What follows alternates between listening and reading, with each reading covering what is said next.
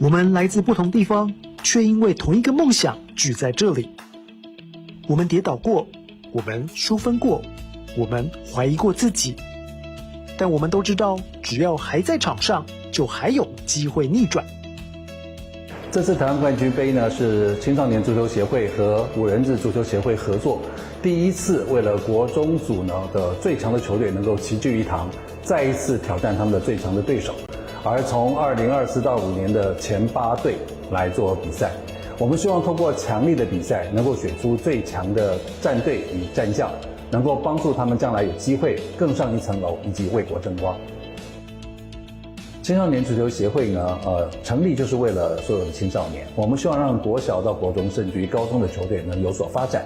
透过我们的协助，能够将全省的组委会的力量能够串接起来。特别是一些偏乡地区的小朋友们，他们缺了一些资源，看我们是不是能够补强。所以我们成立了这样的协会。我们未来不只是希望在5人制的比赛中能够脱颖而出，我们也希望在7人制、8人制，甚至于11人制这种国际的赛事上，我们都能够展现出我们实际上的实力。同时，我们也和进球网合作，能够推出我们的偏乡圆梦计划，帮助更多的弱势团队或者是一些学校，能够培养出他们最好的选手和球队，进而提升整个台湾足球界的实力。我们一起流汗，一起同心协力，就是想把胜利留在我们手上。不管多难，我们都坚持到最后一刻。我们都相信，努力就有可能把胜利留住。因为想赢，所以我们谁都不想先停下来。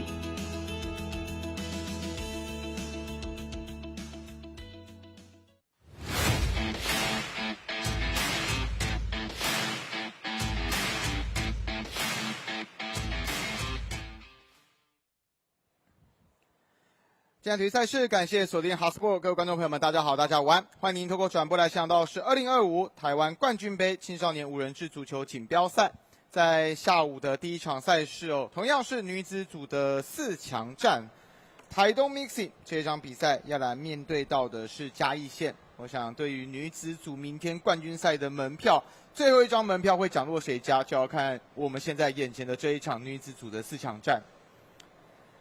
那我相信这两队应该都准备好了啦，因为毕竟也是倒数第2天的赛事了。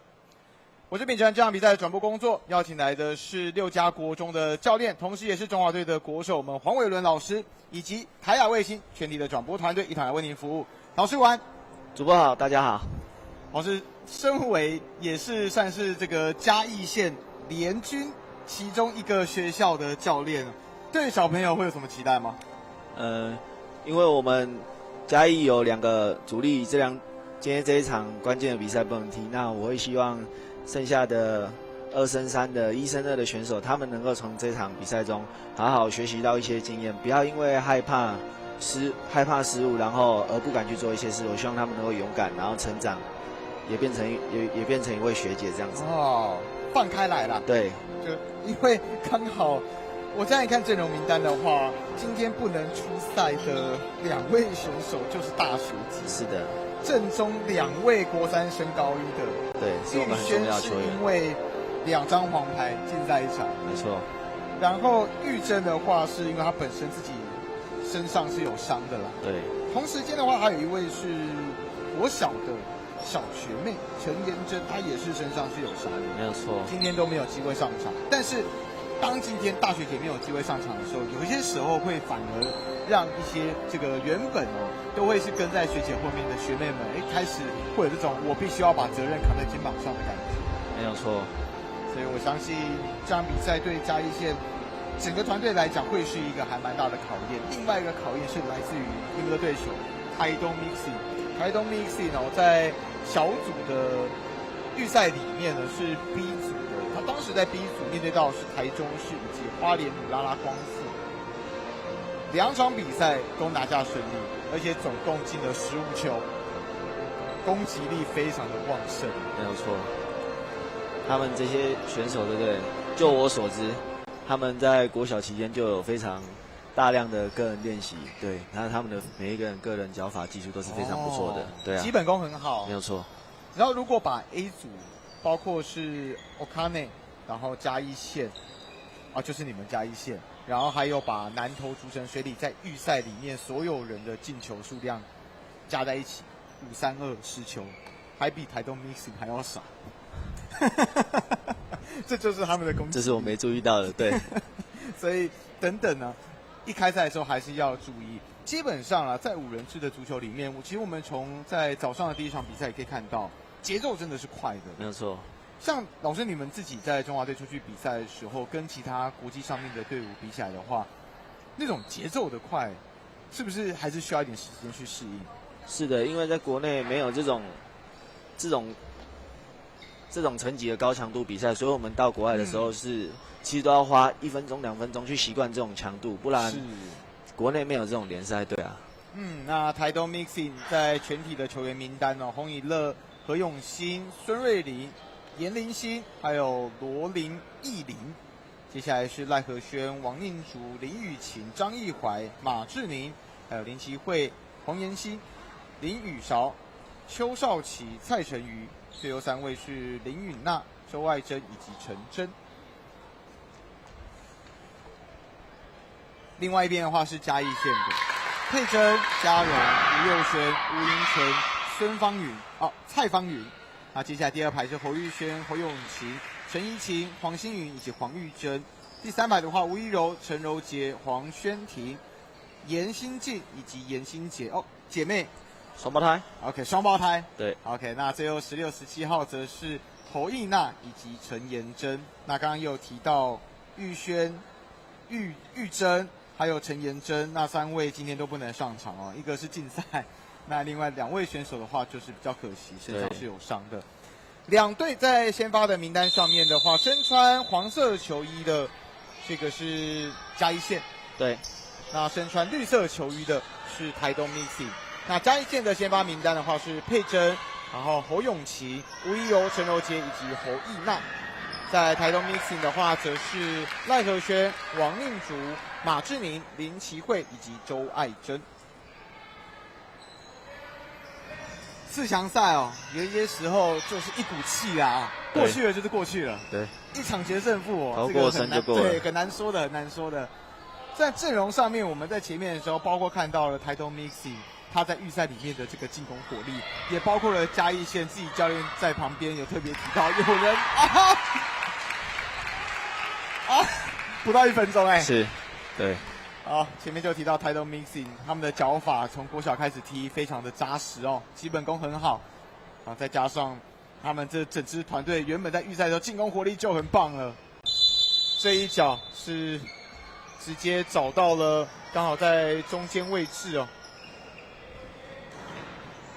现在台东 Mixing 不到1分钟就攻破了嘉义县的球门。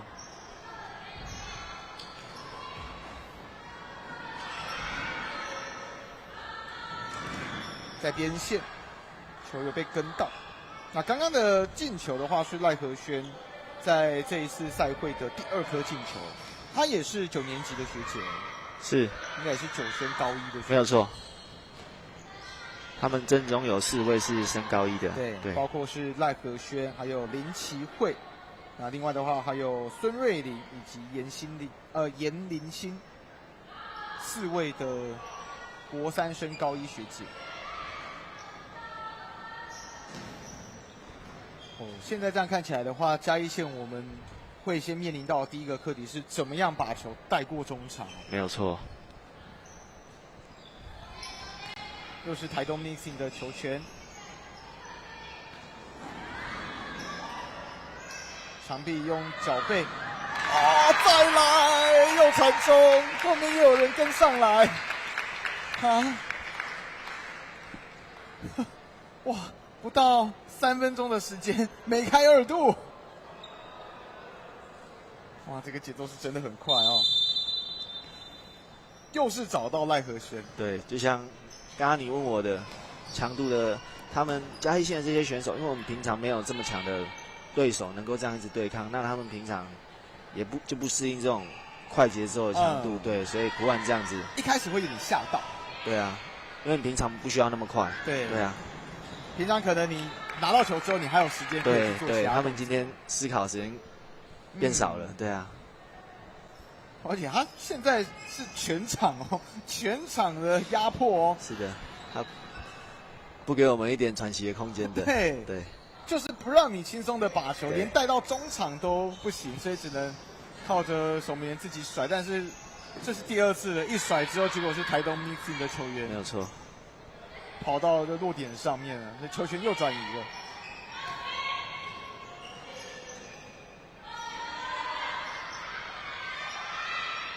再回到后场，慢慢的往前带，第一拍背过，再传中啊，穿挡啊！这一次是找到了马志明，哇，他个人在赛会里面的第4颗进球，3-0了，帽子戴起来了。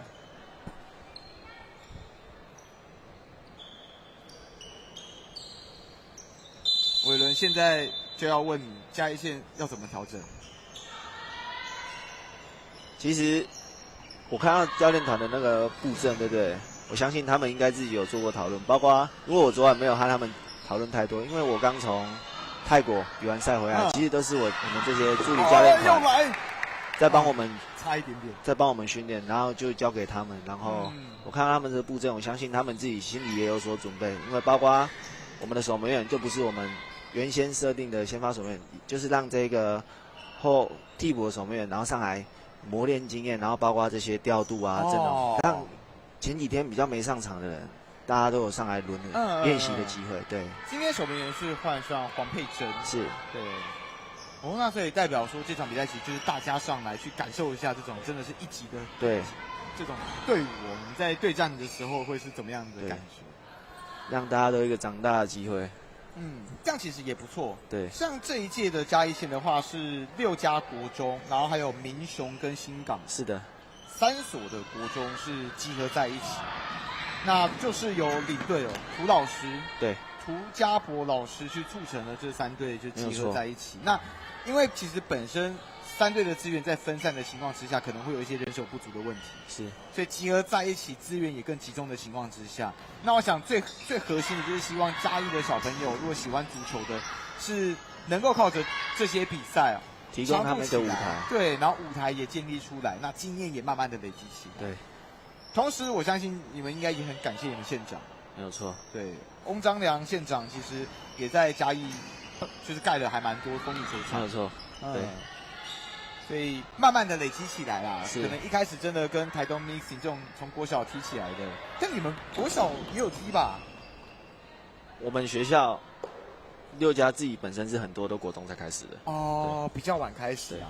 但是其实如果以国中来讲的话，就算是也还不算是迟了啦。对，就慢慢累积起来嘛，慢慢的追。我们中华队里面也是很多从国中才开始，对。尤其可能像男子组的话，你国中开始长，你的身体素质起来之后，可能学也会学比较快。对，你要愿意付出啊，努力。对。我当然，如果说从国小开始踢的话，有一个东西呢，可能真的是先天上面，你越早接触会越好，你的球感。你有一定的优势，但这也是后天可以养成的。对，就是你练习时间堆积起来，你球感也会慢慢变好。一直都是台东 Mixing 的球权基本上现在嘉义县连要带到中场都很难了。没有错。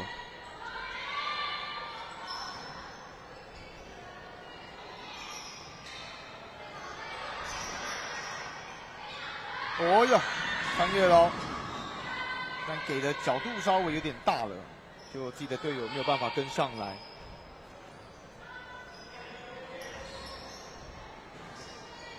现在台东 Mixing 的话是严林欣学姐上来了，你可以看到刚刚她去追这个给的比较深的球。那另外一边的话是黄轩婷也上来了，因为在5人制的换人上面的话，其实就是大家顺顺的换上来的，对，只是就是你记得要人先下场，是，然后上来的是后上先下后上。就不会像一般足球还会中间在那边举牌。对，跟11人制的换人不同，11人制它有换人的限制，一场好像只有看赛事，有些可能只有5个、4个这样。那5人制不一样，它是可以一直轮换的。对。而且他是从旁边就是自由的换对上，下了还是可以上了，实验制下就不能再上来了。下来就是打下场了包收工。对对，实际人是下来就是打包收工。对，这场比赛就是在旁边当加油团。对，没有错。不过台东 Mixing 也是一支很可爱的球队，在去年度这个女子联赛，当时在他们这边办的时候，他们会为了要让整个场上是更热闹，台东 Mixing 替小朋友下去帮忙加油。原住民嘛，对不对？有他们的 DNA 在。对，希望能够是让场面是更热闹的。自由球。哇，这个进阶自由球处理的漂亮。对。4-0，现在得分对我来讲已经不奇怪了。这样子心态调整是好的，对，是好的。还是没有办法把这一颗球给挡下来，但这就是经验。对，现在对嘉义县来讲，可能进不进已经不是，就是守不守得下来是另外一回事。当然，我相信教练一定会尽可能的希望小朋友在防守端上面把强度提升起来，因为对。防守不会失常啦，进攻有的时候因到你的对手强度，会偶尔可能跟自己在练习的时候的状况不一样，但你防守端是自己可以去控制的东西，但尽可能去控制球吧。对，希望不要他们因为这个比数啊，而还是在很害怕的状态，很害怕去失误掉球。对，希望他能够勇敢，然后试着去得分。就像是教练一开始讲的，放开来。对啊，既然差距都这么大了，你不放开来，你根本无法。你输1颗也是输啊，输2颗输10颗也是输。对。但如果你可以10-1，那一颗的状况就不一样了，感觉就不一样。对，你这整场的回忆其实就完全不一样。对啊，毕竟对手真的很强。对啊。赛前的时候，教练团有特别跟小朋友心里喊话嘛？鸡汤有喂好喂满。有啦。他们应该有讲。那你自己的小朋友有跟你讲说，教练这个真的好强哦。不会啊，我小朋友不敢这样跟我讲。哪有没有打之前就先这样子？哦，对。好，相信小朋友会想挑战一下啦。所以现在4-0哦，但嘉义县看看这一波的球权掌握，压不上来之后直接往前场给，再给到队友没有。平行，但是给的这个角度比较小一点哦，整个空间被压缩掉了。对，所以球被干扰掉，但球权没有掉哦，还在嘉义县手上。哦呦，后面有人来了，台东 Mixing 又是绿色的绿魔鬼啊！昨天我们是穿绿色，我们也获胜。哦，男女都是。绿色是幸运色。有可能，明天家们都穿绿色的。明天说无论如何，绿色球衣传出来。对。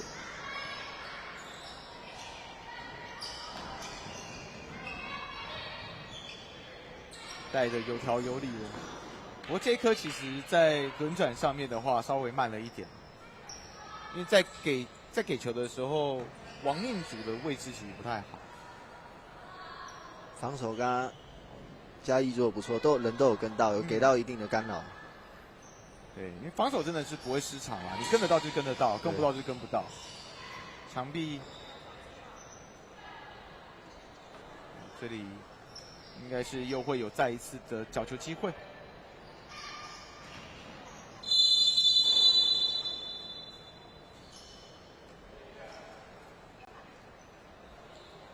就出现了伟力。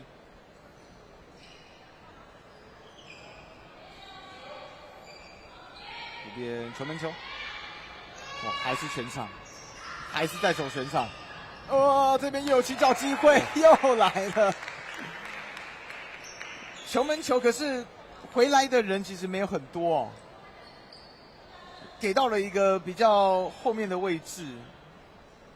那旁边在轮转上面，因为你看出去的角度会比较小，然后你的队友上来做接应，其实距离也比较长，这就很容易会被断掉。哇，这边又直接给到了对方的脚上，我自己打哦，1打1，再来没有要传，哇，又是直接攻破了球门。黄宁竹也是本次赛会哦，他的第3颗进球，他是国2升国3的球员。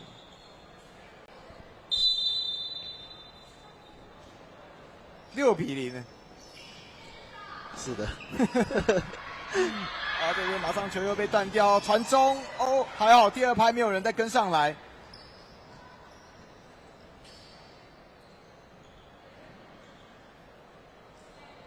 好，但现在球权还会在台东 Mixing 手上。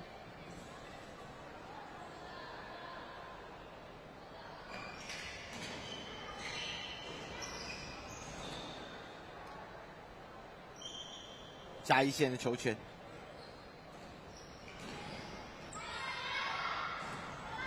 哇，这个球线哦，差一点点，在球门往上2颗球的位置。但这就是台东 Mixing 恐怖的地方，再搭配本身5人制足球，节奏就是快，因为场地比较小，是，你很容易，你可能一拿到球的时候，你就在一个有效的攻击范围里面。你可以看到他们其实对球的那个会落在哪里的那个敏锐度，其实比嘉义县好很多，而且他们很主动。黄色其实有一点被动，这感觉就比较像是经验差。对对对。而且也包括是比赛的经验差。有的时候你国小开始比，你就是会比别人更早去了解到比赛。对对对，你整个嗅觉，哦，跟我们刚刚所讲的你球感，甚至你在场上的空间感也会比较不一样。没错。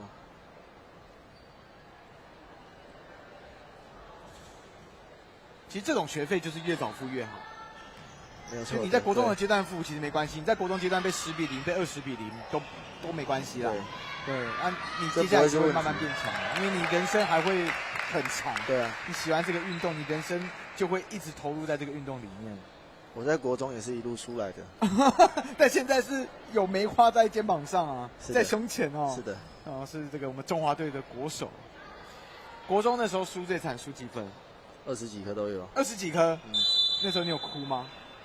那时候。教练跟我们打很多鸡汤，对啊。那你印象最深刻教练的鸡汤是哪一句话？他就也是一直告诉我们就是来练习的没有关系，就是一直鼓励我们，说我们是最好的。他也还是一直说我们是最好的。那时候傻傻的不相信的。对，所以高中才有动力继续踢下去。但是你现在是中华队，那就代表说教练的鸡汤是真的有用，而且这句话可以让你放在心中，就是会让你一直认为说你真的是最好的，对，你是最棒的哦。所以鼓励啦，鼓励真的是鼓励哦。有时候小朋友少就是那个鼓励，反而会有点患得患失。来了，嘉义县进球了，守门员比较主动的往上守了哦。对。所以在他出击的那个时间，他刚好射门。对，而且起脚控制是很棒的。陈柔杰在这一次赛会的第1颗进球，他是国1升国2。是的，有啦，进球啦。哦，再进第2颗。对，真的再尝试看。这样我们会不会不中立？好，没关系，我等下帮你中立回来。但强度我觉得很明显啦，我相信就是台东的好朋友。你们小朋友真的是练得很棒哦，因为从国小一路练上来。那其实这场比赛从一开场不到1分钟就进第1颗球，然后不到3分钟第2颗球也来了。对，那接下来一路的就是把分差扩大到7比1啊。那一样是全场的防守。刚刚的那一颗其实就是守门员上来的比较早了，因为他比较积极，他想要直接上来把球处理掉。对，那刚好给了一个空档啦。那最主要，我觉得压力还是在嘉义县的守门员这里。黄佩珍今天应该会蛮辛苦的，换守门员了哦，换守门员了。对，所以守门员现在是陈怡晴。哦，怡晴。因为前面其实佩珍是不是他有几次这种其实射的比较正，就都直接穿裆哦。对，所以现在是换怡晴上来，又是靠着2人的包夹，前面又是一次1对1的机会。哦，哎呦，你看他守门员都直接守上来，都守到禁区外了。另外一边的守门员是周爱珍哦，就是台东 Mixing 的守门员。哇，他这2次在处理上面其实都比较早就先上来，是这样子。第1颗有一点太早了，第1颗我觉得可能在6公尺线那边先把角度挡好脚，因为他的队友其实还是有跟在旁边。对。你守门员上来的那个时机点呢，其实有时候还是要抓。对。那你最好的话是可以直接遮挡掉他接下来要射门的这个球线。然后场边又喊出暂停。我现在教练就在我旁边，加一线怎么调整？放开了。你觉得他们刚刚做的好是怎么？我觉得感觉有越来越放得开了，在做一些盘带上不会感觉，我拿到球就是只想要传球，只想要传球。对啊，会有刚刚有就是罗姐有做一个盘带，然后突破，才会有促成那一次的进攻。是，对啊。当你接到球，你就只是想着，我要传球，我要传球，那就错失第一个自己进攻的机会啊。不过我看台东 Mix 这边很放松哦，这就是王者霸气的那种感觉，因为就是也大概自己心里有个底，知道自己的强度是在哪里。是的。今年度的台湾冠军杯，这个是青少年足球协会跟五人制足球协会首度的合作，一起来办这个国中组的比赛。在上场比赛又有提到，这样子的比赛最重要就是第一个，我要有舞台，给小朋友更多累积经验的机会。那并且其实有很多的队伍出来的时候是类似就连队啦，是像虽然说会冠名，可是像南投竹城水里，它其实就是等于是南投县的一个连队，那他们就是水里国中的。那你们嘉义县的话是3个学校合在一起包括六家民雄跟新港。那我相信花莲这边也是，还有我们早上有看到的新北的 Okane。对，然后就是希望让这些优秀的小朋友可以合在一起。没有错。那接下来最重要就是等小朋友再长大一点，其实现在国中端就差不多了，会有一些县市的代表队可以去选。那也包括了像再长了更大一点，到老师您这个年纪的时候，对，披上了中华队的战袍。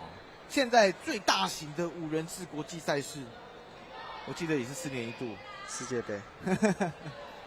然后我记得奥运是不是也准备要开始踢五人制？有这个消息，对不对？没错。所以其实真的有很多的观众朋友们，如果你想送小朋友踢足球的话，不一定要踢这种像是这个世界杯的11人制，也可以去踢5人制。而且5人制其实可以看到今天这2场比赛，其实碰撞不会来的这么大，那节奏又更快的情况之下，如果以小朋友来讲，你会有更多出力球的机会，可能你基本功累积起来会累积得更好。没有错，对。很多11人制出来的那些球星啊，他们其实在这种年纪，他们接触很多的其实都是5人制，因为11人制你可能整场下来，你可能就碰到球也才几次而已。对啊。甚至有些人因为跟不上节奏，所以他根本就碰不到。对啊，有些人可能就有很多是都在后面坐在下面的。对，坐在下面的。对，11人制场地也比较大啦。对。所以如果22个人分1颗球啊。对。那这样的话，其实你在5人制的话，对未来是比较不利的。多的去碰到球啦，你才有可能去感受到踢足球的快乐。没有错。好，嘉义县。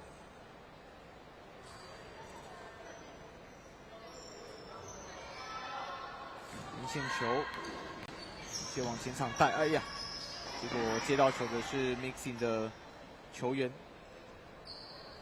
就是王宁竹，一样是大脚直接往前场给，我第一排前锋也没有处理到，就是落到了守门员手上。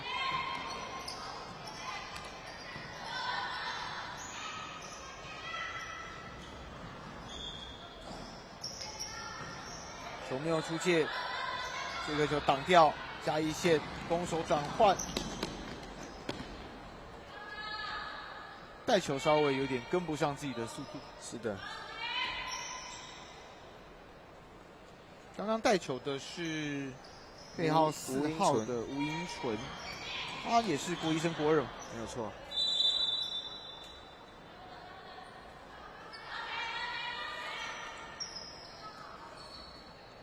所以感觉起来今天应该是能够上场的，教练就是尽可能让他上。对，反正大家都上来去感受一下这个教练心里应该也有强度的不同。对啊。但通常这个时候，教练派小朋友上来的时候，会跟他讲说：“等等，我希望你做到什么事情。”对，没有错，还是从中要去学到东西，对，而不是在上面就是乱跑，对啊，乱跟这样。那小朋友就是先把眼前的任务先做好。其实这是一个很好的练习啊，因为可能结果已经不是那么重要了，那你又有机会跟那么强的球队去做练习，对啊，勇于去表现。在明天的冠军赛已经先确定的一支球队是稍早2-0赢下来的新北 Okane。那没有意外的话，就会跟台东 Mixing 来碰头。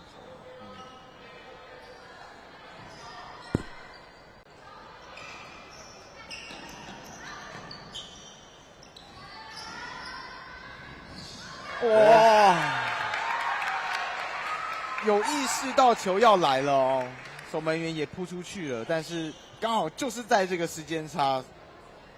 其实这个球起脚的时候，就是把角度给带开来而已，并没有做太多的这个发力哦。但左脚跟得非常漂亮，守门员应该站在球门那边等就好了。对啊，他的队友都有跟着的。好，那这是台东 Mixing 林宇少，这也是在这一届赛会的第1颗进球，这同时也是这场比赛台东 Mixing 第8分啊。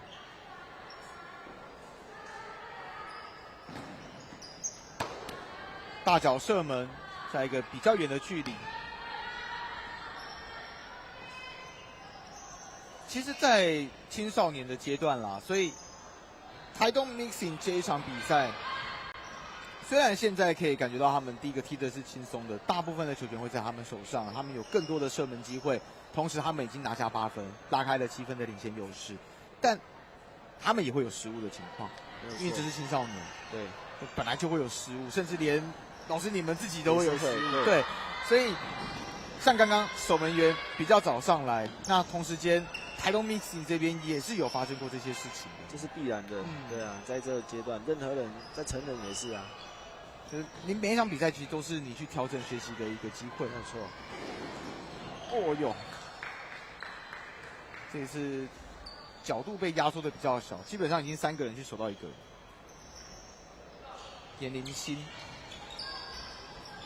好，拿到球给到严林新，再往中间传，最后再进到禁区里面，看到守门员扑出来，也就直接起脚了。在搭配上面哦，处理球其实都处理得很有耐心，并且都会看得很清楚。这支是马志宁，马志宁今天的第2颗，同时也是他在这一届赛会的第5颗进球。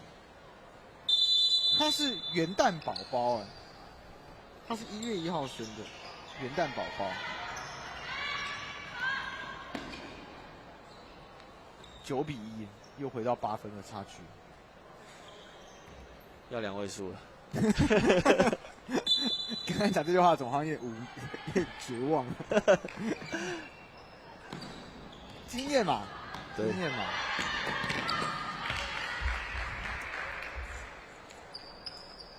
看到球进到禁区里面，周爱珍也是直接跟上来。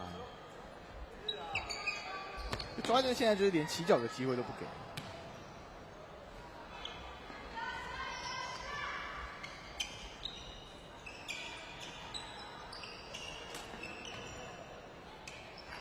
后场2个人，哦，他们传球其实传得很准，对，2个人之间的球可以这样传。哦，有人开了一个后门，看到守门员上来之后想起脚，但这次有干扰掉。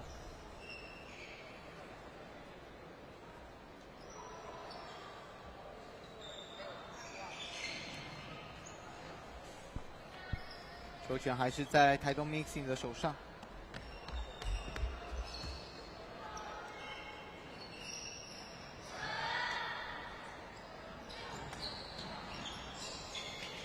哦，自己带球的功夫是真的还蛮不错的，可以这样子做方向的转换。然后再给前面又是2人的小组搭配，把球先停下来，再回到中间，同样也是一个长射。哦，刚刚射门的孙瑞麟，这届赛会7次进球， 7颗啊，7颗。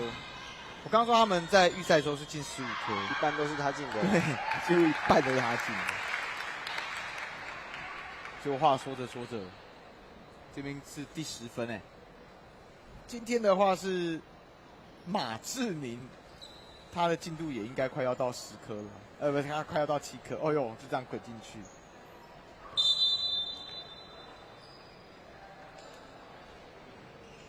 今天的第3颗进球。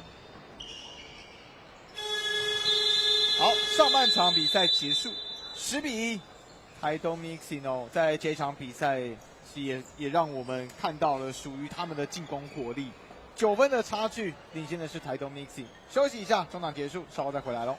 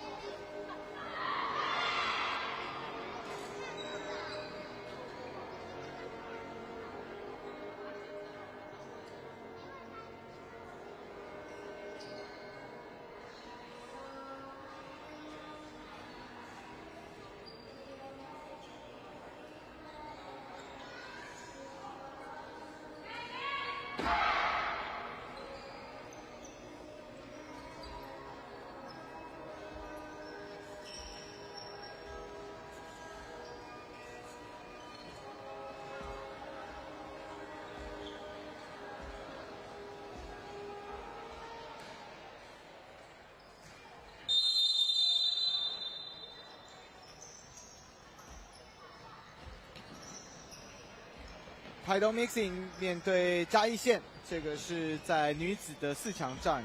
那上半场的话10-1，9分的差距，台东 Mixing 为我们展现了他们从预赛累积到现在的这种进攻火力，是王者风范。王者风范哦，真的是。而且你可以看到，他们其实，在处理球上面，就算是已经到了心脏地带，进到禁区里面了，他们还是不会去急急忙忙的处理球，因为有一些真的可能经验没到那么好的这些球员，对。当你可能你前面有2到3个防守者的时候，你在处理球上面，你就可以感觉到他的那种我想赶快把球处理掉。没有错。那他或许就不会看着眼前的球门，或者是看着他队友人在哪里，他就想着我就先把球给踢走就好。对。但台东 Mixing 就比较不会发生这种事情。还有很长一段路要走。嘉义县。不过下半场一样25分钟，嘉义县上半场25分钟里面也进了1颗球。下半场看能不能进第2颗。是的。比赛输赢现在其实我相信应该也不会是嘉义县的教练团去思考的一个点。那最重要的是第一个能不能再突破？对，没能再突破。那第二个的话就是明天还有季军战。没有错。有超过一半其实都是6家国中的小朋友，是，所以其实应该有很多小朋友自己的故事，教练您可以跟我分享。什么？你再讲一次。小朋友的故事。小朋友的故事啊，在阵中应该这些小女孩们应该会有很多这种，就是我们会说比较无厘头一点的故事出来。他们做过你印象最深刻、最无厘头的事情是什么？你容我想一下。还是教练你平常跟现在我看到你是不太一样的。当然不太一样。这一球都挡下来哦。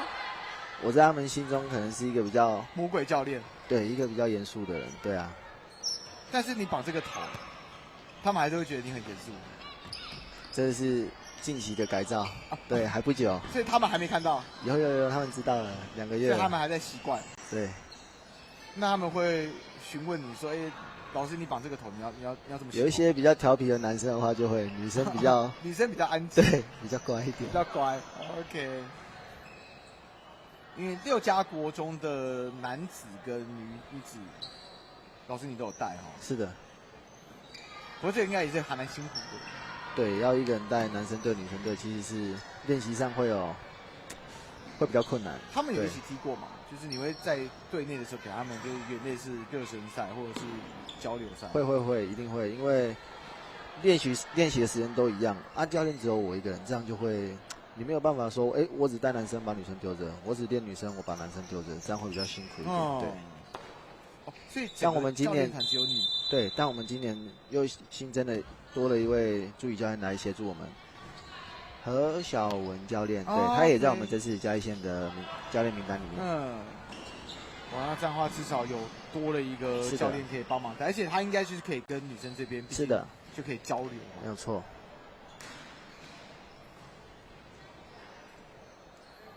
下半场守门员这边是有守下来1次射门哦，这对守门员的信心应该也会有还蛮不错的帮助。一定的，对。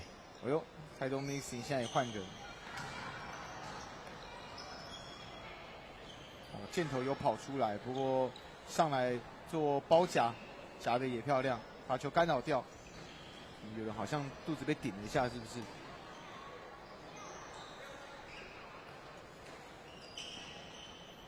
好，边线开到中场，中场带边，这边一样是要传做墙壁，但一样是把球干扰掉。防守如果是可以这样子慢慢跟着的话，至少分差是可以维持住的。是。那这或许也会是下半场一个可以去设定的，这个你可以试试看自己做不做得到。没有错。那就等于说你下半场可以去跟台东 Mixing 踢到0-0，因为教练刚刚在中场的时候有跟我提到说，之前跟台东 Mixing 踢可能没有差到这么多。没有错。对，那今天还是要注意到嘉义县这边侯玉轩跟黄玉珍这2位大学姐没办法上场。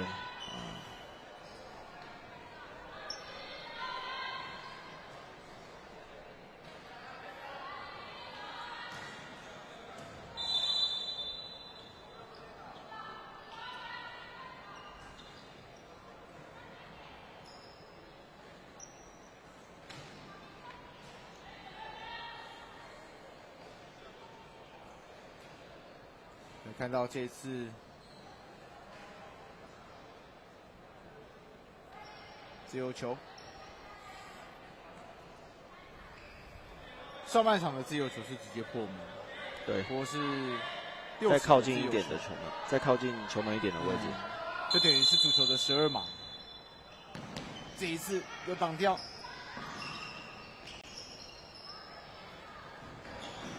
我想到上半场的这个罚球，我就想到了最近最红的五人制足球的影片。啊，这一次的长射没有。什么影片？守门员挡完球之后，第二拍再把球丢到地板上的影片。不过这对于五人制足球来讲，很好的宣传，很好的宣传，对。不过他后续第二支的影片就是开始有吵架影片，那个就可能有点负面宣传。不过他第一支其实很好的宣传。你讲到一个重点，那一场我有比赛，那场你也在场上。你说是吵架的那一场还是吵架的那一场？哦，吵架的那一场你有，对，因为有铲球的这个状况发生。这刚刚是队友还是对手？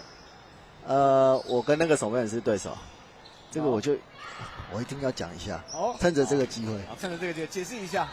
那场比赛啊，在发生这个打架的前面啊，有发生一个很漂亮的过人，可是呢，就因为那个打架完全被盖过了。啊，有一个很漂亮的过人，有兴趣的观众对不对？一定要去搜寻一下。你会特别讲这个漂亮的过人，该不会过人的那个人是你？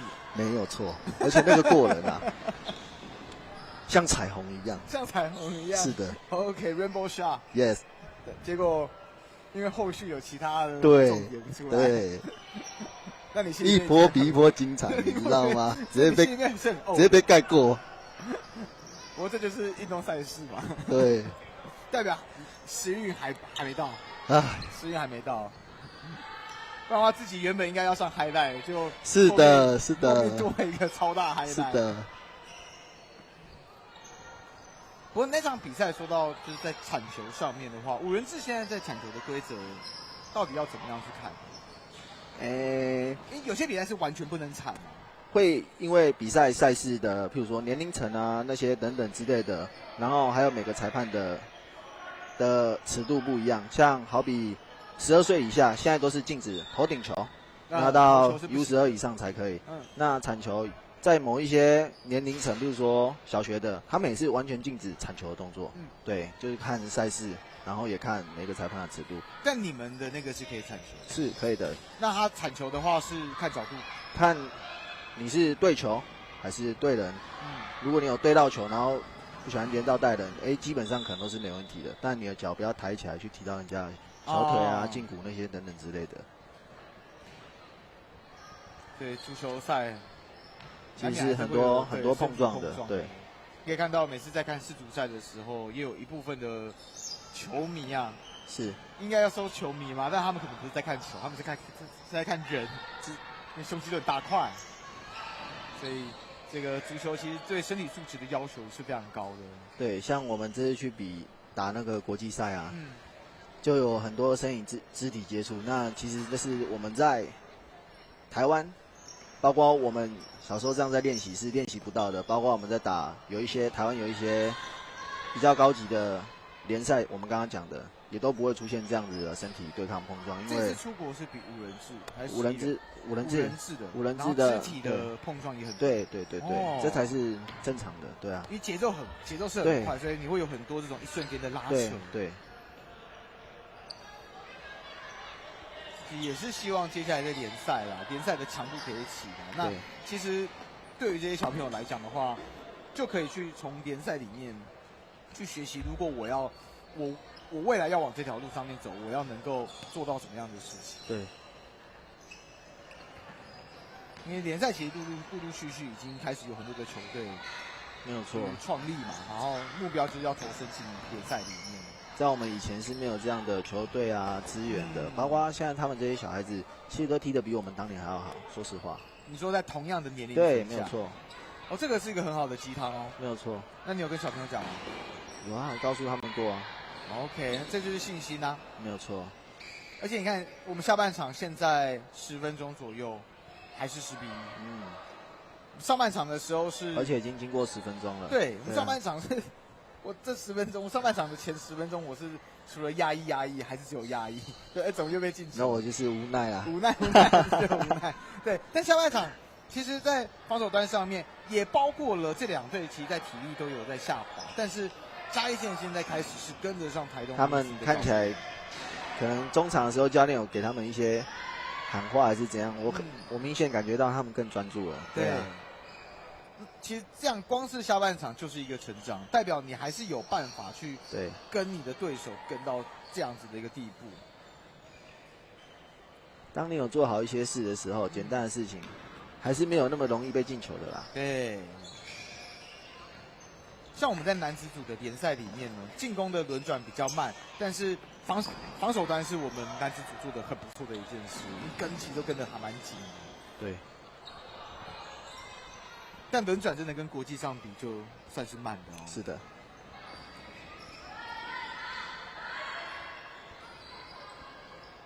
台东 Mixing， 有一次过2个人呢，禁区里面队友没有办法来补这一脚，但球权没掉，长射正啊，射得很直，直接被挡下来，往前甩，又在台东 Mixing 的脚上。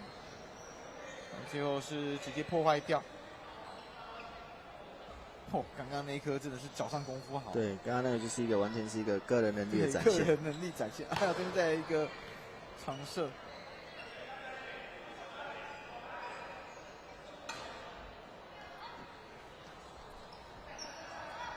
好，换成嘉义县。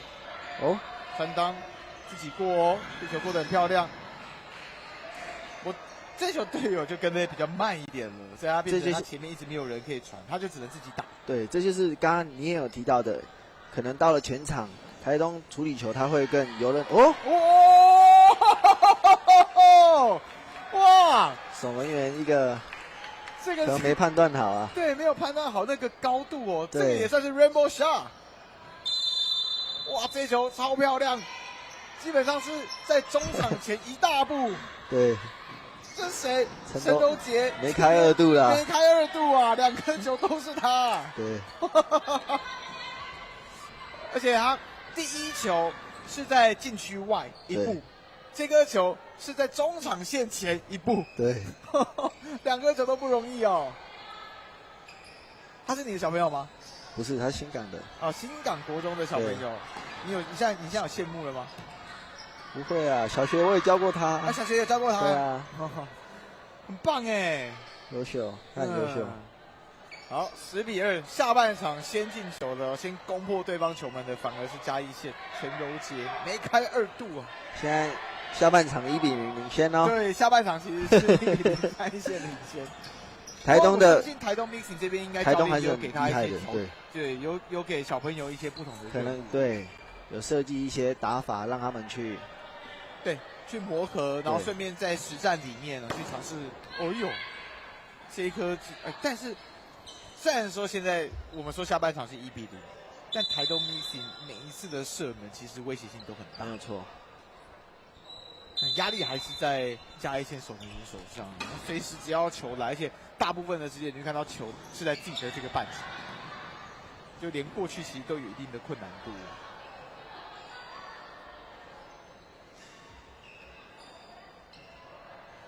好，球权再回到台东 Mixing 的手上，传球差一点要发生失误，但没有。有人过2个，这次也是射的比较直，但自己还可以再越过来。第2排再挡，第3排再挡。哇，绷紧神经哦！现在是又把3颗哦。佩珍下半场是佩珍先上来守门哦。是。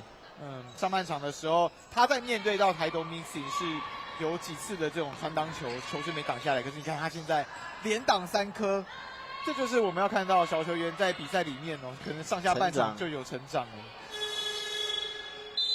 好，看起来场边要喊出暂停。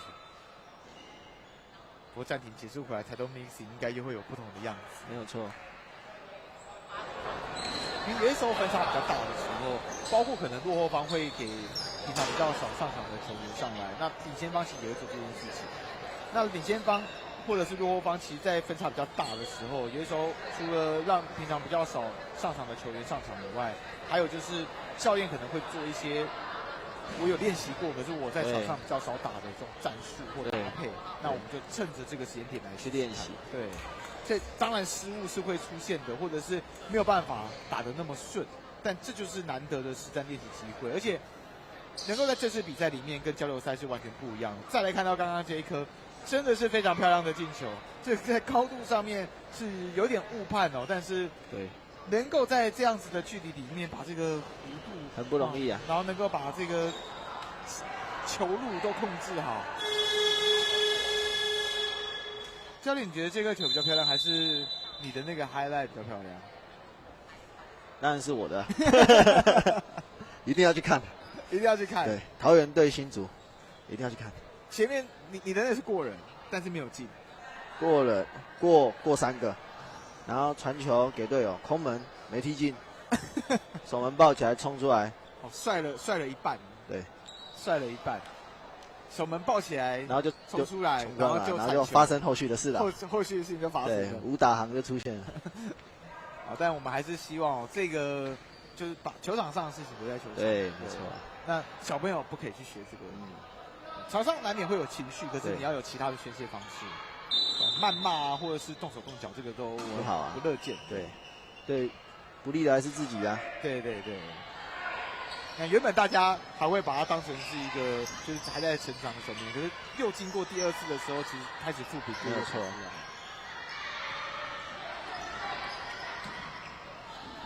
好，现在换成台东 Mixing。哦，台东变快了。把节奏给加快了。因为其实下半场一路踢到现在的话，台东的节奏是有比较慢一点，就是慢慢的感觉好像到了半场打阵地战了。现在暂停结束回来，节奏稍微有加快。最后的10分钟哦。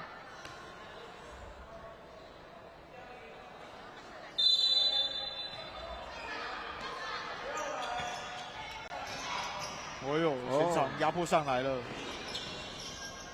哇，所以现在是把防守的强度给提高，脚没有跟好。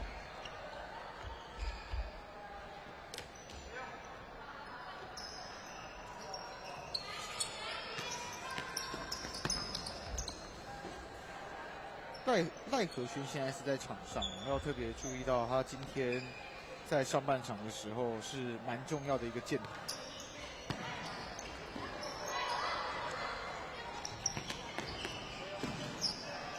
好，手直接抱住，往前甩，但这一甩，其实在前场只有一位嘉义县的球员。好，这球没掉，想做传挡球，但是没有过。我有，这个控制真的很漂亮，是。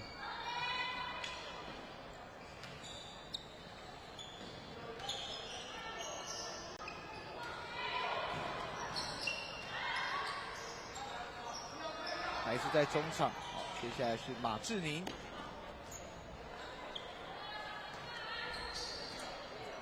在脚下做换边的时候稍微被干扰掉。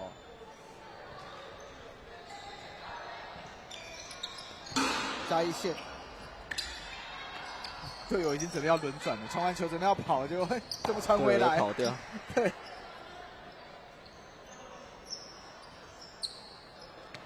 进攻端在轮转上面还是有一些概念存在，所以有的时候这个搭配，就是轮转的人本来在那个时间点，我传完了，我人就要顺着下滑，把他另外一个给推上来。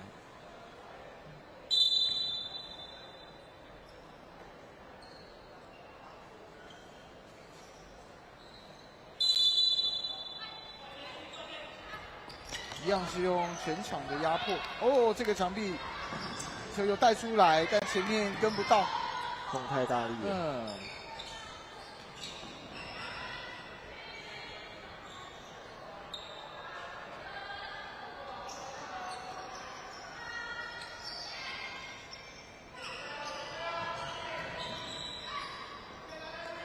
空间都有拉开哦。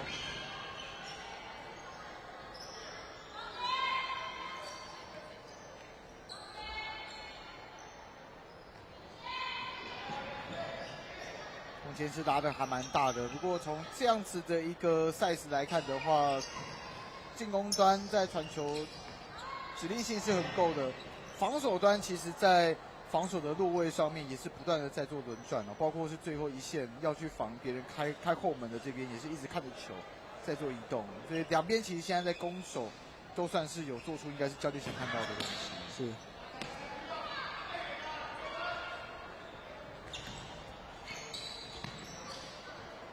所以就直接大脚破坏。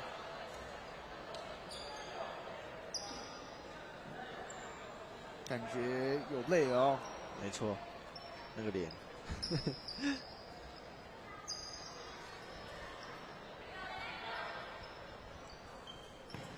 所以现在的话是又把学妹给换上来了。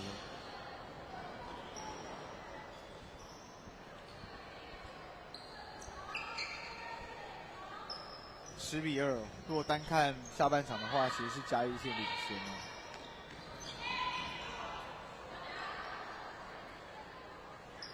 而且下半场嘉义现在处理球上面开始有比较多能够有持球的机会。对。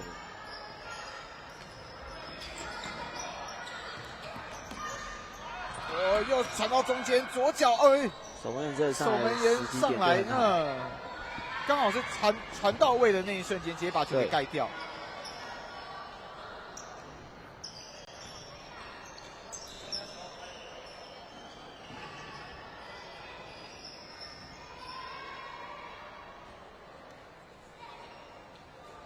好，最后是出了底线，来看一下这次传中之后。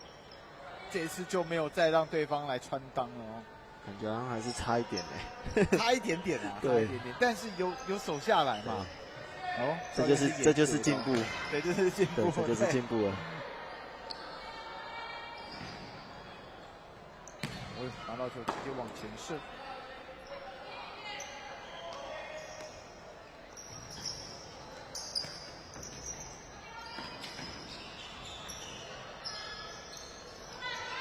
在自己的前场又发生失误，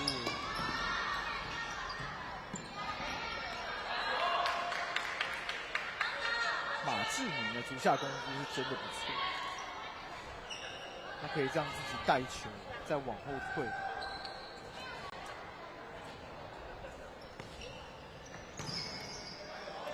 用左脚，这次的尝试没有。这个是要传给谁？就是直接传到了对手脚上，有一点混乱。现在，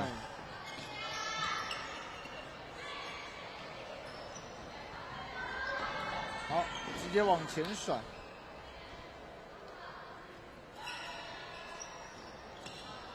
另外一边也是直接往前甩，哎呦！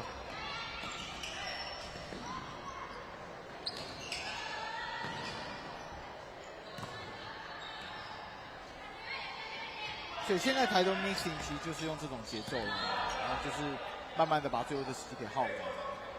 对，感觉他们应该是想要做一点什么，但可能没有处理好。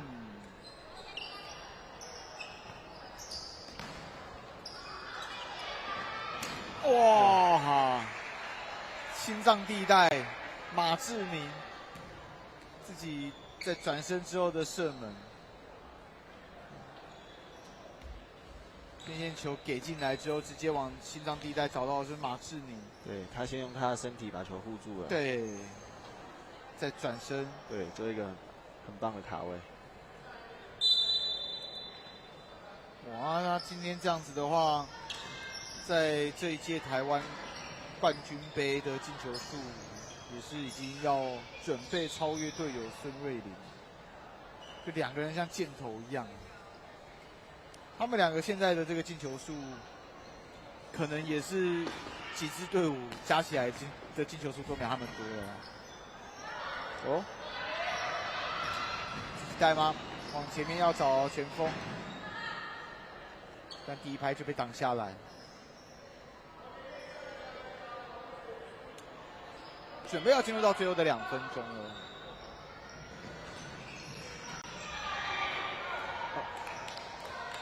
哦哟啊！没有人上去补。刚刚大家有一瞬间，大家以为好像出界了。大家都突然停下来。对，大家都停下来了。哇，那个就是在龙门附近而已。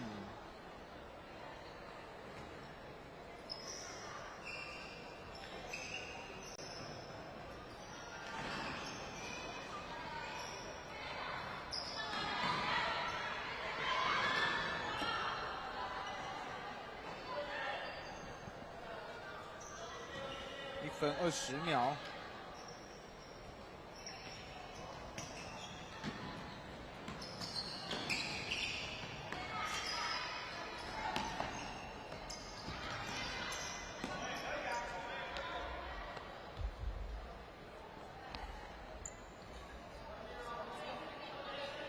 下半场台东 Mixing 进攻的火力上面呢，感觉起来教练有特别给他们一些不同的任务，所以在做尝试的情况之下，就没上半场来的这么的旺盛了。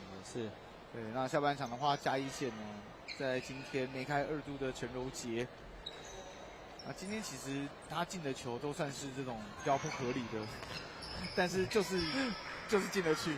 不要这样讲。有点程度的神仙球啊，是神仙球，但是进得去就进得去啊。是，有的时候脚感就是这样。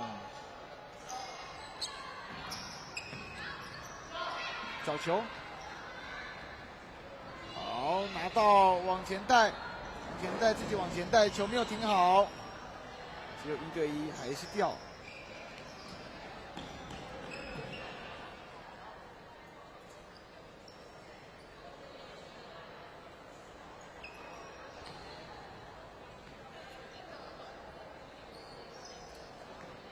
台东 Mixing， 时间已经剩不到30秒了，再往前给谢世胜啊！但是后面有哨音，哦，发生犯规。裁判救了嘉义一命。对，不然的话他已经球被越过去了哦，应该是在肢体接触上没有交代干净。对，还是11比2。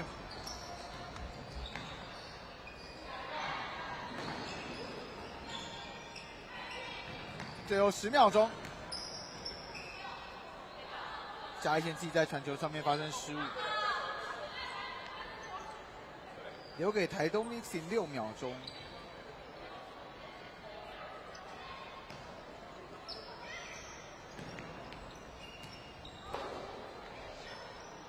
我现在基本上应该就是顺的让时间给走完。是，好，这场比赛最终台东 Mixing 11比2。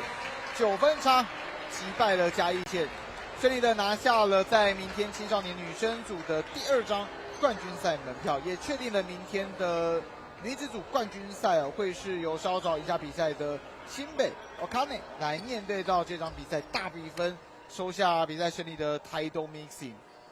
教练刚好也在旁边啦，教练觉得这场比赛有没有什么话想要对小朋友说的？我觉得大家还需要再更勇敢一点，毕竟你们的对手是升高中生嘛，但你们也是要成长起来，因为你们学姐也都毕业了，以后就要靠你们了，对啊，再加油，责任终究要传承下去。是的。那这场比赛在这边也是会圆满的画下一个句点。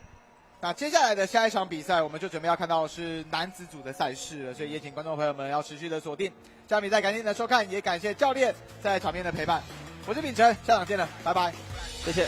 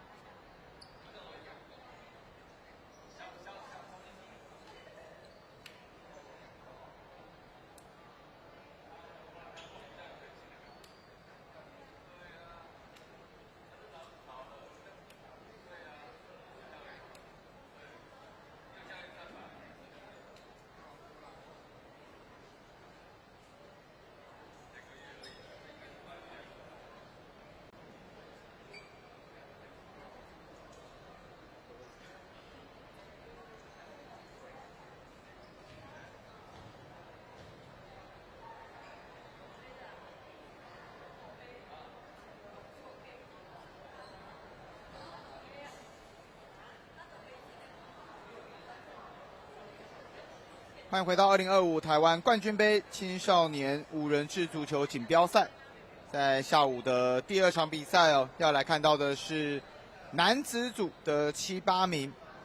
我们一样是在台北体育馆的4楼，免费进场啊，所以邀请观众朋友们可以一起进场来帮球员加油。而这场比赛青少年男生组的7、8名要看到的是淡水 Okane 来面对到花莲联队 Blue Waves。那两队在昨天的比赛里面最后都是输掉了比赛，是比较可惜一点。不过这场比赛我相信两队严阵以待。我是秉承这场比赛的转播工作和身旁何小文老师及整个台亚卫星转播团队一同来为您服务。老师晚安，大家好。然后想这场比赛，昨天我刚刚也有提到，在昨天的2场比赛，对于这两队来讲，最后的结果是不尽人意啊。那当然，在今天的比赛最后呢，要来把在这一届赛会最终的排名给这个决战出来所以我相信这两队应该会是非常期待能够有这样子的一个机会，继续的在今年的这个冠军杯的这种很大的舞台里面，来好好的让大家看到自己平常的练习。对，那包括是花莲联队在昨天面对到嘉义县，最后是踢到了 PK 才输掉了比赛。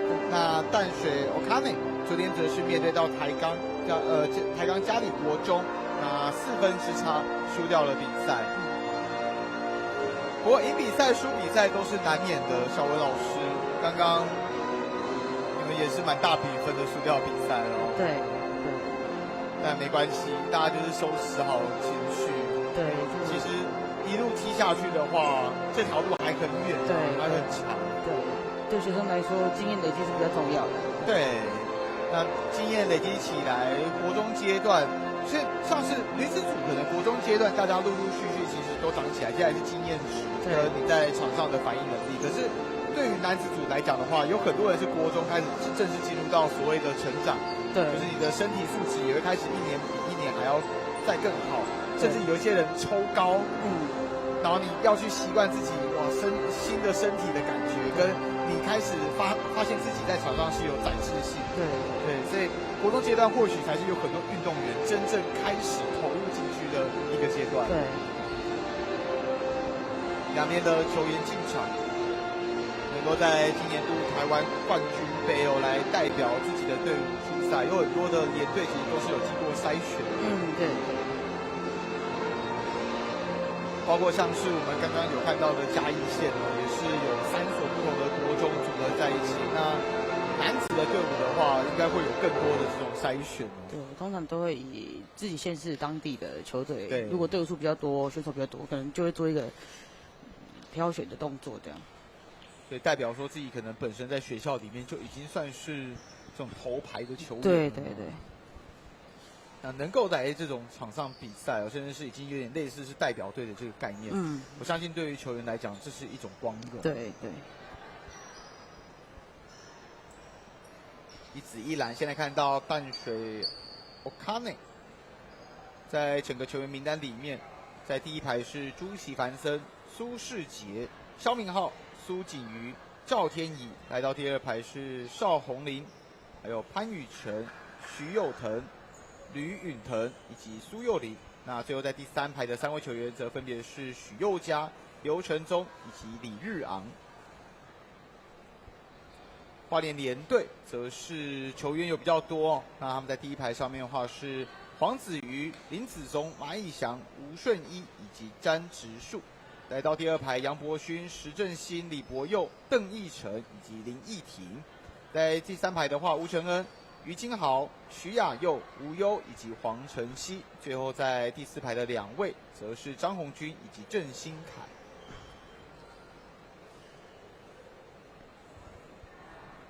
虽然说这个是男子组的7、8名但是对于两边来讲的话，这还是一次累积经验的机会。对，能够把最后一场比赛赢下来，我觉得就是感觉就是在参加一个杯赛，你必须要去画下那个句。对，还是球赛内容不管名次内容，还是会对选手一定的经验累积啊。对，再就是如果能够赢球，那当然是比较对球员会比较好一点，因为这是一个肯定。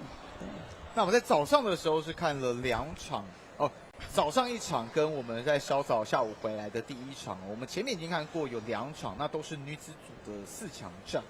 现在我们把目光转到了男子组。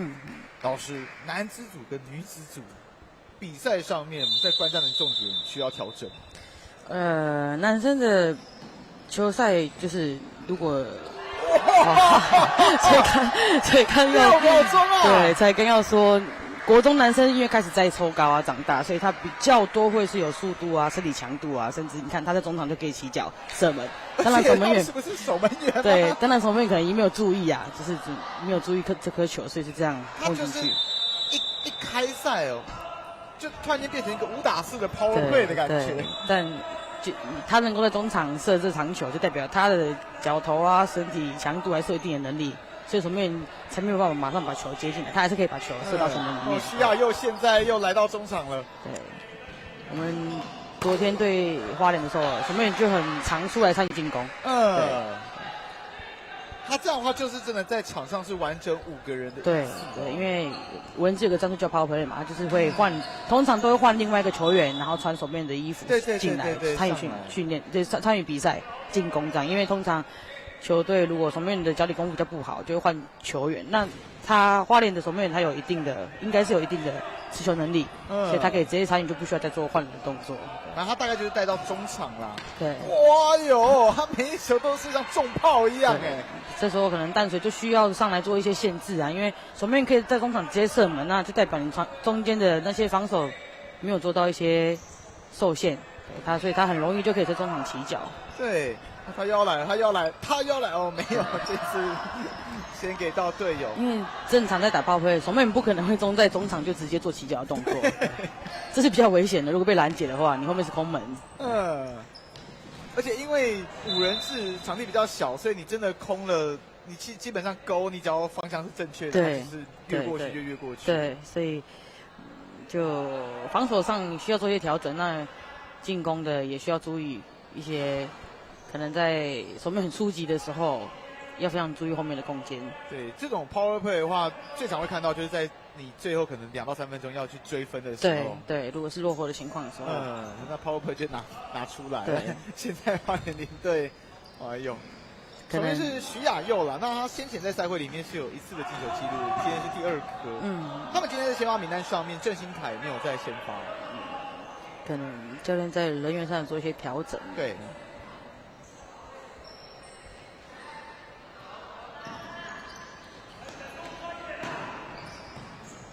现在是苏佑林，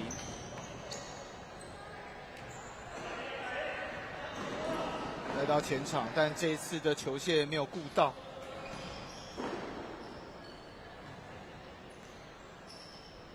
扣掉守门员，今天在淡水 O'Kenny 是潘宇辰、于允腾、苏佑林还有许佑佳来先发上阵。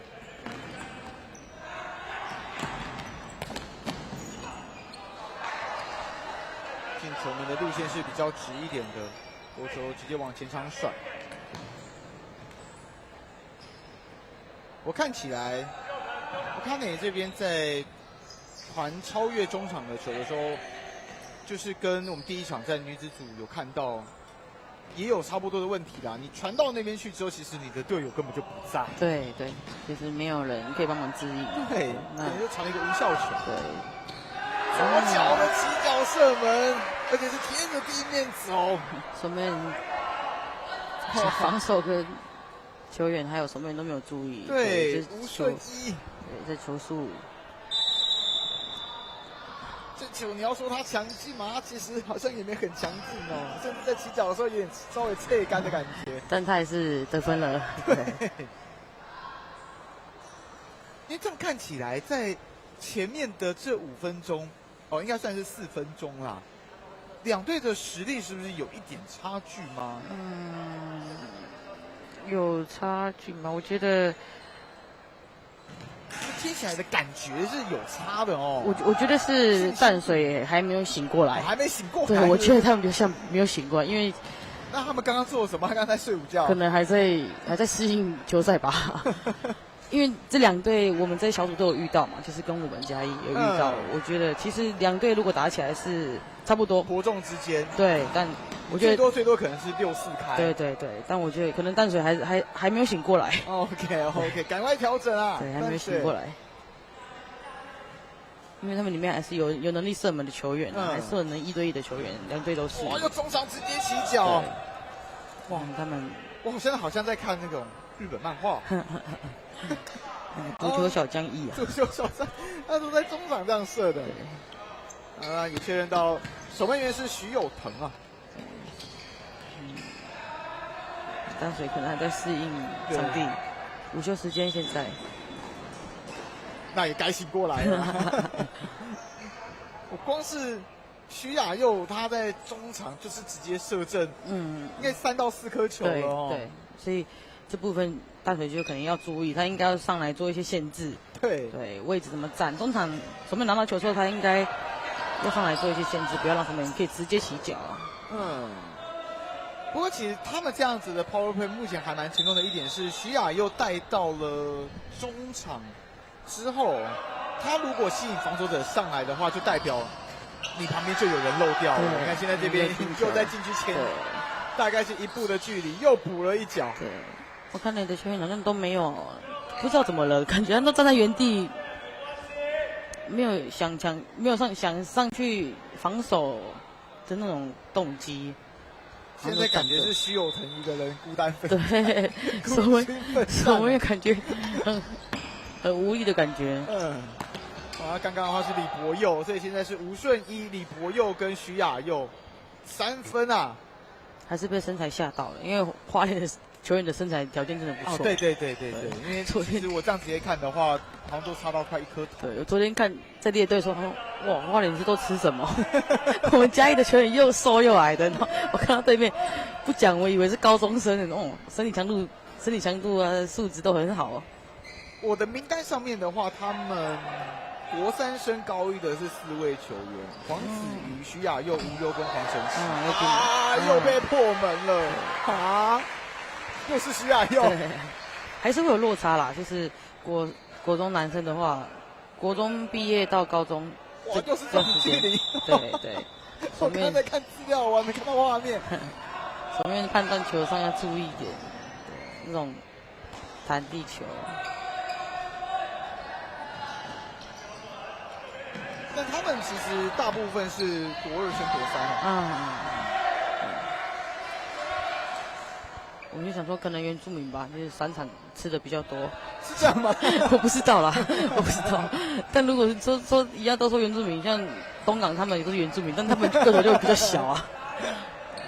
可能真的就是刚好聚集的一批还不错，对，条件不错的选手。我就差点要进去了。我们的小孩子在抢球抢不太到，他说到底是怎样？我们是吃什么东西？吃不长大的？还是花莲跟台东？其实本身在足球基层上面就已经非常的不错。你看，像上一场你们面对台东 Mixing 的时候，对他们的成熟度也是非常高的。对，台东跟花莲本来就在基层上培养，就是有一定的规模。对。OK， 守门员没有跟到，现在还以颜色淡水 Okame。对，现在是看到潘宇成。不过进攻火力会是淡水 Okame 在预赛比较薄弱的一环，他们预赛总共只进了3颗球，潘宇成1颗，李日昂2颗。那现在潘宇成进了他赛会里面的第2颗。很棒。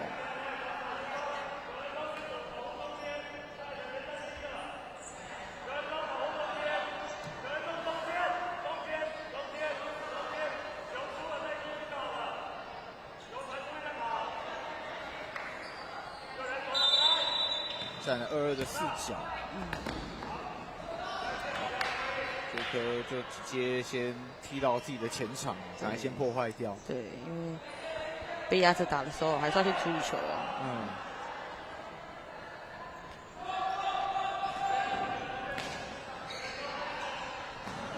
好，淡水 Okane 传球被干扰到，位置被挤压掉。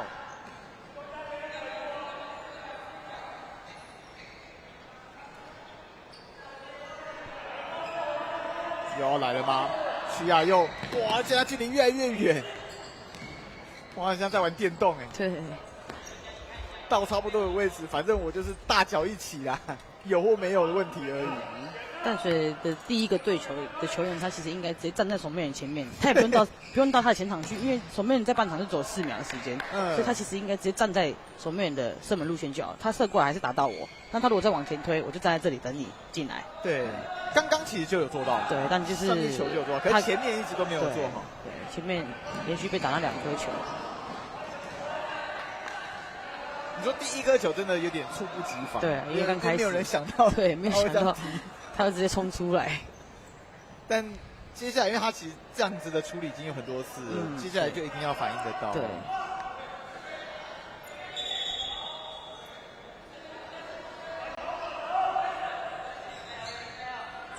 花莲联队是不是换了一波人哦？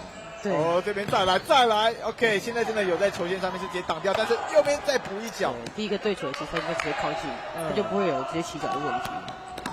好，变成角球，但传进来之后队友都不在。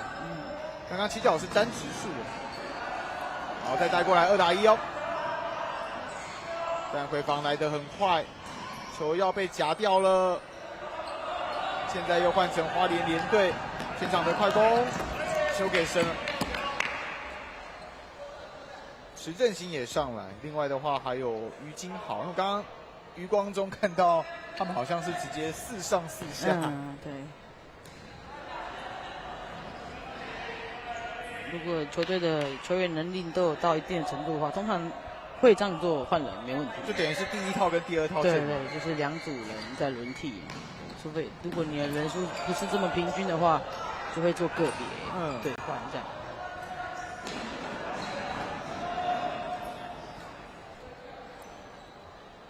现在 Okane 比较辛苦一点哦，就是追着球在跑。对，比较被动，他们的防守啊跟进攻都是比较被拖着走。最主要就是徐亚优一拿到球就是大脚一起，可能吓到了，连我都吓到了。我刚刚讲话而已，他就进球了。2打1。好，传中，跟队友没有跟到。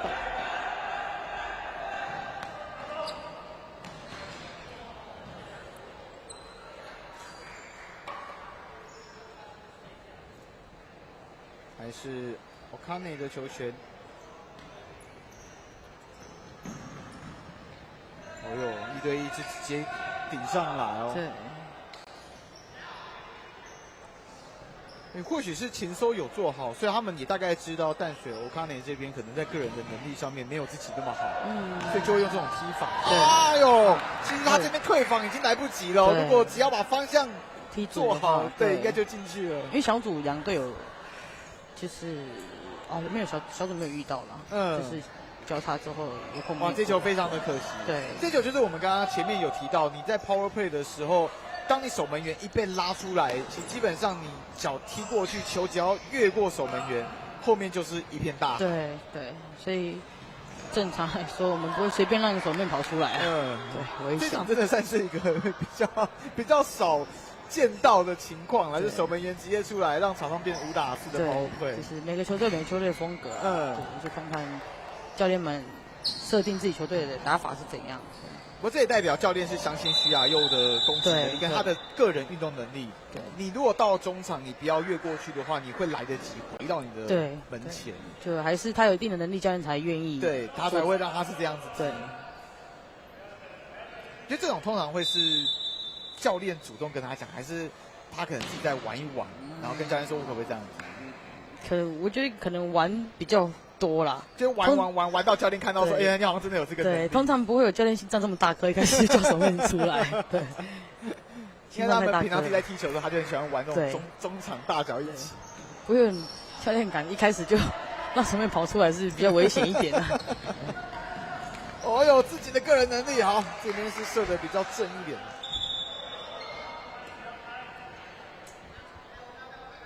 不过对徐友腾来讲，现在终于不是孤军奋战了。对，队友醒过来了。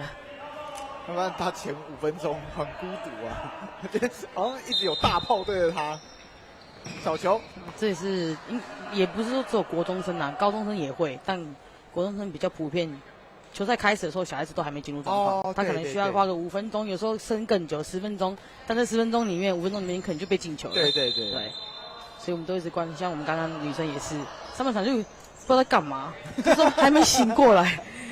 我觉得中上半场10比1，对，然后下半场是11比2，所以是1比1。对，1比1，对，我就跟他们讲，我说你们到底在干嘛？在睡觉吗？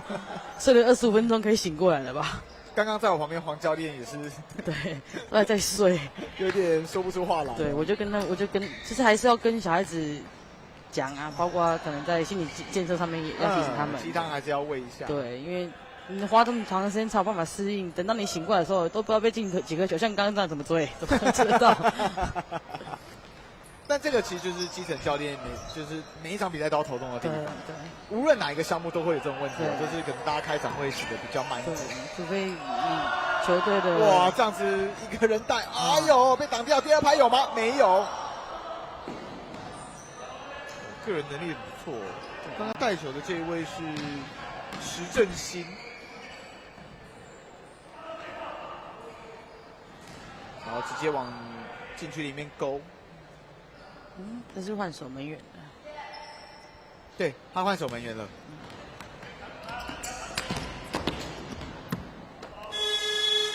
看起来可能有稍微看时间啦，所以或许有直接调配对轮流那个时间。1分钟的暂停，4比1 3分差。但现在的这个比分对 Okane 来讲的话，还是可以追。对，因为这比赛是打25分钟，而且是上半场，其实3颗球都还很好追嘞。对。只是现在就是看徐雅又什么时候又回来。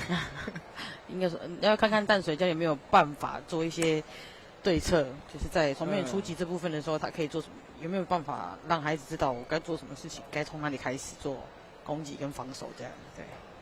因为我收到的资料里面，徐雅佑他也不能算是特别好的这种身材，170公分，60公斤，可是以国3来讲的话，其实算是一般啦。对，算中间啊。对，就是平均。没有说特别突出。他们像石正兴，刚刚石正兴上来，石正兴好到178，对，而且他是国2哦，所以他可能还会再涨到大概185，都可以期待的。对，但是像徐雅佑这样170，除非他高中他再抽高一次，对。但我自己看其他项目，我必须说，高中再抽高，可能10个到20个人里面只有1个。但是有一些项目的教练会跟我说，他有很多的球员是大学、高中在抽高。以我的经验是，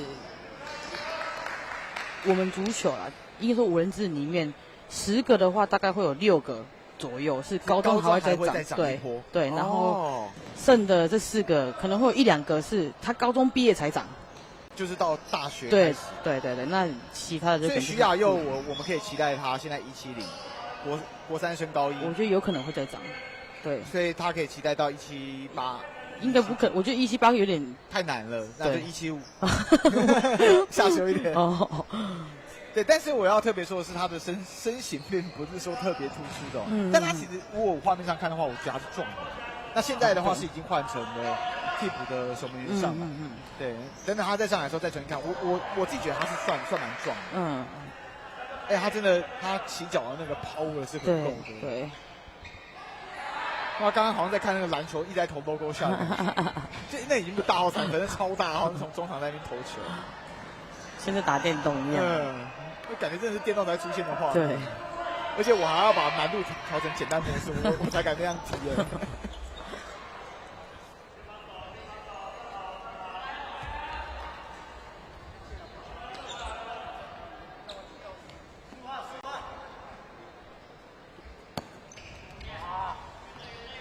OK， 踢进来之后，守门员直接掌握到球。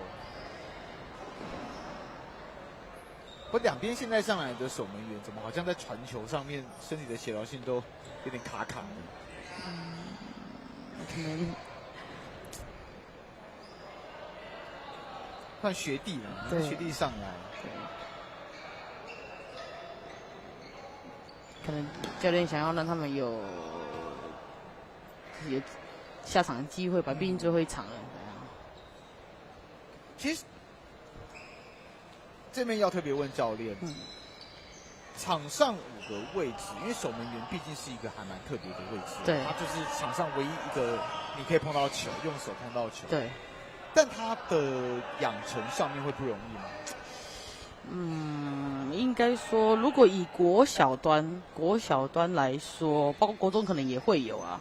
就是通常守门员都是会找我不知道我们别的地方是不是啊，但我们的经验，对，应该说我们的经验，通常都是可能比较踢球能力比较没那么强的。哦，对，一开始在接触小孩子的时候，对，但也有那种，他就本来就他的先天条件就是他不怕球。哦，对，有的可能就是他踢球能力比较不好的啊，但是比较多的会是他可能比较不怕球。对，因为这样会连带影响，就是如果像是以教练刚刚那个考量点，你本身在踢球能力比较不强的时候，你也可以把它想，就是你可能球感是比较不好，对，所以你再去练守门员的时候，你可能就会，因为毕竟本来球感就比较没有那么好，所以代表你运动能力可能就是跟其他同年龄层比起来是比较弱一点，对，所以养成才会变比较困难。对，但我不知道别人会不会啦，只是就是我们还是会比较多训练关于守门员这一块啊。通常以正常的规模的球队来说，都会是找比较不怕球的，对，就是优先条件嘛，守门员你就不能怕球。对，这个真的是，像手球也是，对，手球守门也不能怕球。对，同样是有球门，像哈踢、冰球。对。但你说就可能守门员需要具备的条件啊，敏捷啊、移动那些爆发力，那些其实都可以透过训练啊。但如果你很怕球这件事情，你要训练，也要训练到非常非常不怕球的话，要看小孩子心理状况。但通常，如果你真的要训练一个守门员出来的话，第一个条件就是他一定要不怕球啊。对。花莲联队踢起来很豪迈，就是差不多就抽，差不多就直接抽嘞。其实蛮具观赏性的，我不是说。对。进不进是一回事啊，可是踢起来就很豪迈。对。但我觉得这没问题，就代表他很放开来打球。对，在享受球赛。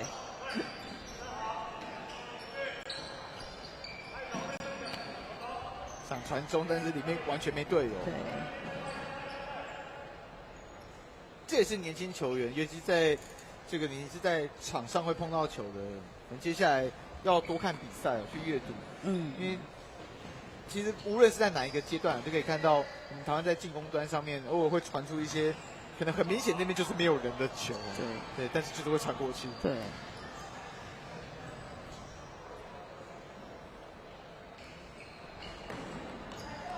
哦呦，后面防守者直接来起脚挡掉，有没有第二拍？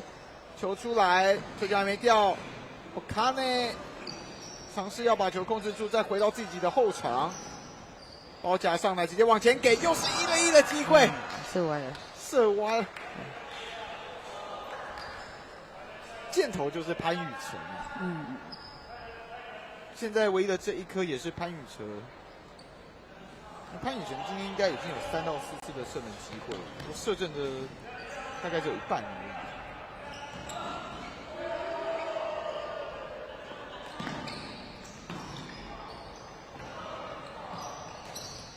这球没掉，墙壁没有给回来。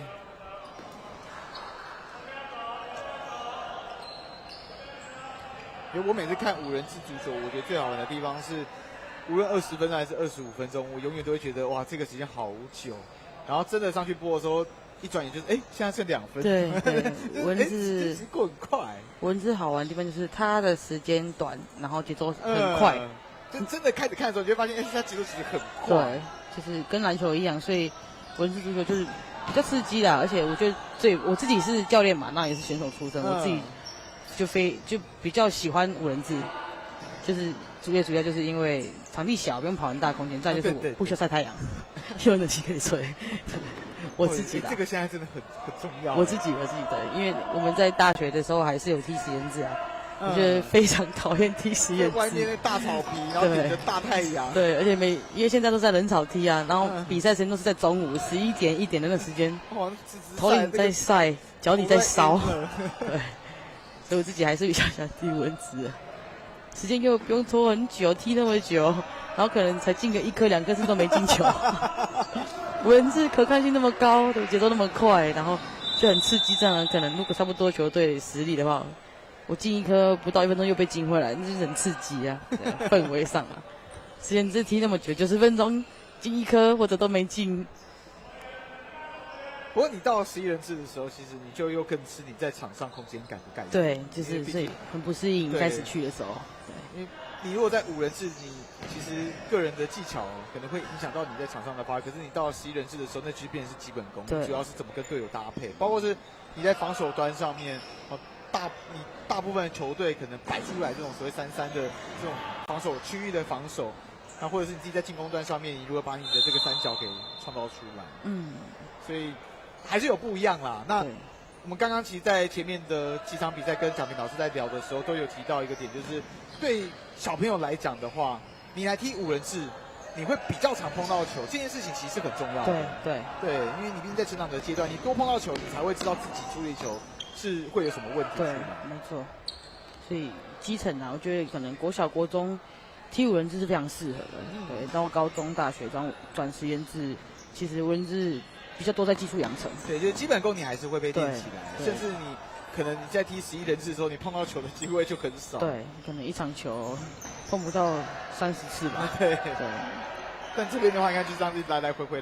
有些数据啊，就是有做过数据去研究关于5人制小孩子触球次数。正常的球赛来说，一场球赛平均都大概可能会有300到500次。如果你是正常的比赛，300到500次。对，如果你正常的球赛在做11人制的11人制，我就没有研究，我就只有研究5人制。这刚刚是把自己的硕士论文拿出来。没有，我硕士论文不是做这个，但就是有看过啊，因为有去就针对5人制这一块有看过很多不一样的文献，就大概就有看到。我那时候我记得那时候我看到这个文献，对，关于碰球次数跟基层的小孩子技术养成的部分。对。不过我看到现在，我觉得花莲联队感觉就是要这样踢，他应该是教练，就他们就是要有一个人直接在中场，然后踢这种类似 low shot， 就是他们进攻就这样发动。对。他不是像一般可能在后面做3个人的轮转，没有，他们就是我就是一脚直接送到前场去，对，而且我是直接要射门的那种射法。打法他们的球赛打法比较简单。好，上半场结束，花莲联队他们靠着光宇亚佑那几颗，我就已经觉得心惊胆跳了。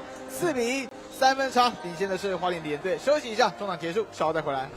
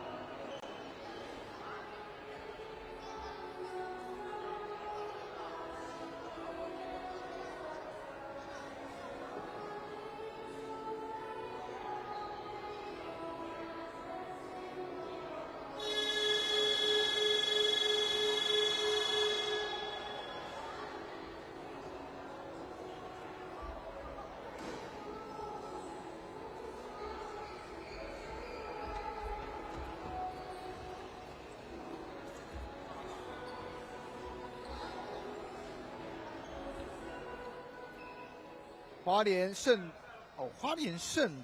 联队在这场比赛面对到是淡水 Okane。上半场最让我印象深刻就是徐亚佑啦，那他上半场的话是梅开2度，包括一球是一开场不到6秒钟，对，直接在中场前一步起脚射门。那另外一个的话也是在中场，对，就是他的有效射程就是在中场。对，你要说他是足球界的 Stephen Curry 也是说得过去的。对。不过我这样上半场一路看的话，花莲盛联这里基本上他们的踢法就是这样。因为当吴雅佑下去之后，新上来的守门员没有办法像徐亚佑这样，就是他自己带球到中场，然后大脚一起，大家开始开启我们前场的战事。但他就会让其他人来做，可能石正兴来处理，可能其他的球员来处理，但他们就是一个人会带到中场，大脚一起，然后我们开始往前场走。对，他们的打法可能就是都是由守门员开始启动。就是直接这样启动，我们也不用慢慢的什么三角传来传去还轮转。对，这些麻烦事情，我们直接把球带过去，然后就混战。打法也简单。对，算是蛮粗暴的。对。那下半场现在4-1，3分的差距。那淡水 Okane 还是有机会追啦。不过他们在上半场的箭头基本上全部都是找到潘宇辰。潘宇辰在上半场大概有4次射门的机会。对，那1次进球，1次射正。对，那有2次的话，基本上偏差都比较大。对。他们就看得出来，就是打3-1的，就是有一个选手在前面做前锋的动作。对。那3-1的那个1，就是刚刚提到的潘宇辰。对。但是拿到球之后，因为花莲的身体强度比较好，所以看得出来他在拿球的时候需要花更多的时间去把球踩好拿好。其实这时候其他队友就应该上来帮忙他，不然他一个人要单打独斗，可能身体强度上面就比较辛苦一点。徐友腾心里会想说：“你现在懂我的感觉。”对。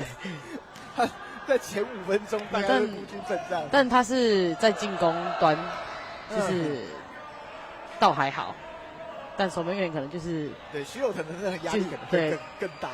他应该会比较绝望一点。前锋倒还好，前锋就是我球没拿好，顶多就是被打回去防守而已。徐亚佑下半场现在是先发上阵哦，大家看一下，来了。对，你看这个就是我讲的。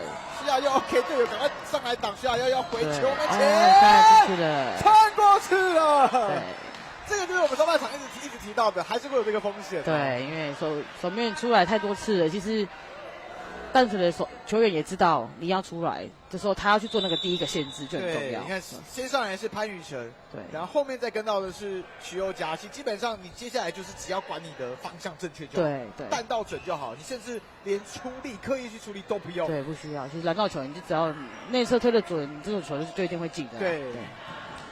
所以守门员如果去打这个方式的话，他需要改变方式啊，就是不是出来就是大脚，你可能出来做一个吸引，让防守球员靠近你的时候，那就是要选择我要到哪边去做2打1，做其他的方式。对。就这个踢法不是不行啦，只是稍微还是要点变化，或者像刚刚被识破之后，潘宇辰上来干扰。对。那你如果来不及回防，而且你又倒在地板上，对，压力会很大。第一拍队友基本回来帮挡的第1下，然后第2下就是来不及。对，而且通常打抛回来守门员出来，他不会直接做射门的动作，还是需要一些传导球、移位才有办法把球送到里面攻击。因为你在外围就要射门，拦截后面是全空的。对，但他刚刚出来是做logo shot，那真的很少见。对，不太。中场接起，脚那个在任何一个接起都很少见。对，正常在打抛飞不太可能，应该说几乎不可能啊，除非防守球员真的很退，那就是当然要做射门的动作。那他那么上来，你做射门其实是很危险的。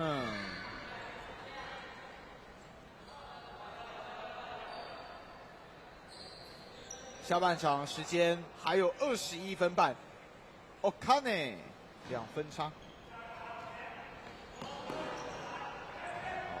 球被传过去了，前面是直接要面对防守者，2打0，对，把握机会。所以说，淡水其实不用急，他需要改变一些方式，他还是有很多时间可以做得分、做攻击啊。现在是1分差了，对，我刚刚是2个人直接来对位到守门员啊，被拦截，是一个2打0的状况。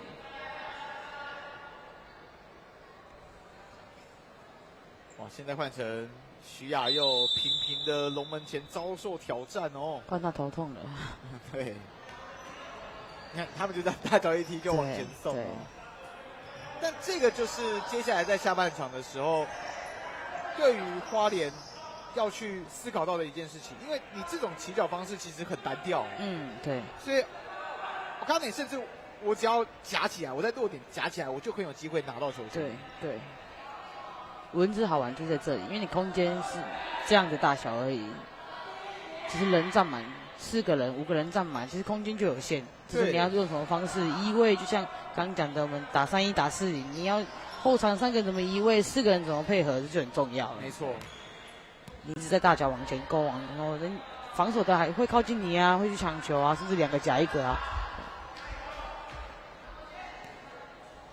上半场这招是很有用，可是下半场这招其实现在已经有点受限了哦。对，但是醒过来了。所以现在可能要开始去思考比较合理的踢法了。对，还是要用透过一些方式啦。如果都是打中直接长球传前面的话。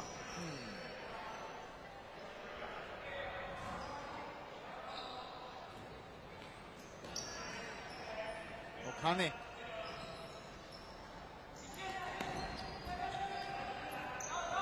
这几次在传球上面，两边都是有失误的哦，都是球线比较长，所以直接中间就被截掉了。对。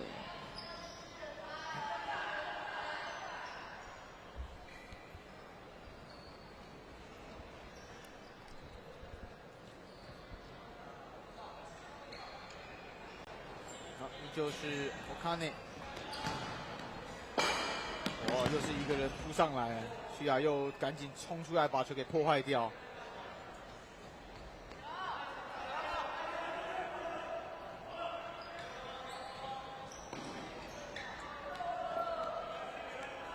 自己要做换边，但脚没有跟上，左右脚没有跟好。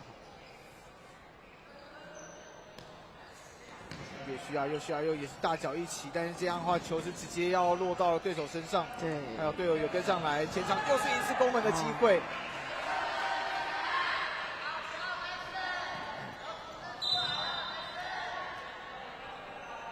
这一次起脚的是詹直树，但一起脚是完全歪掉。对。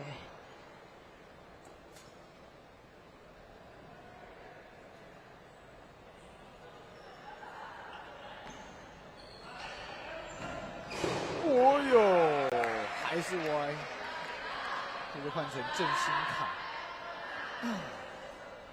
郑兴凯，他今年应该是国1升国2。哇，那身材条件也蛮好的。国1升国2就已经170了。不过他们教练感觉在报名的时候有点偷懒，因为他们就直接全部都是平均。对，骗人的。172我就填170啊，你大概55，那我就填60。他可能填大概填的比较快，对，填大概。小朋友还在长啊，我能够理解。对。就我现在填165，然后你真的出来就变成什么172。对，因为报名别人也会觉得我在骗人。对，但没有，你就长高啦。对。可能最近吃比较多，长胖了。对。你这个阶段就是这样，所以衣服也很容易一直换。对。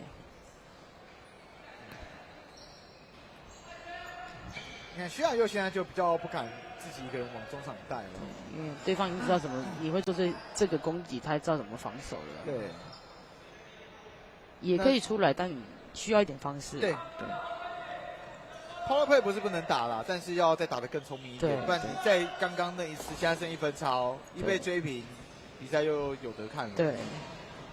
那现在在场上的话，郑兴凯是也已经上来了，他今天没有在先发名单里面，但全队花莲盛联在前面的预赛里面是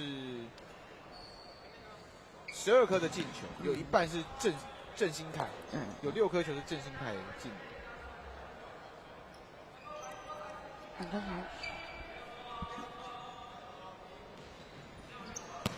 角球，直接往前勾，前面2打1的机会，所以就是往前送就可以了。接下来看，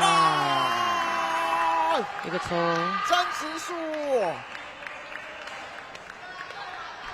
这球勾的就是还蛮聪明的，因为他看到前面就是2打1，就是自己的球员。啊，就算是你第一拍其他球员去碰到，你只要夹上去，都很有机会再把球断在前场。就是一个背后空间。对。詹直树下半场有蛮多射门的机会哦。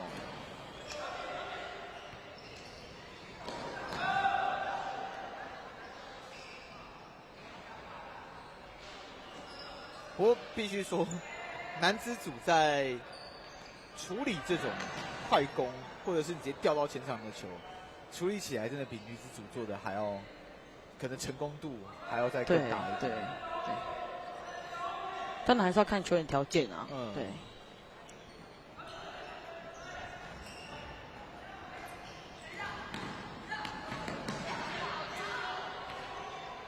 哇，从后面直接球被扫掉。最后是出界。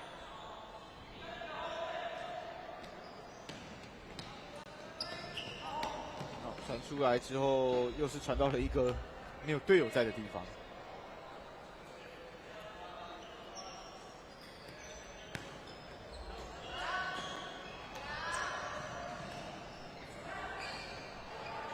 哦呦，直接进到心脏地带。其实这也是5人制足球好看的地方，因为你没有越位，所以你是可以去走这种路线的。对。那一般的足球，他刚刚走的这么早，就早就奥赛了。对，早就举旗了。对，早就奥赛了。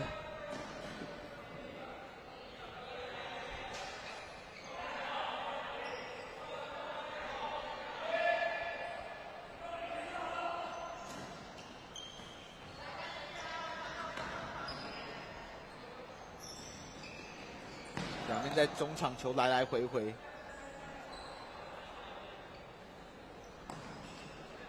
花莲盛联大脚一起，就是直接出底线。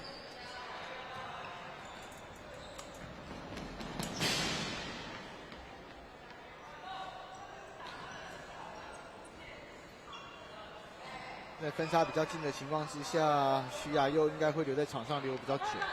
对，没有换那个第2个守门员。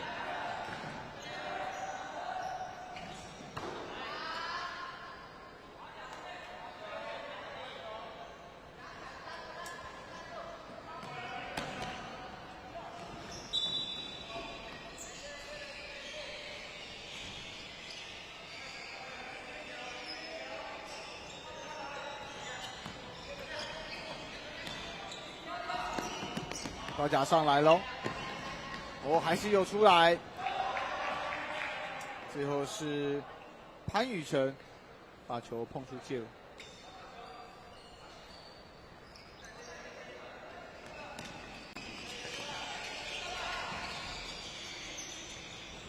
然后前面会是多打少的机会，3打2，3打2。调整一下，再起脚，多等的这一拍，让自己在起脚上面的空间是比较好的。对。郑兴凯，国1啊，国1升国2，高度是真的有出来哦。对。国1升国2那个高度，脚很长哎。身体条件不错，对，他年纪来说。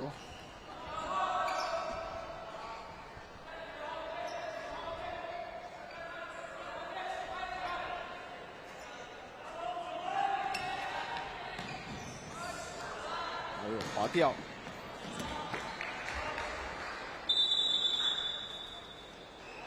对，现在瞬间又回到3分差了。对。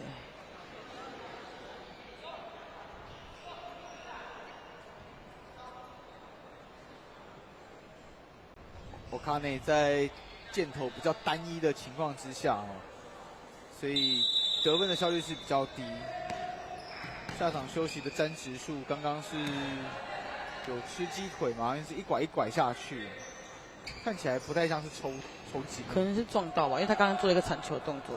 对，应该是有撞到，应该是腿这边，对，看起来应该是大腿，可能是撞到别人膝盖之类的。对。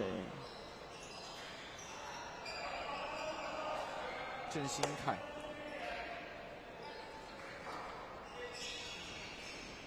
目前在男子组里面进球数量比郑兴凯还要多的，就是台中市的许秉承以及海洋云豹的李英寿，他是跟在后面。不过李英寿是国3升高一哦，那秉承的话也是国3升高一。对，他其实还蛮早就崭露头角。对，角度比较小，重新传中，好跟得很漂亮，最后在有一个角度起的情况之下起脚，但没有形成穿裆球，不过球权还在哦。再调整一次，中间方向慢慢的滚进去。我们也没有看着球，第二次哦，对，球速并没有很快。第二次是这种比较软弱无力的球，对，但就是角度，然后跟起脚的 timing 哦，跟他可能觉得哇，他还会再多一传，所以其实他整个重心都不是准备好说哦，他已经要射门了。对，他还在想说应该还会再，可能还在传球，对，再多仔细看球。好，刚刚是马以翔，哇，又4分差了，还有10分钟了，9分钟的时间。不过其实你看，他们现在开始就是在徐亚佑不能被拉出来的情况之下，会不会教练就是跟徐亚佑说，我就是给你1颗球？有可能。对，你要这样玩可以，但是你要被进1颗球，你就要退回去。对，但是在徐亚佑没有出来之后，他们打半场的阵地战，其实还是可以这种打。对。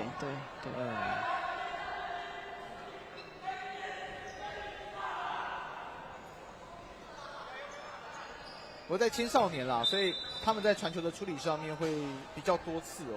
因为如果是真的进入到联赛的时候，可能真的就是2到3传，对，差不多就是射门的机会。对。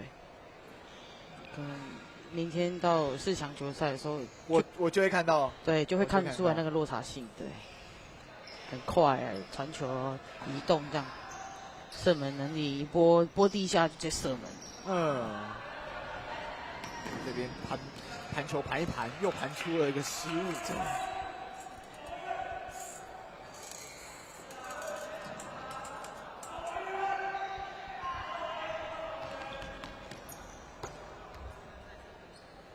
边线球发进来，后面也是去把球干扰。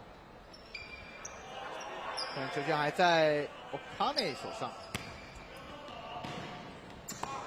一传进来之后直接起脚。弹道偏，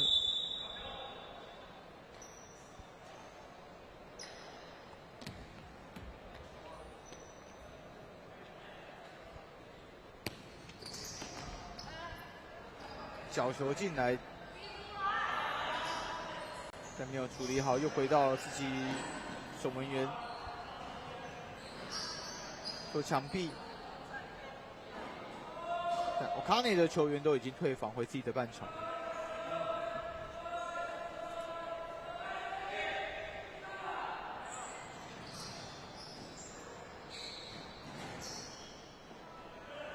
花莲盛联的前场球没有处理好，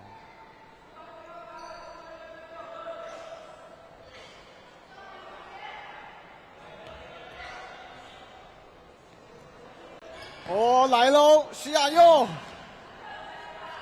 哇，这门重炮沉淀了好久。对，但刚刚有提到 Power Play 不是不能用，就是你要去调整，你要更有这个灵活度一点。有的时候就 timing。可能久都不见他出来，突然间让他出来一次。对。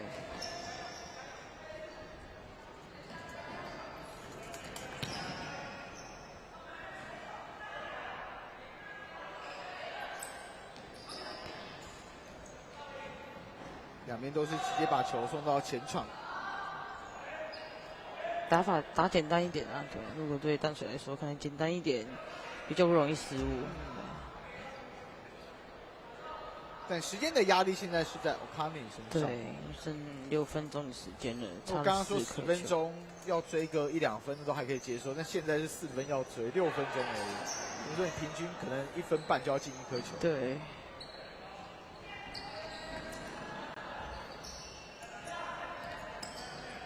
哇哈！对哦，就是单啊，箭头就是1-2位而已。今天的球员太少了。有打到那里没问题，但看他拿到球的时候，就队友上来接应的时间不够快。对，好，有挡下来，又再来一次，再挡。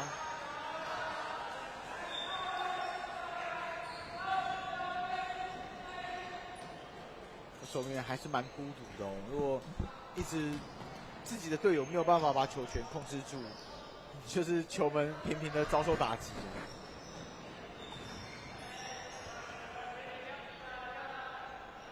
所以现在防守就是我直接破坏掉啊，对，打简单一点，打简单一点，就直接破坏掉了，也不要去做其他的事情。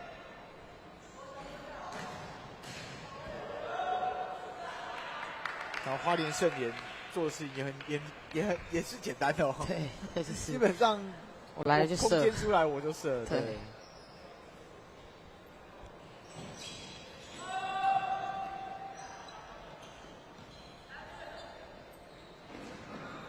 Leading pass，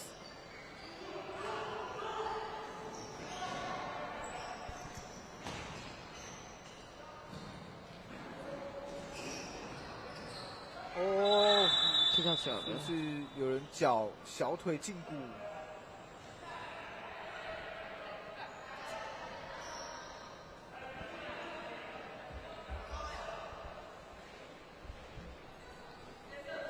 所以先下场休息。来看一下，就顶到啊，顶了一下。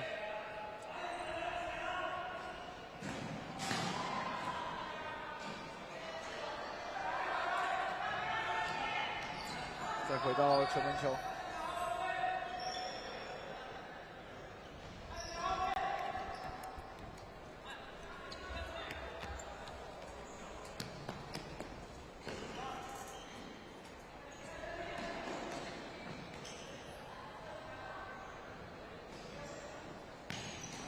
腿后长，再给出来，准备要进入到心脏地带，一样是直接起脚。我过去的这3分钟，大部分的射门机会都是在禁区外，那都是从禁区外的左侧开始起脚。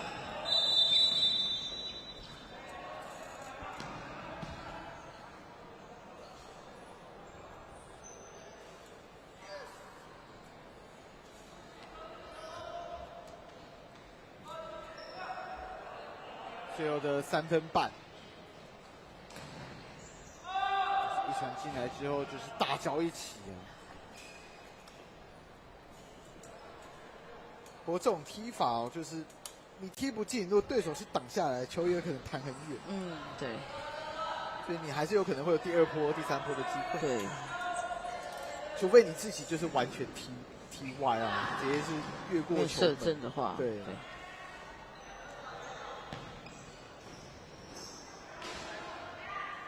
队友来不及来停球，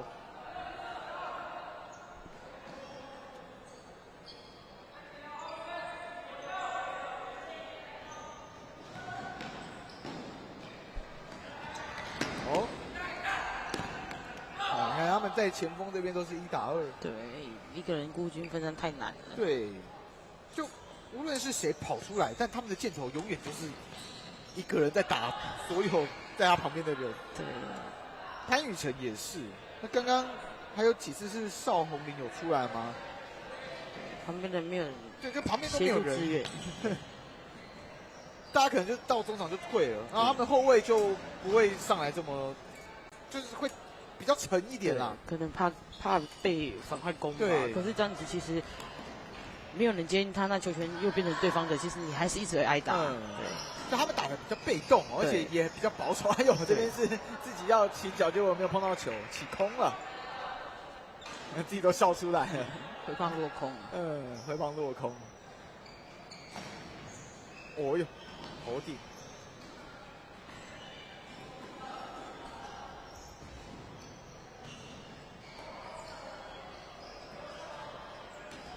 好，就还是。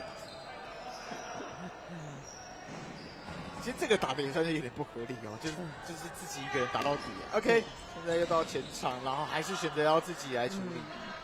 对，其实刚刚就是邵宏林嘛，对，无论是邵宏林还是潘宇成，在上一颗就是潘宇成射门，那前面是洪林自己带，就感觉没有在跟队友之间有连线的，就自己一个人处理到底。对，就是变成在进攻的效率上面是比较单薄一点。对，最后的1分06秒，这时候场边喊出暂停，不确定是哪一边喊的。不过我相信对于 Okane 来讲的话，在前锋端比较孤军奋战的这个点，或许是团队之间可以稍微去做讨论的。对，你现在最重要的事情是你要追分啦。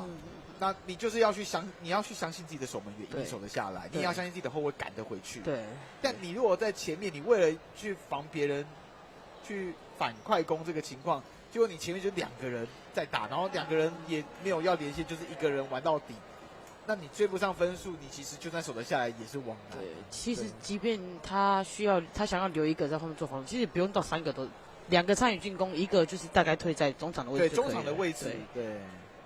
但他们现在的话是2个人其实都是退得很后面，然后1个人在中场，1个人自己往前冲，可能觉得守不住吧。如果1个人守不住，所以他3个球员留在后面没动。不过这也代表就是花莲盛联这边那种中场的起脚是有震撼到他们。对。不过这也正常，因为我也被震撼到。但是有一些相对应的方式啊，对，还是有一定的。其实他们在大概5分钟过后吧，他们就已经开始会去挡那个球路，就是已经有挡得漂亮。对。但他们几乎就是4个人，3到4个人是大家都在等他什么时候起脚。对。就人家在玩那种炸弹人，然后我就是挡在那边，反正我就尽可能把球挡下来。对。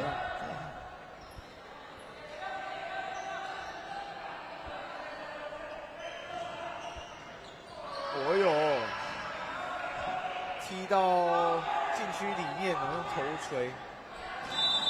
不过5人制哦，比较少会用到胸或用到头。胸嘛，控球会啦，就是如果控球会蛮多是用到胸，尤其是可能打前锋这个位置的球员，因为后场送进来，对，要停球的时候会蛮多用胸。所以头顶的话比较少，对，比起实验制的话比较少，一个场次顶多有5次就很多了。对。那他们有时候在做头锤的时候，准度就不会那么高。对，因为球门就这么小啊。怎么有人跑出来了 ？OK， 再来。因为刚刚守门员在那里接2次回传的球，所以在那里有一个间接自由球。对。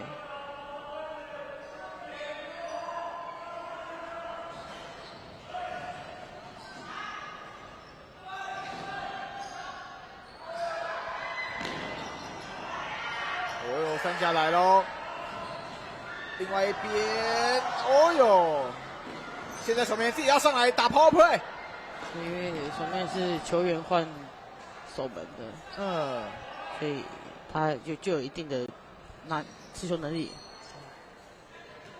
原本的守门状况不太好，所以换了球员当守门。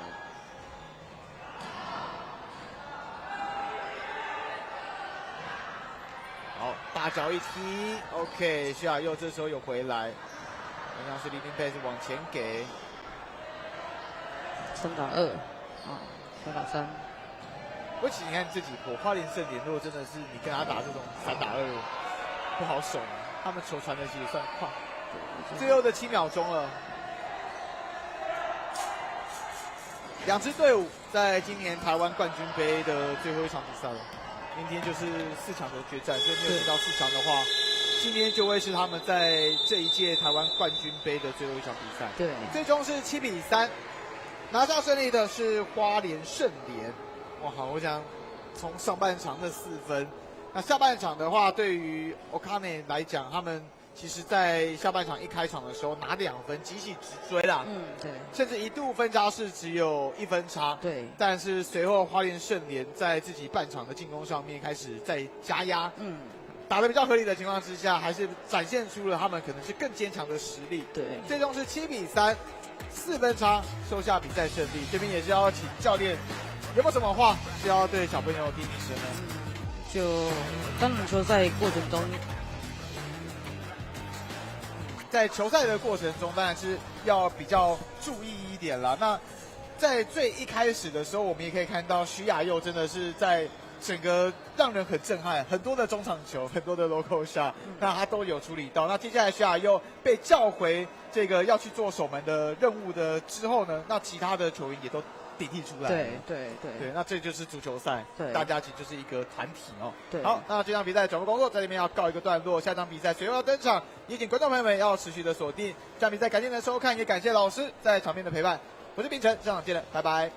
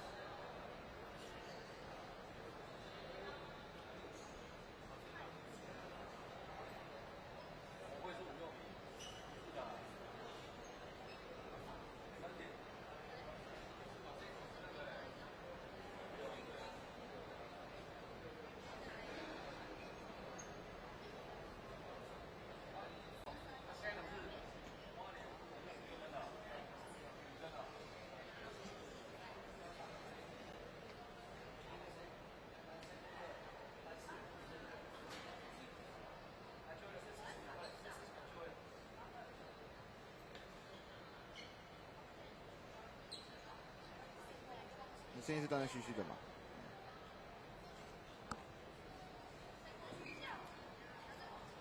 欢迎回到2025台湾冠军杯青少年5人制足球锦标赛。今天在台北体育馆的4楼，也邀请观众朋友们可以来到现场，一起来帮球员加油。那这场比赛已经来到今天赛事的倒数第2场比赛了。我们要来看到的是在男子组的5、6名最终的决战。台南的台钢嘉里国中要来面对的是嘉义县。我是秉承这场比赛的转播工作，一样是邀请到了黄伟伦老师以及太阳卫星的全体转播团队一同来为您服务。老师午安，主播好，大家好。那我想这场比赛嘉义县，然后我们又邀请到了黄伟伦老师，所以嘉义县的球员就要由老师您来负责介绍一下了。不过我刚刚看了一下，哇，台南台钢嘉里国中这里他们其实是在整个球员的阵容上面是没有任何一位国三升高一的，是，他们是在12年级来啊。对，那其实就是2升3跟1升2，没有错。那你们这边的话，其实还有你们这边有3位是国三升高一的，包括曾伟俊、李冠毅，还有黄宇生。对，那有一位受伤了，是守门员的曾伟俊，他也是身上有点伤，不过体育就是运动员嘛，对，有伤是正常的，对，有伤，然后就是休息啦，要好好的休息。那有点像是什么拉伤啊之类的这种很常见的运动伤害，就是好好的去休养。那女子的话是6家民雄加新港，男子组也是一样嘉义这边就是六家国中，民雄国中跟新港国中，一样是赛前的进场。其他的球赛会有这个赛前进场仪式？在我们成人当中会有。那在这种15岁的赛事，我也是第一次见。第一次那对他们来讲是很新鲜的感觉。对，就是让他们也有这种像国际赛、成人职业赛的一种模拟进场的那种感觉。可能有的时候，我看大家第一天的时候在走这种时候，其实大家看起来都是很紧张的。但到今天有这样子球队已经都对，已经最后一天应该都未来就是要找那个国小生在旁边当那个小球童。太早了，身高可能有些差不多高而已。大家要击掌。对，这真的完全玩那种世足赛的感觉。没有错。我真的能够这样子进场，对球员来讲是荣誉。现在就是看，希望观众能够多一点。对啊。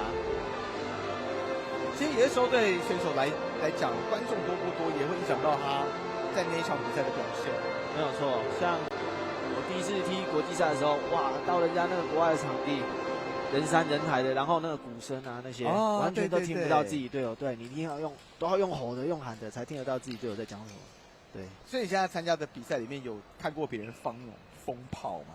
就有里面没有，你没办法，里面不行，但是会有那种，人家我们在台湾踢过一场冠亚军赛，然后最后赢了之后会有放那种彩带。对，主场，比如说我们这一场主场，我们这都是绿色球衣，那他就放绿色彩带，对，这样洒下来。哇，那真的就是会让你感觉到说，这场比赛的规格真的不一样。对。我至少现在在台湾冠军杯里面看到有这种球员的出场也可以让小朋友们去感觉到这场比赛真的是大型赛会。现在看到台钢嘉里国中在所有的球员名单里面，第一排陈鹏程、谢瑞启、林进祥、李博章以及许玉腾，来到第2排是杨乔宏、庄俊祥、黄冠宪、林佑廷以及黄汉义。那在第3排的话，陈玄宇、蔡炳瑞、黄少志、王敬阳以及黄子祥。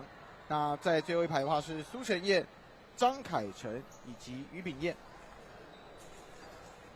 另外一边的话是嘉义县，曾伟俊、李冠毅、陈汉宇、陈彦章以及叶可成。第2排的话，黄成亮、马义伦、张玉凯、李新乐以及黄宇欣。到了第3排的话是张永旺、童秉成、吕亮彻、陈柏志以及郑凯元。最后在第4排是钱乐轩、黄宇森以及方博凯。2位小朋友都是念乐吧？是的，没有错。我之前在播棒球，有遇到了一位小朋友，他也是乐这个字。我一般在看到名字里面有乐的时候，我都会就是读乐，直到最后一天，他默默的来找我说：“那个哥哥，我是念乐。”我刚刚看在念那个名字的时候，我在想，哇，不可能给人家名字念错、啊。如果真的有念错的话，真的要说声抱歉啦。就是有的时候就是这种破音字。对。但基本上应该都是念乐啦，真的乐是比较少见的。是。而且我印象最深刻的是，他在找我讲之前，其实我就已经知道我念错了，因为我一直到最后一刻，最后一个出局数，他上场的时候，我才隐隐约约听到现场有人在帮他应援，然后叫他乐。哇！我在那瞬间我就知道啊，糟糕，我一整个礼拜都叫你乐。不过真的偶尔啦，这个如果真的有叫错名字的话，跟小朋友说声抱歉。没事的。然后这场比赛刚刚也有提到，这个是男子组的5、6名。我们最后的这2场比赛就是男子组跟女子组的5、6名。那到了明天，一样是早上的10点，4场比赛就会是最后男子组跟女子组的4强战。是的。那在稍早，这个何老师也有跟我说，到了明天哦，整体的强度跟搭配会跟今天是完全不一样的。没有错。所以我其实也还蛮期待明天的。观众朋友们，如果也想要来看看5人制足球是怎么玩，感受现场气氛，就来到台北体育馆。好，这场比赛正式开始。第一球的起脚，可以看到现在的节奏啊、速度啊，都和刚刚是女生的都不一样。对，男子组真的会比较快啊。最主要除了你的身体素质已经建立起来以外，那接下来还有另外一点就是，男生有的时候球感就是会比女生小。对，先天的条件。对，所以变成说你比较好去控制球，你比较容易去控制自己的身体。这有的时候就真的是先天条件的不同，对，就是也不用刻意去说男女生怎么样，对，那这种竞技型的运动就还蛮明显的。但女生也很努力哦，你看女生的比赛里面，大家也是很努力的在跑，很努力的把战术的搭配把它表现出来。女生在台湾在那个女生在国际的比赛成绩也是很亮眼，对，甚至优于男生。没错，竞争力其实在国际上面是女生比较高。对，那因为男生真的出去外面之后，你遇到的可能在国内都是怪物等级的。对，哇，那个level真的完全不一样，踢起来一定会比较辛苦。最快这件事情，我就觉得从可能国小、国中阶段就要去培养他们。对，你要尽可能的把速度提起来。你到了一个层级之后，你必须要一直找到匹配的对手，一直往上打，才会再往上提升。因为像我们在各个项目里面，我们最常拿来做标杆跟做比较的，就是日本的队伍。Yes。那日本的队伍其实无论在哪一个项目里面，其实他们的个子跟我们不会差很多，可是他们就是快，他们那个快真的就跟我们是可能明显会对比。那其实我们就是要去学习啦，学习为什么人家可以这样快，然后为什么我们快不起来？没有错。好，弹球之后选择从2人之间的穿越，我并没有找到队友。身穿深色球衣的是你们嘉义县，黄色球衣是你们嘉义县。是。好，那身穿深色球衣的就是台钢嘉里国中。刚刚有讲哦，这2队在昨天嘉义县是跟花莲盛联 PK， 那最后嘉义县收下比赛的胜利。PK 就代表说他们连延长赛都踢完了。对。那台钢嘉里国中的话，则是昨天面对到淡水的 Okane， 那最后是6-2，4分差收下比赛胜利。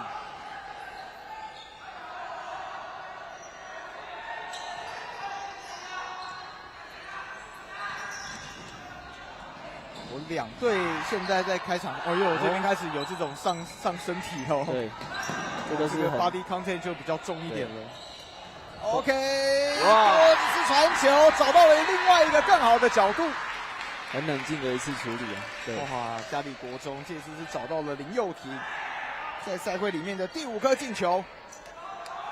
哇，多这一下传球，原本还想说黄冠宪其实是可以自己起脚的，他很冷静。就再找另外一个更好的角度，而且我想他应该有观察到第1拍他一拿到球的时候，其实守门员就要扑出来了。对，那他知道在余光里面看到了林佑廷这边，他的那个角度如果接到球的话，基本上就是往球门顶就好了。对。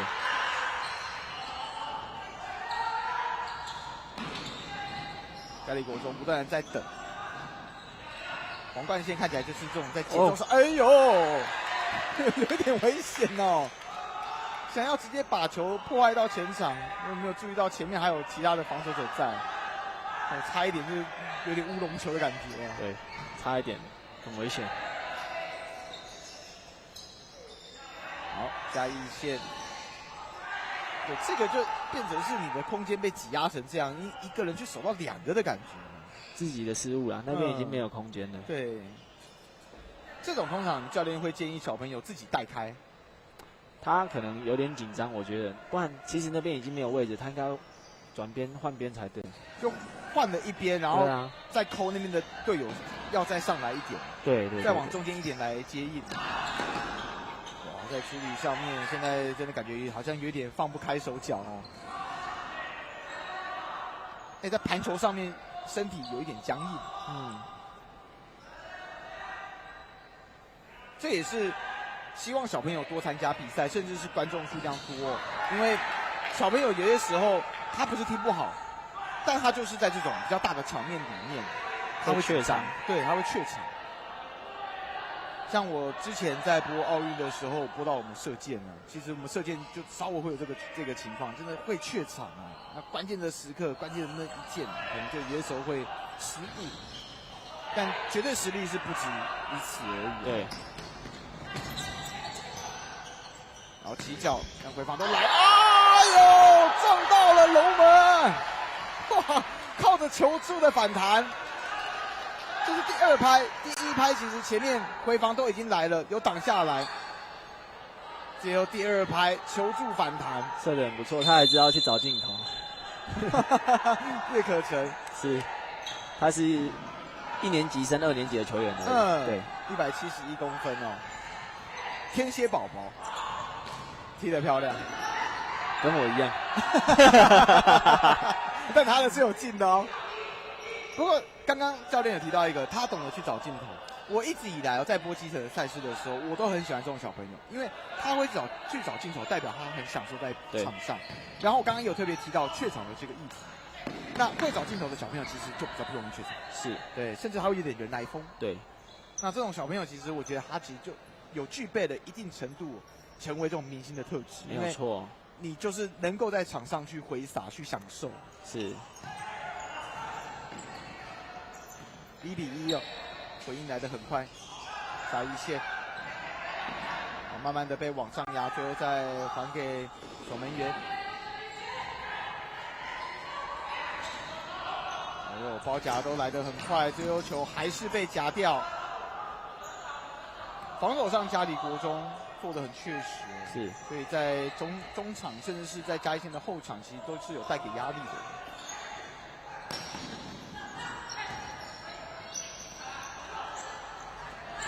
在分边守门员也追出来，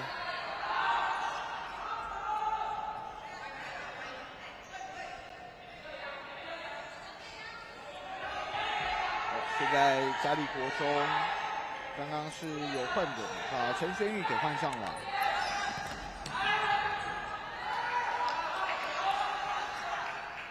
两边都是采取高压，都压得蛮快的。对。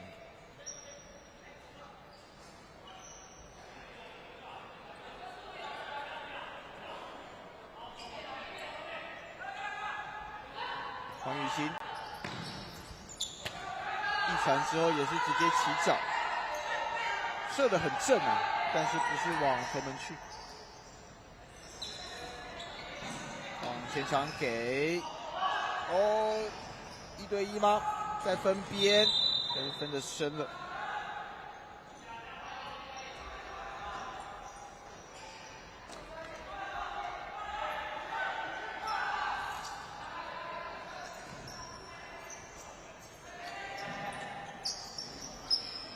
叶可成这边没有走，所以最后球一给出来，就直接给到了对手这里。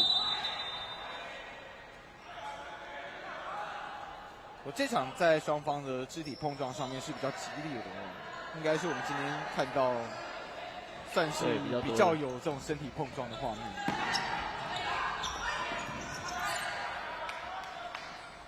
回防的3夹直接把球夹掉，再还给后场。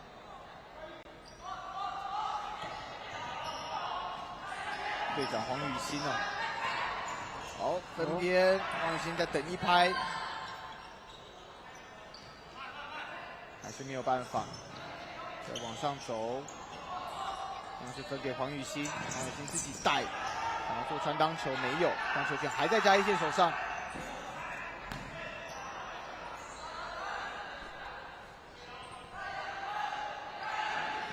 要再重打一波。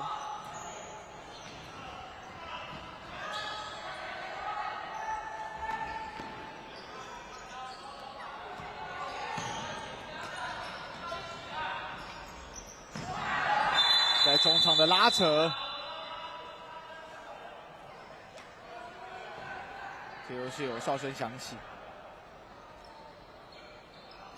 同时间，嘉里国中也做出换人。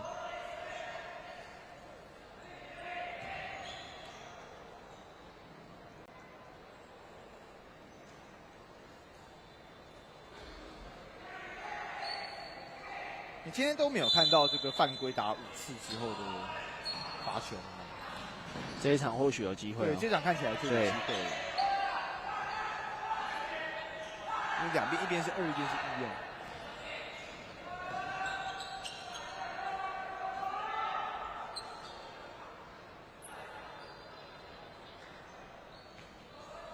嘉里国中第一传先给到守门员。让守门员来换边，顺便把空间给打开，然后直接往前给的穿越球，但最后还是要回到自己的后场，速度推起来，不过在前方都没有自己的队友，最后嘉里国中还是失误收场。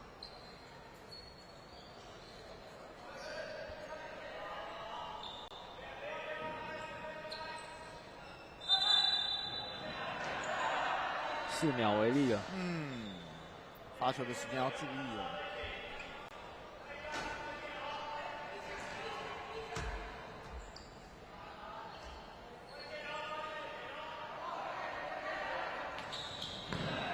哦哟，也是一传之后直接射门。哦。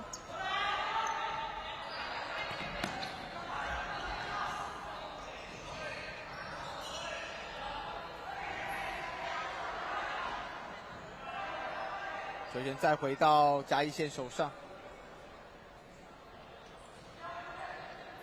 一样是先给守门员来做换边，但是这一次的换边会被干扰掉。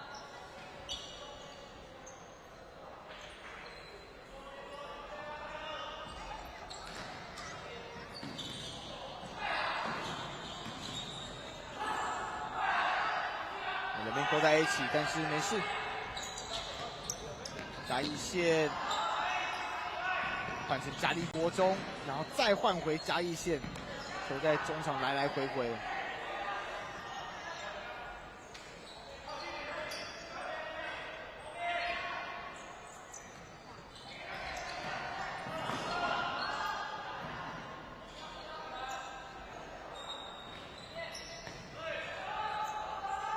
队友跟的比对手还要慢。我两边现在球权就是一直在轮替啊。对，因为两边一直有一些传到前面空间变小的时候就没有处理好，就掉球了。觉得自己的脚被勾了一下，但一样是没有吹哨。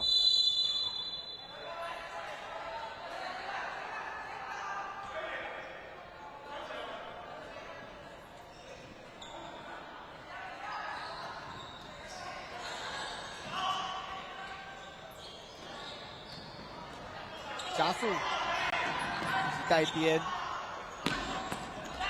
但一样是在分球的时候没有办法去找到队友。但过去的这几分钟，球权都是在嘉里国中手上居多，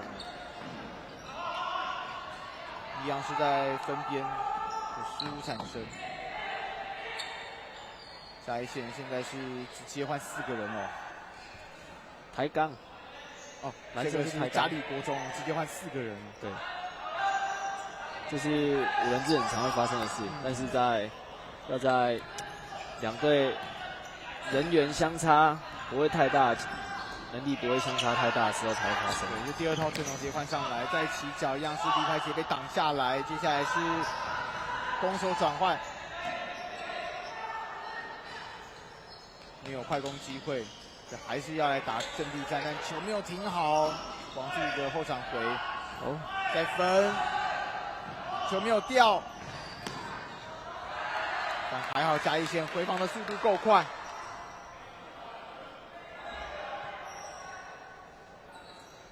林佑廷目前在赛会里面有5次的进球记录了，头锤100度，但还是差了一点。刚刚是找到林敬祥，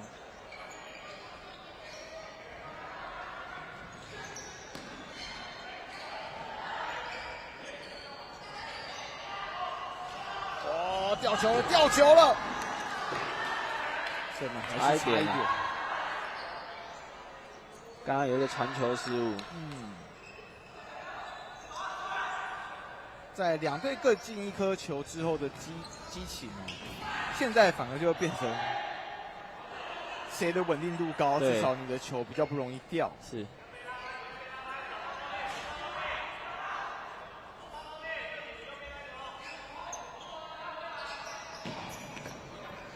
击传之后直接起脚，而有差一点要手球了。对，好像有点嫌疑啊。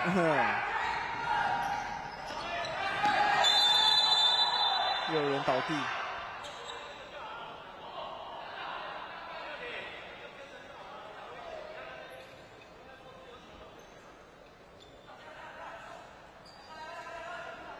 来看一下刚刚到底有没有手球？传单了，有，他手有举起来。对。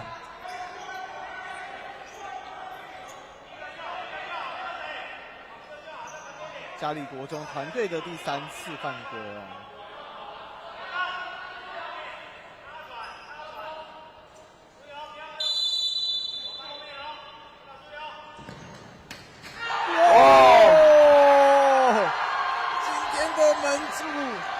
世界的好朋友啊！这球射得太漂亮了。来看一下队长这一次的处理，哇！撞到柱子之后，其实你看到守门员他的那个反应，他可能原本第1拍其实就没有反应好了，他连猜方向都没特别。但这个人墙感觉摆的有点问题你第1拍你人墙都没挡到，第2拍其实守门员也完全没去猜方向。对。他就连扑都没扑，就站在原地。确实射得好。这个球在撞到柱子之后，反而就反弹进去。他的爸爸会很开心的。哦，对。他的爸爸，特别是他的爸爸。对。为什么？他爸爸刚刚才帮我又剪辑，我们刚刚在聊天聊到那个 Rainbow。OK， 所以是把自己行云流水的过人，爸爸帮你剪辑出来。那现在爸爸也可以把黄宇欣的这颗给剪辑出来。是的。那这也是黄宇欣在这一次这个台湾冠军杯的第1颗进球。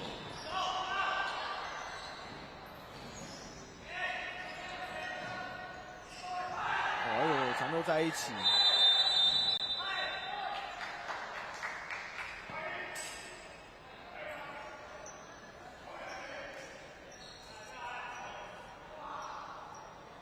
嘉义县现在又换人。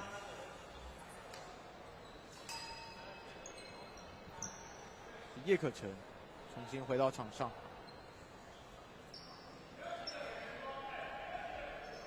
哇！台钢真的要注意一下自己的团队犯规喽。现在已经有4次的团队犯规了。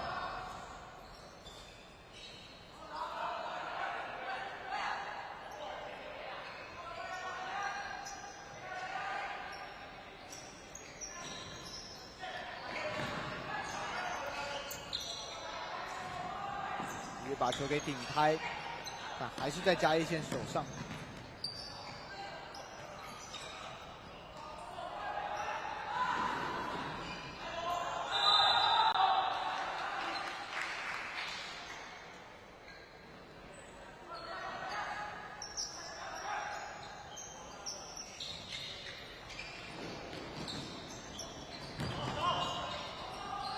又被断回来。随后马上又回到嘉义县。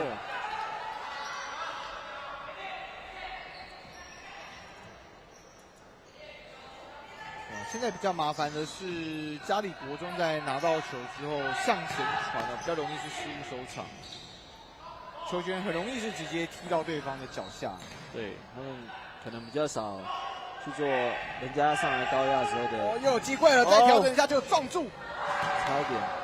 哇，两个人都爆头了。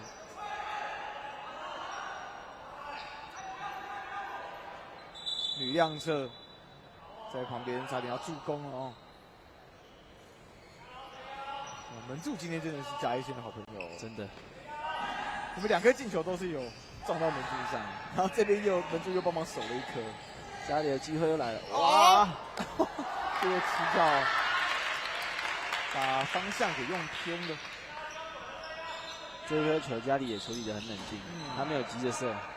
对，他们到禁区里面之后，他们都蛮冷静，他们都会再多做一次传球，不会说急着自己有机会就直接起脚了。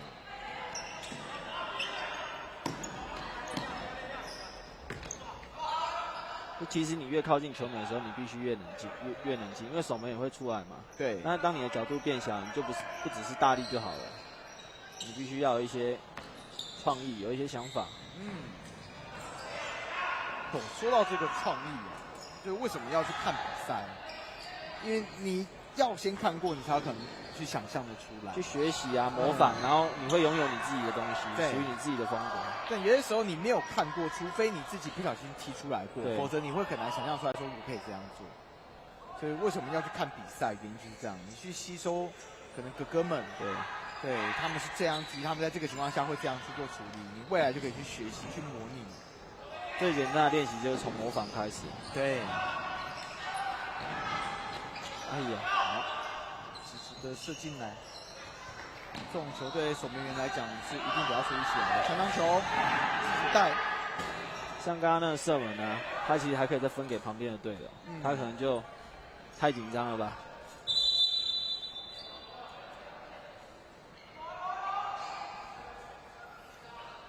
我上半场都踢大概20分钟左右，现在还紧张，不好说，不好说。他可能刚下比较少上场。不，刚刚处理的不是黄宇生吗？是吗？我看是4号的。哦，是4号。对，陈彦章。对，他还是1升2的选手而已。哦，那他就有紧张的本钱。哇，5次啊，5次喽。再一犯就要罚10公尺。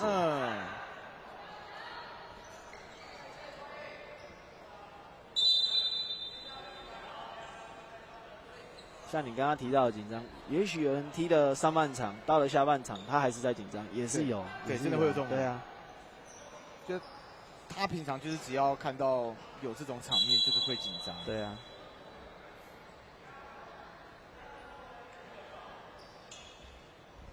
对，像你自己在带球的时候，你有遇过这种，就是他真的就是会紧张。以我自己为例就好了，你也会紧张？会啊，我第一次踢国际赛的时候上去，我就送了一颗球给对方射门，然后导致球队平手。那时候被我们教练臭骂一顿，然后躲在休息室哭，躲在厕所里面哭。哦，都愿意分享这种过去的，代表现在就不会啊。是的，刚踢完回来。我其实这个就是要特别讲到，大家都有新手的时候，那新手期当然会有一定的保护色，但同时间的话，你也要能够去接受你在新手期的时候会犯错。对，你如果因为你怕犯错，所以你反而动作都不敢做，那这样是一件很可惜的事情，因为你在上场的时候，你就没有办法去好好的发挥。那你最好就是你要知道教练为什么信任你，对，然后去把你被教练信任的那一块好好发挥出来。我常跟我自己的学生说，你上场也许就那几分钟而已，一定大家都会紧张的啊。那你是要紧张5分钟、1分钟，还是你要整场40分钟？你还要紧张35分钟？那你只剩5分钟是正常的时间。对，可能有些比赛都有录影啊、直播，这样子踢出来不是很好看的。哦，这也是动机不起，因为你让他们去打这种感觉，让他们知道说我要踢得帅，我就不能紧张。因为我其实我也是很容易没信心啊，会紧张的拳。但是我跟自己讲，我也想上场啊，但失误就算了，对啊，反正就下一球再来嘛，对啊。因为人人都会失误，你看像这场其实两边球权的转换蛮频繁的。既然教练信任我，愿意让我上去，那是教练觉得我可以，那我失误，那我就再来啊。如果真的不行，教练就不会派我嘛，对不对？教练如果觉得我不行，我就不要上嘛。就失误算在教练头上，是他把我对。换个角度啊，每一个人调试的方法都不一样，对，要找到自己舒服的方式。然后暂停结束回来，下一线的球权。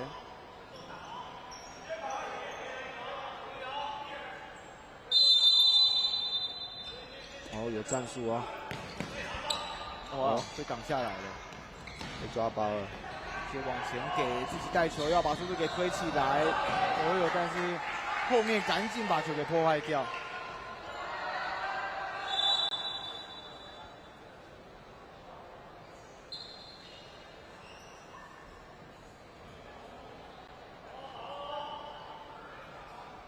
第一拍，王敬阳这边有示意自己没有碰到球，他希望是有角球的机会。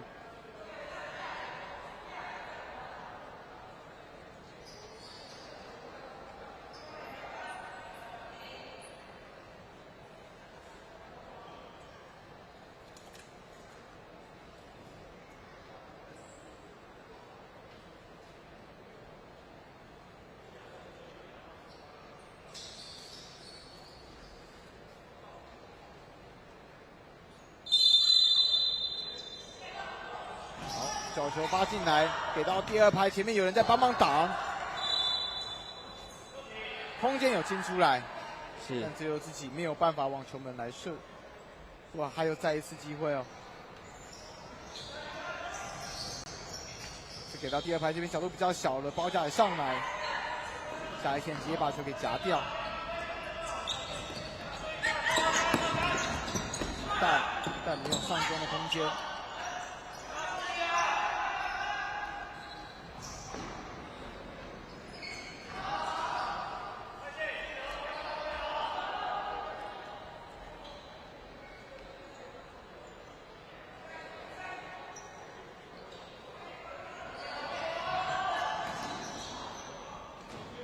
左脚的起脚，但是直接把球勾到界外，黄门球。哦，这一场还是失误了。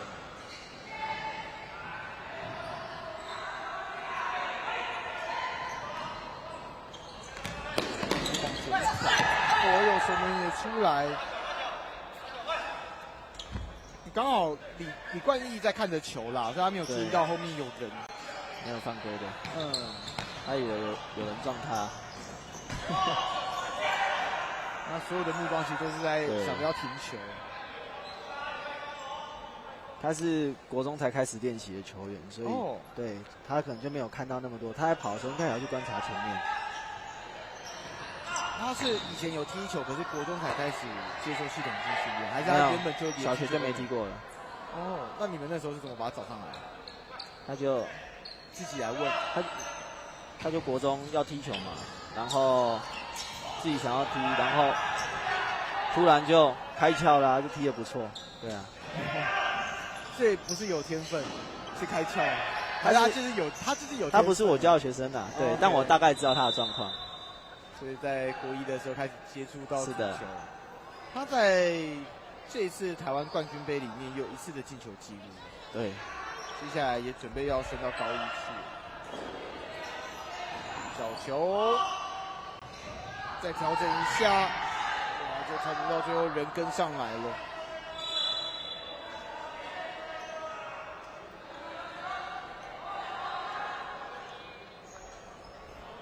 另外一次的角球机会，黄金阳来操刀，还是再往高位给到林佑廷。在分辨上面，最终还是失误收场。最后的25秒要结束上半场，下一线要来操刀最后的这一波进攻。这边是给到了嘉里国中。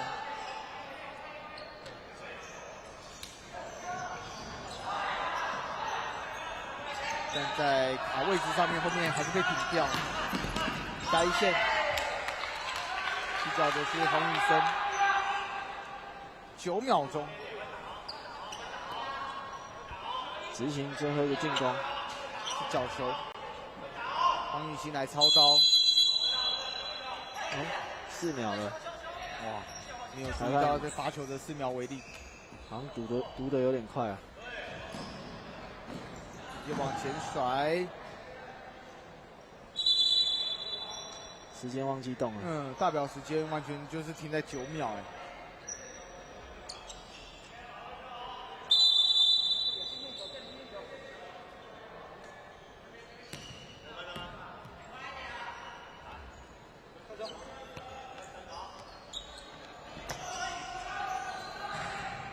往前给，这个直接破坏掉。现在最后的这4秒啊，就。先不要想太多，先把能够守下来的全部守下来就好。球没有放好，又变嘉义的球，就踢得比较把最后一个进攻的机会让给别人了。4秒1到2传哦，是有机会射门的哦。哇，回传就没办法了。球员没有在看时间，就像在打。举例 NBA 来讲，最后那些时间你一定还是要一个投篮啊，对啊，不然就是浪费了。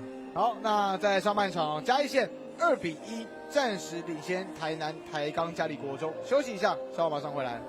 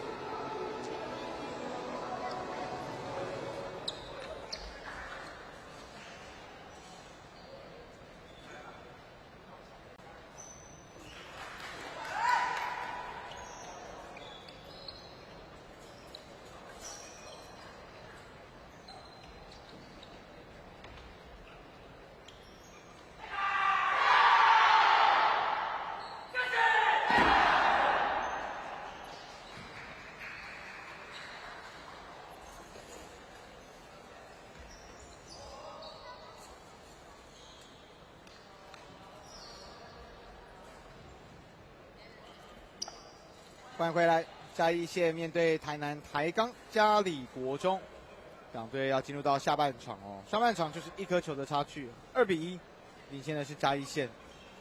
两边其实在上半场攻守的转换频率是比较高一点。是的。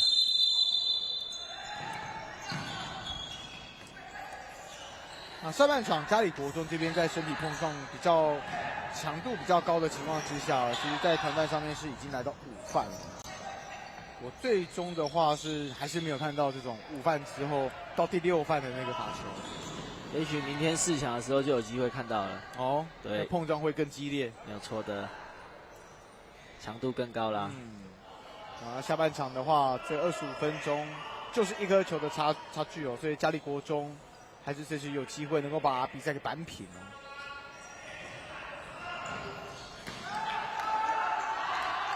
这次是嘉义县的攻击，起脚，但是是射到了球门的上方。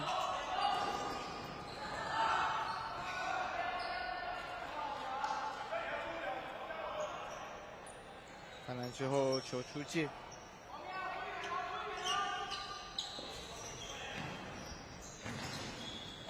之间的穿越球，自己再补上来，来到前场喽。想要第一个穿越球没有。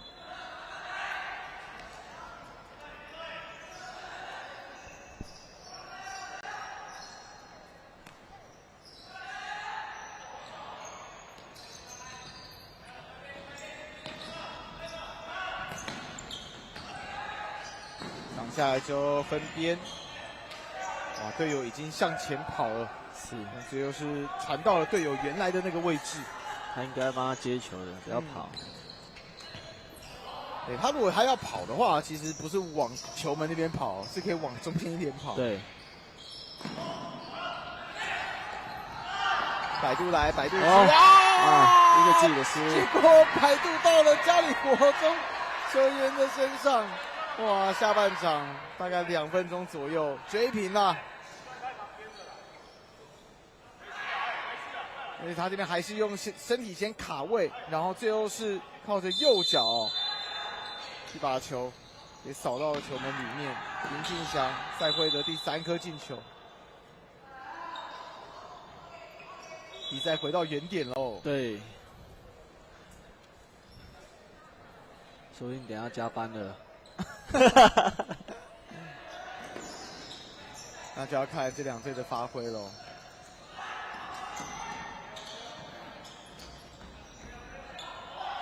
球队的护着，找不到人传，前面是1对1的进攻机会，哇！结果守门员上来，第一拍是尽可能去破坏掉球。守门员出击的时机，我觉得做得很好。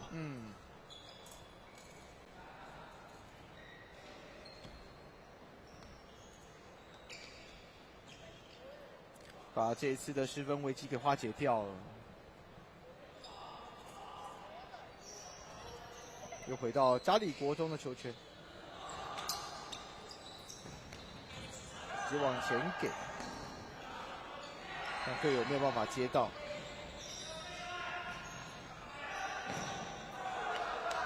大脚一起，起高了。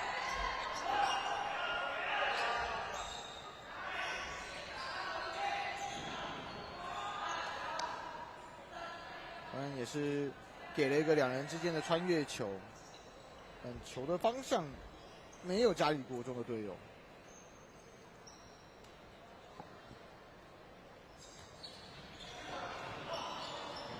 一传进来，马上发生失误，嘉里国中又重新控制住球权，但想要再分兵给到队，又到了一个有点危险的地方，禁区里面，最后是守门员直接把球控制住。哇，又来，机会来了！国中的机会，换到右脚，觉得自己被推了一把，裁判没有赏哨。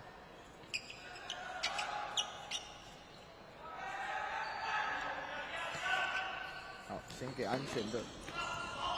哇，又被挡下来，这次传中再来1颗！其实有点混乱了，连续好几个一直在后场，一直把球踢给人家，对。而且尤其是一直要往中场这边走，但是往往一到中场就像这样，就马上被挡下来了。而且嘉里国中在禁区里面，他们打的都很冷静。李博章赛会的第5次进球也来了，而且是下半场，目前是连进2颗哦，所以也顺利的反超了。下半场不过5分钟的时间。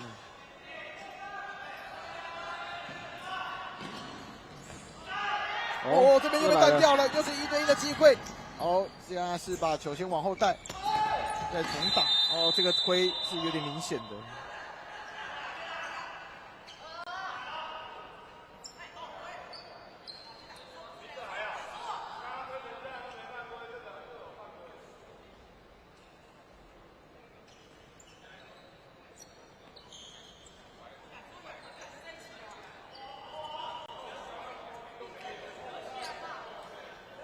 重新来看一下最后的这一把推，手都直接伸出来了，球直接断掉。现在后场要人赶紧回防。换人家快攻，对，转换快攻，同样也是在分边找队友，被干扰到。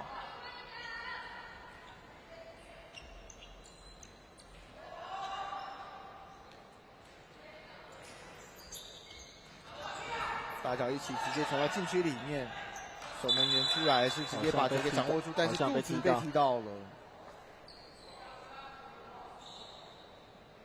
球有控制住，但现在守门员是倒在地上，就是这一脚，下腹被扫到，这个第一拍会很不舒服啦，突然间会有感觉被挤压到，应该还好，刚刚倒在地上是玉凯，是。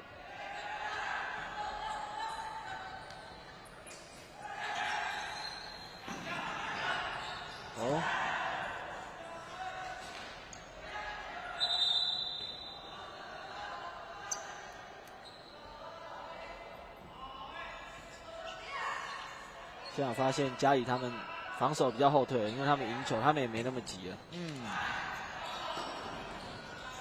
但这种的失误还是会发生。对。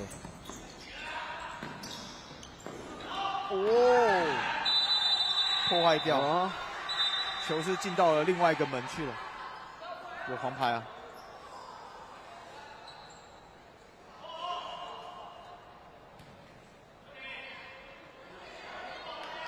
这张黄牌是给到了黄冠宪，黄宇生是。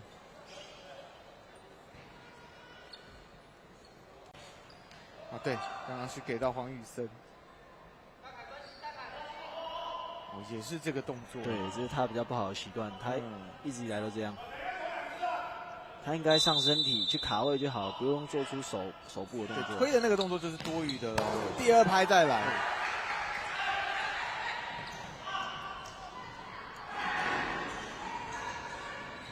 守门员现在是出来哦，赶紧在复位。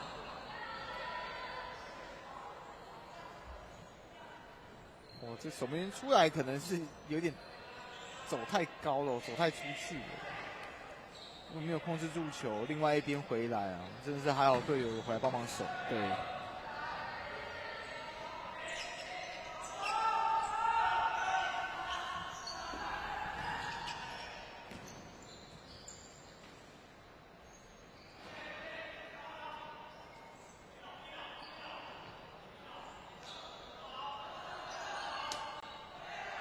再来就看嘉义要怎么突破这个情况。现在人家都收回去半场了。这边又再来，又是1对1的机会，守门员出来把球给扑掉。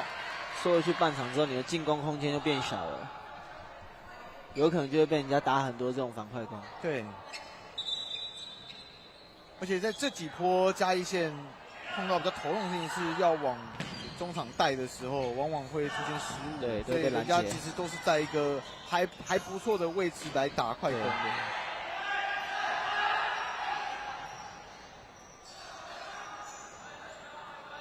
时间还是够，所以嘉义县不需要急。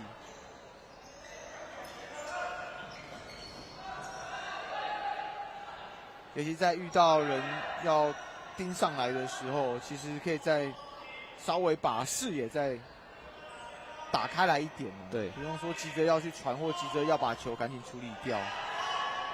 你处理掉，你踢出界都还可以接受，但是你如果是踢到别人身上，这边又一个人去把2个人的球给夹掉，这个也是在嘉义县。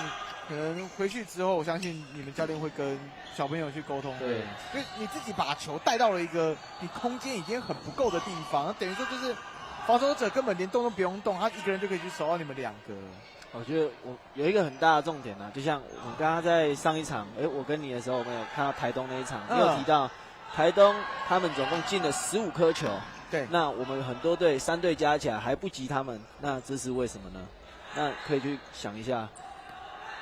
个人能力的问题，对啊，是不是？我们需要去更多提高选手个人的得分能力。你可以看我们男生，其实进的球这几场加起来，也没有你刚才讲，你刚才好像讲到台钢哪一个人进，一个人就进4颗，还是5颗？对啊，我记得小组赛加起来，我们好像也没有进那么多颗的样子。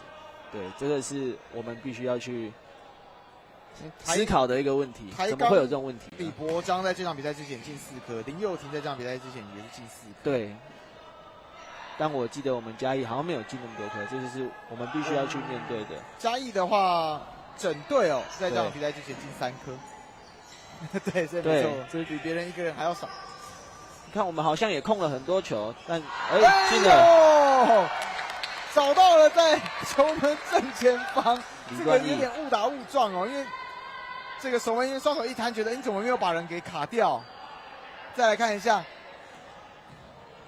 这假动作做得很漂亮。最后是传当球，然后在右杆的队友少了1个人啊。冠毅，然后这是冠毅的赛会第2颗进球，那现在比赛又回到原点了。哎呀，这个动作好像是比较大一点。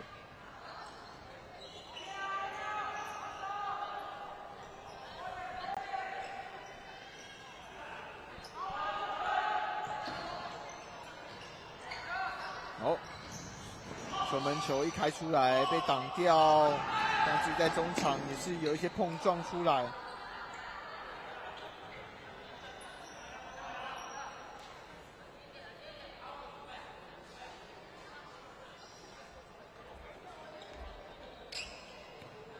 又是嘉义县的球权，大脚一起，后卫赶紧要往前场给。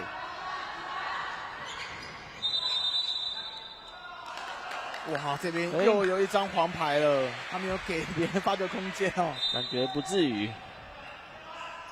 但是他有说什么话吗？这就看裁判每个裁判的尺度不一样。刚刚的那一张黄牌是有给出来了。对。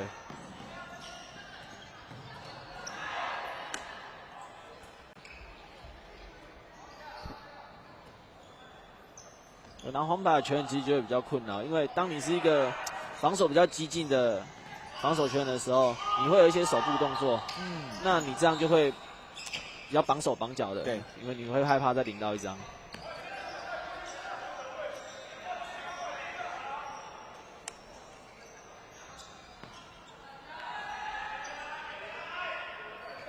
等于说现在嘉义县这边已经有2位球员，对。身上是有黄牌的，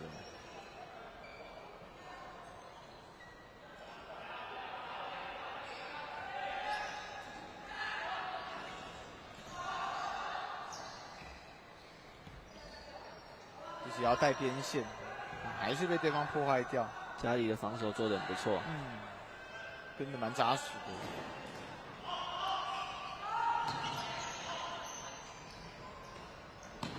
看他们一直有反快攻的机会。一边就是黄宇欣另外一边的话是林佑廷，两边都是能够自己来带球的箭头。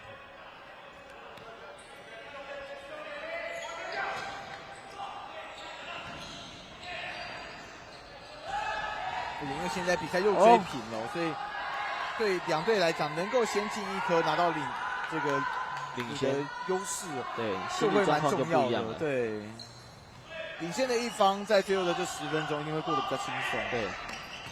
哦哟，再碰一下。因为可以观察到家里他们又提速了，嗯，跟刚刚领先的状况不太一样。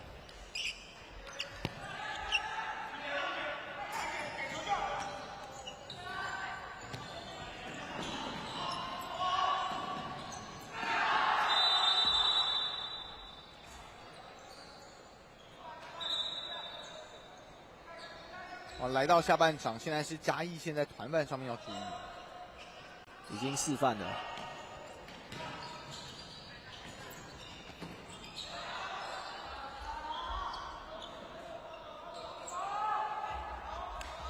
最后的10分钟，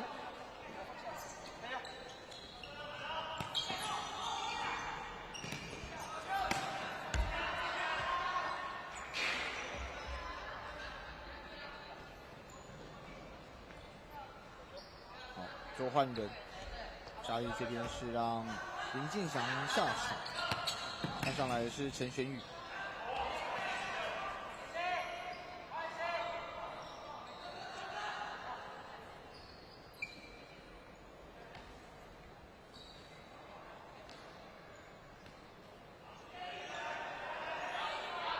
嘉义国中现在都是直接退防到中场，对，要准备来抓一个反击，让背后有更大一点空间。来了，好，还要球权拿回来，嘉义线，过了，边线这边过了，前面是2打2。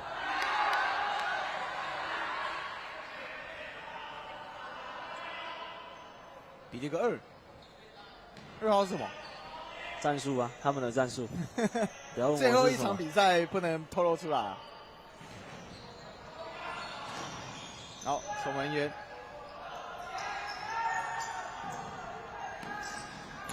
这边一给就完全没有队友跟上来，无效的传球给到了嘉义线，同时在带边线上有吹哨。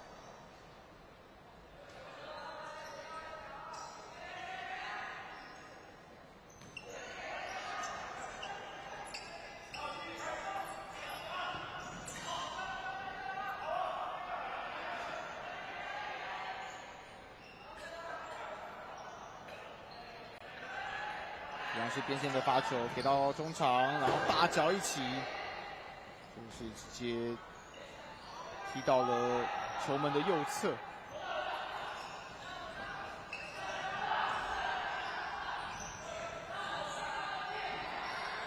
哇，一路的被挤压，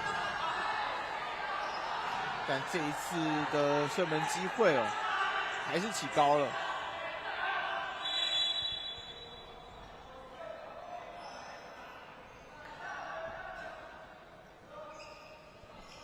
守门球，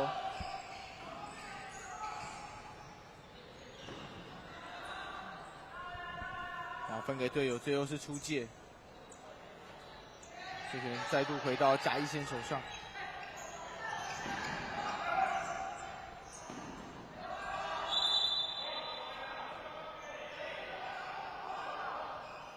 再换人，把林敬祥换回来，陈玄宇下场休息。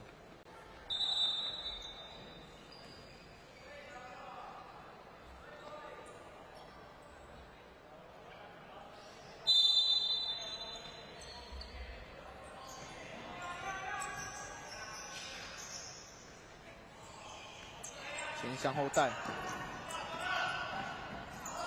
接应也来了，包夹也来了，自己一个人过2个，哦，这边再起脚还是起高，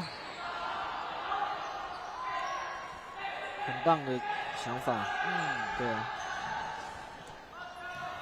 其实有时候最后的得分都是来自于，有一些个人的突破，然后去创造一些机会。不管在成人的赛事啊，还是这种小朋友的赛事，都是一样，比较难这样传，然后最后一个很漂亮的进球这样。对，因为你传哦，除非你真的是在小组的配合上面做得很好，否则基本上你在传的时候，其实你旁边会永远跟着一个人，对，所以你很容易就只是自己在3个人轮转完之后传来传去，可是球一直其实都在差不多的区域里面在流动。没有错。那如果你自己能够去过一个人，那就代表你前面就多打少的机会，因为你有个人在你的没有错后面嘛。你是专业的，所以如果说你的个人技巧是能够提升起来的话，那当然你能够有自己带球去过人的能力，这个是教练会最爱的球员。对啊。因为牙齿是不是有点撞到了？撞到地板的样子。李冠毅，是撞到肩膀。对。他刚好稍微矮了半颗头，所以追上去的时候是在李博章的肩膀位置。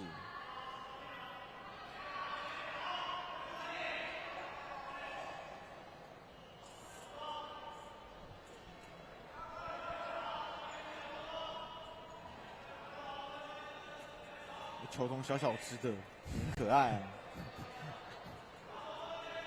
他这个静电拖把出来比他还高啊。对。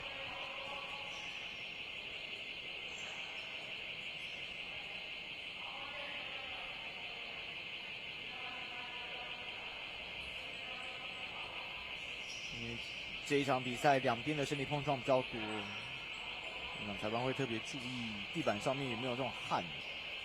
倒地之后的这个汗，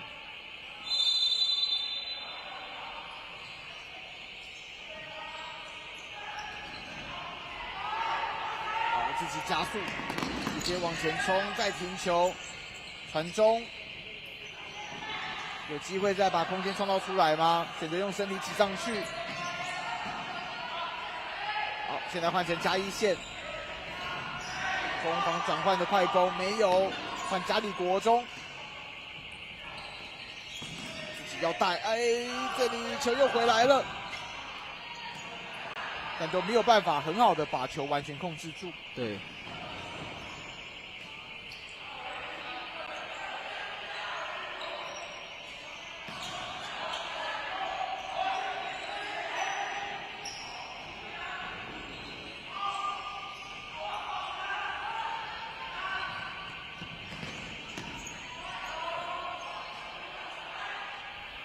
一来一回，很快速的，两边又各碰了一次球。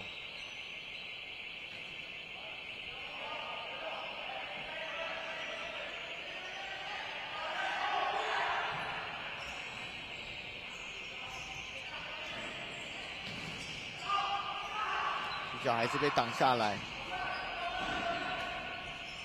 角度小了。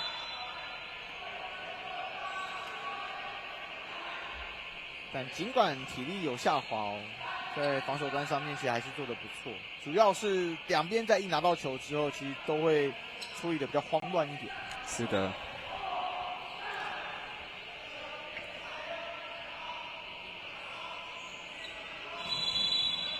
球还在动，这是今天第2次有这个状况了，球还在动，没有把它固定好。他太专心在看那个里面的了。对。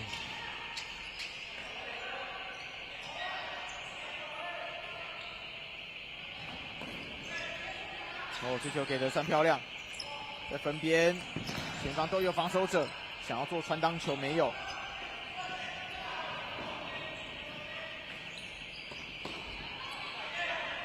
哇，没有选择再往后面再重新传导一次。目光都是在往前看，但其实刚刚那个横传球是一个很好的尝试，对。如果过了，就是过了直接面对守门的，对。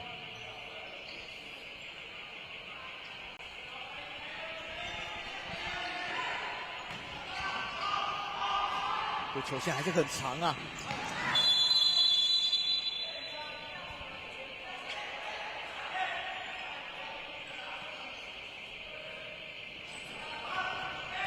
我观众隐约有听到那个咕咕声哦，台北体育馆的特产，不知道什么厕所就很容易会误出警铃，无论是1楼、4楼，就是很容易会不小心碰到。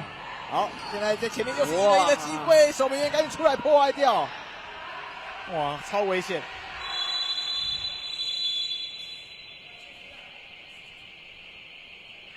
哦，这时候场上是有状况，怎么了？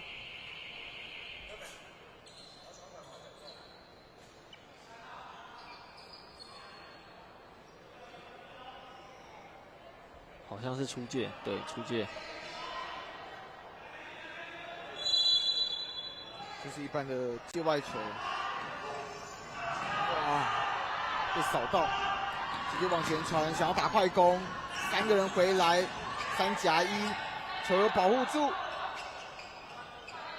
好，往回给队友，再往中间给，哎呦，这个球没控制好啊，哦，又是一次快攻的机会。但这一次射的比较直，没有角度出来。好，再往前给，转身，哇，差一点，举起手来想要讨犯规哦，没有。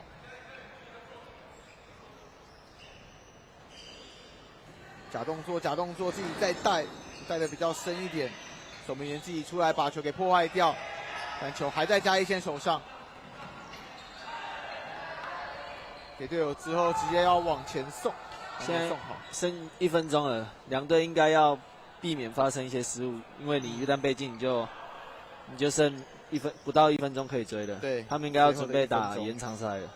今天的第1场延长赛要出来了。是，我原本以为今天都不会看到延长赛，说不定待会又 PK 了，哇，就刺激了。PK 哦，好，要延长赛那倒不如直接给我看 PK。对。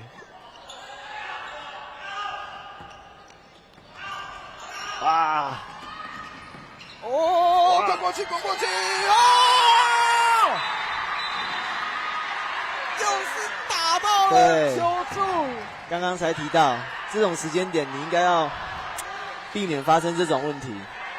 嘉里国中在上半场的时候，球柱都没有帮到他们哦，但是这一次就是右脚。把球加速之后，哦，其实一开始有点乌龙，对，柱子有救了，他就是守门员自己把球撞了进去，没有错。哇，这样子是乌龙球，这个乌龙球让嘉里国中拿下了第4分，现在变得比较困难了。最后的26秒，对，他只需要一直把球清出去就好了。对，压力完全倒在嘉义县这里。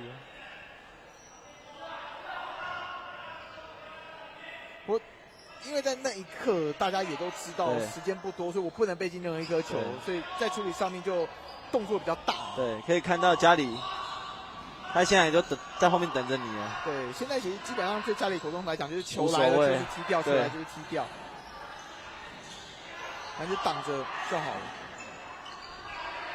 踢得越远越好。最后的7秒钟。每次看这种时候，我都会在想有没有加时，像那个足球上庭时间，但是5人制没有。最后1秒啦！好，最后1秒钟，11人制才有加时啊。对，才有上庭加时哦，这个是没有的。他没有在看。最后的角球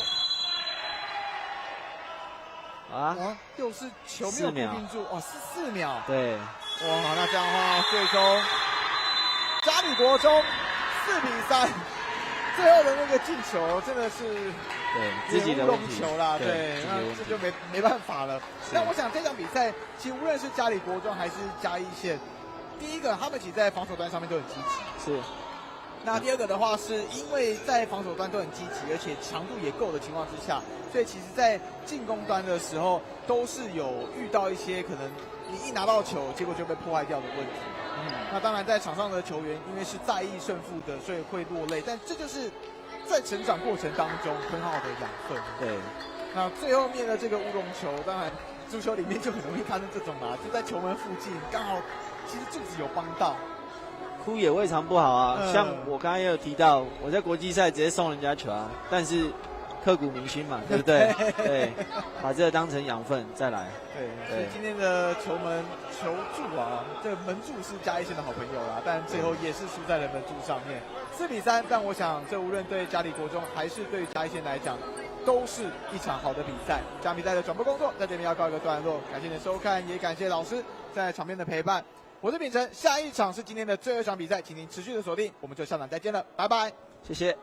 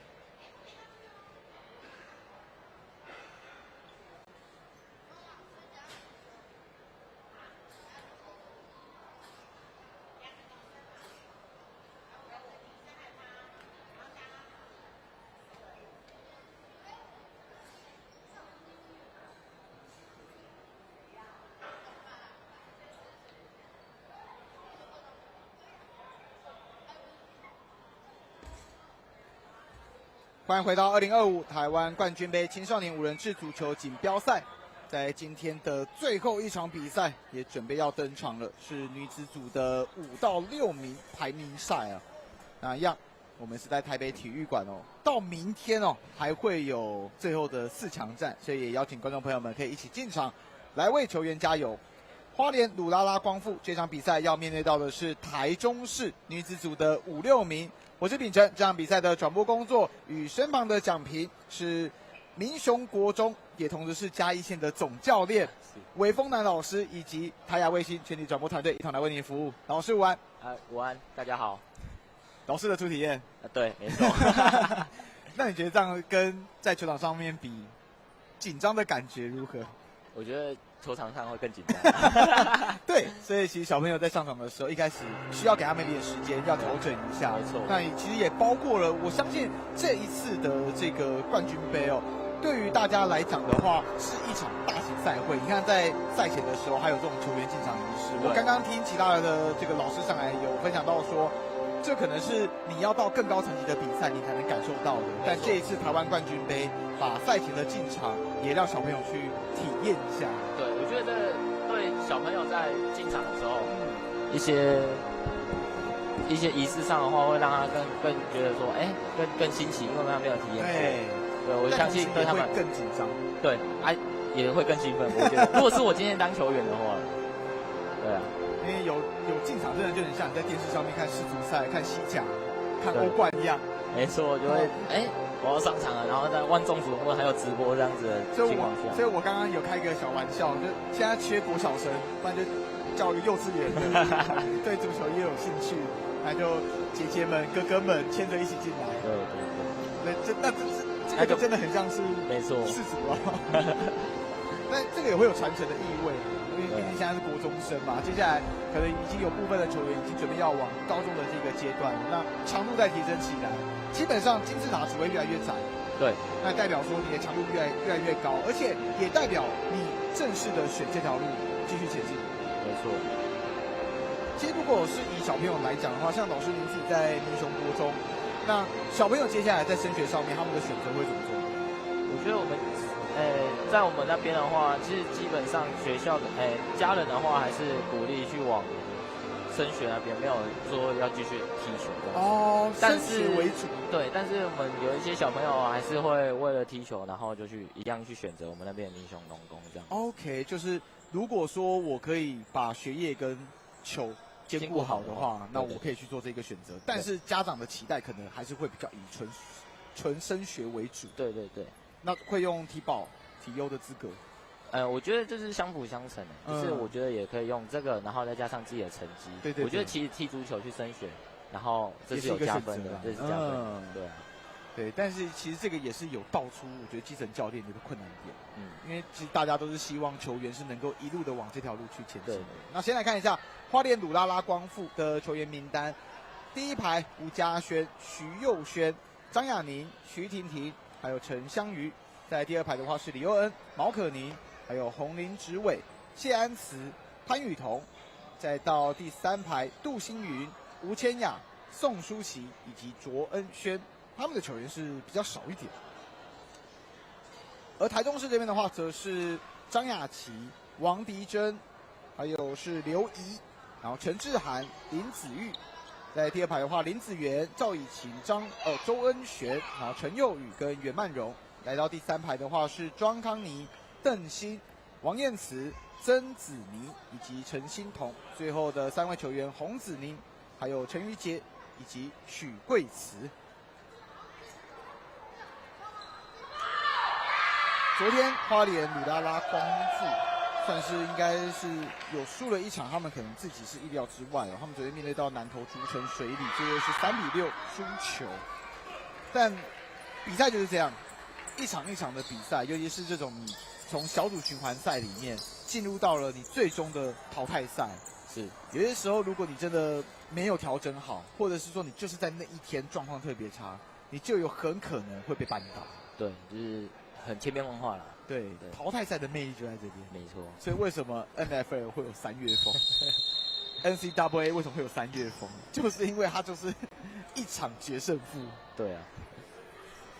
好，这场比赛同时也是今天的最后一场女子组5、6名的排名战。一开始也是在中场的位置，就是大脚一起啊，直接开了。其实这样子的开球，有的时候是蛮纯粹，尤其在你一开始如果比较紧张的情况之下，你这样开球，说不定开完那个球之后，整个心情都回来了。像上一场的话，上场，大家都看在眼里。对，上场那个守门员出来，中场直接踢2颗，全场傻眼了。所以你们也在旁边看，你们也傻眼了。对，我们想说，也太快了。他6秒，他第一颗6秒钟，然后接下来的话，也是在我还在看资料的时候，突然间中场就起脚。所以基本上就是球员一上场的话，就是要保持非常高的专注。对，因为我自己在跟摄影师在聊的时候，他们也有说，以他们自己在离场地比较近的情况下，他们看第一球，其实守门员是愣住的。球怎么来了？对，所以其实从一上场的那一刻开始，就是进入到比赛的状态内了。对，就是必须要 focus 住哦。对，因为可能一个闪神，一个不注意的话，其实就会造成进球。对，那你之后要再去追的话，其实非常难。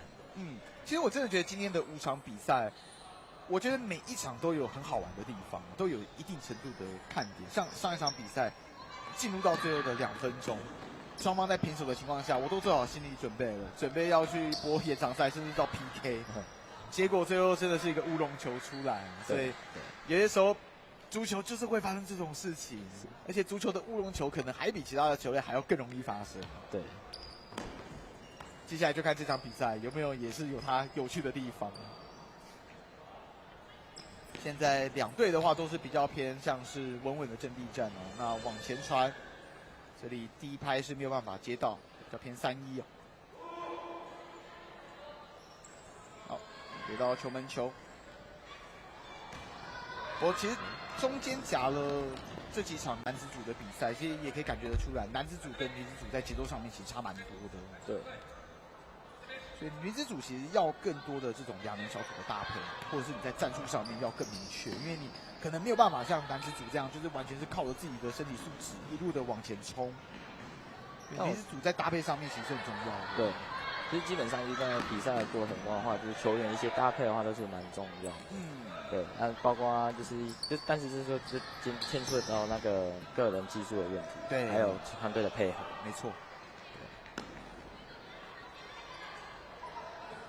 而且因为踢得比较慢，所以你在阅读防守的这一块就要做得很好。像现在的这个传球，以他的视角出去的话，正常来讲，这个他可能是期待队友再往后直接去开一个后门啦，但是前面就有防守者在了，所以传球的角度上面的话，到最后就是一个很死的角度。其实2边的打法应该都差不多，都是打3，基本上要么4-0，要么3-1。对，其实就是在这2个里面选择。那4-0的话，你就很吃你的一个轮转了。那有的时候可能轮转做得不够好，那你打3-0可能会简单一点。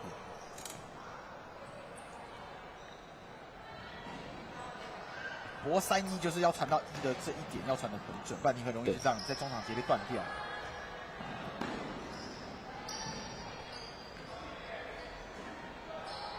然后一路的向自己的前场来推进，不过最后的球是落在了对手身上。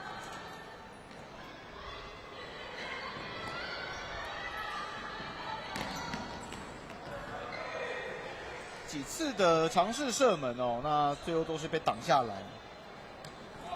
鲁拉拉这边的守门员是毛可尼，浅色球衣、白色球衣的是台中。那黄色球衣的是花莲鲁拉拉光复，哦，这应该是青绿色，对，这是青绿色，跟黄好像没有到那么大的关系。在中场抢了又抢，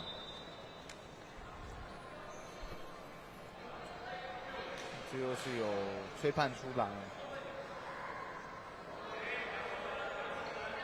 所以球权会回到台中市。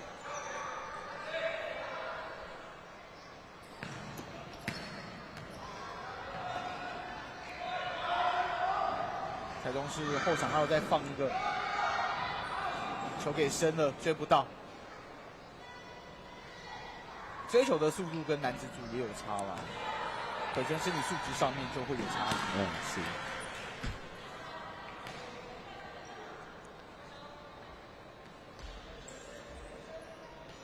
好，花莲鲁拉拉光复。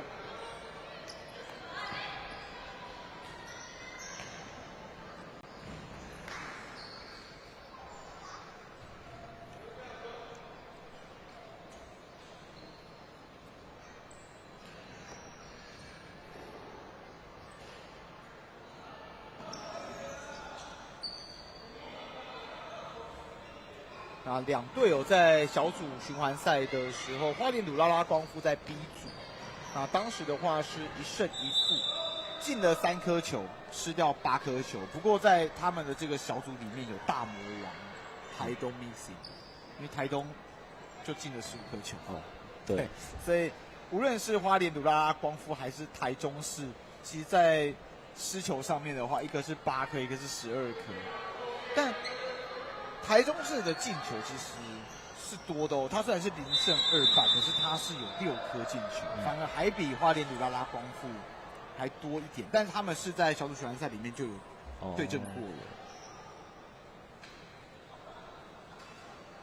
其实通常对战过的对手的话会比较保守一点，因为毕竟之前都有人试探过了，就熟悉啦。对，会比较熟悉。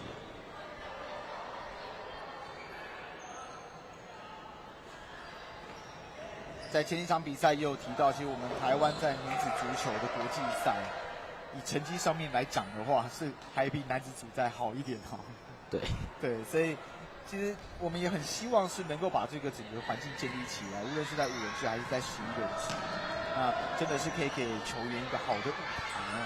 对，舞台其实舞台搭建很重要。对，像这次在冠军杯里面，其实就可以让大家去尽可能的去适应，包括有转播。包括在整个场馆上面，那大家其实久的时候，你习惯强度就会提升起来。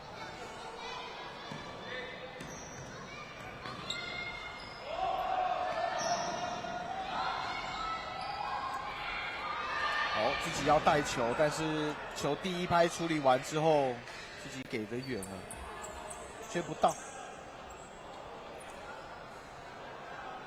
又回到台中市的球门球。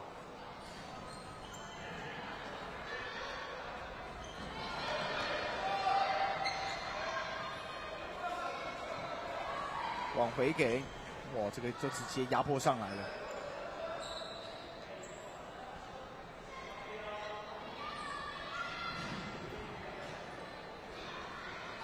大脚直接往前给，一样要走边线，但还是没有追到球。两边感觉都还在适应。对。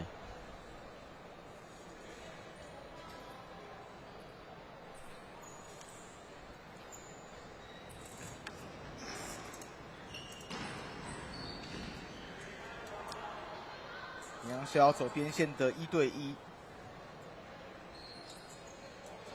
但最终还是失误收场。往前勾，过球的行进轨迹没有办法控制好，又回到台中市。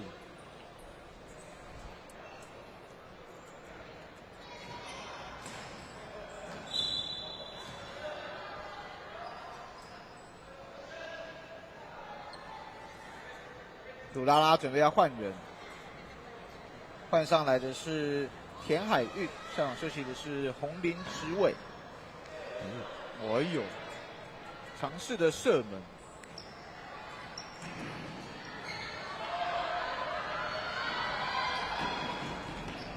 单骑一路的往前打，一手中漂亮，太漂亮了，好球！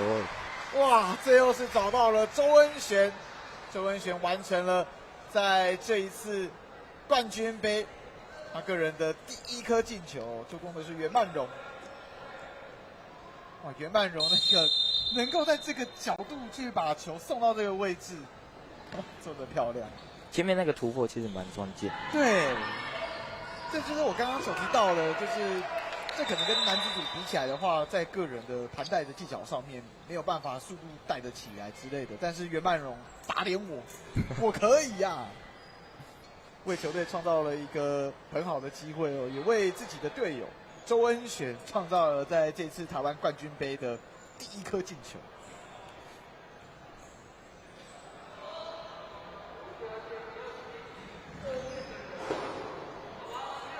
花莲鲁拉拉光复其实在过去的这几分钟里面呢，都是有射门的机会啦，但还在调整。对，像刚刚我们播到嘉义县的女子组的比赛，他们是一路调整到下半场。对，上半场的时候，当时是一个10比1。没错。教练那时候也在旁边吗？我在旁边，对，我在旁边。对。所以那时候其实分差是拉的比较大，那下半场好不容易醒过来了，但是因为分差真的是太难追了，有做一些调整啊。对。但这个杯赛其实就是我觉得小朋友要把它视为就是自己在足球的这个道路上面的其中一个里程碑，但是这不是全部。不会因为踢完这个杯赛，然后你足球生涯就结束了。没错。每次其实都是调整。只是难免当球员都会发生一些失误。对，那你怎么去让这些失误变化成是你自己的比赛经验？我觉得这是相当重要的。而且当球员或者是当运动员，或者是你只要有在接触任何竞技类的，无论是游戏还是你真的就是所谓的专业的运动员，那你难免就是会遇到一些你自己不想吞败，可是你被迫要吞败的情况。那这就是养分。对，就是慢慢成长起来。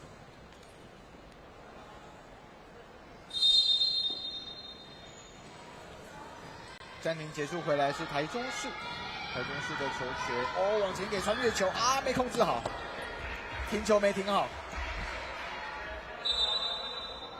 一样是要做给周恩选。周恩选今年是国2升国3，在台中市这里的联队上面的话，全志涵、林子源、赵以琪。另外还有曼荣跟王燕慈，这个都是国3要升高1了。鲁拉拉这边的话，则是只有徐佑轩，就是1位。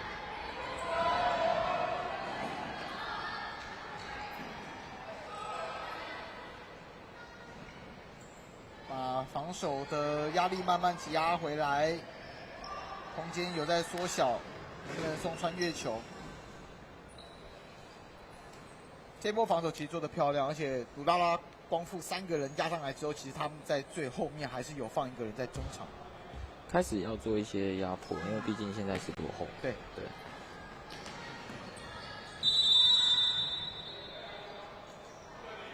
就是会在不同的状况下，教练会下达不一样的。对。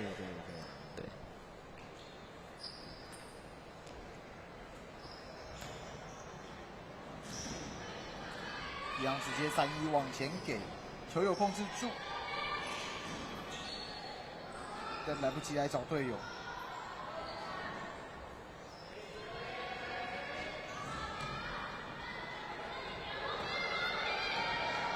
哇，球线太长，很快攻的机会。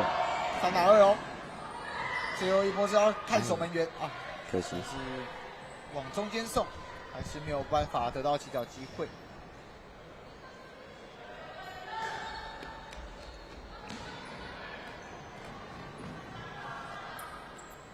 守门员控制住球，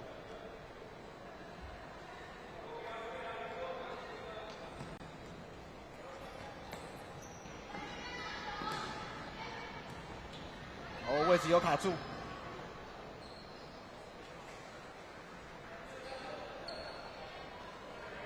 田海运来面对到袁曼的，这个是7年级国1升国2，面对到国3升高1的学姐。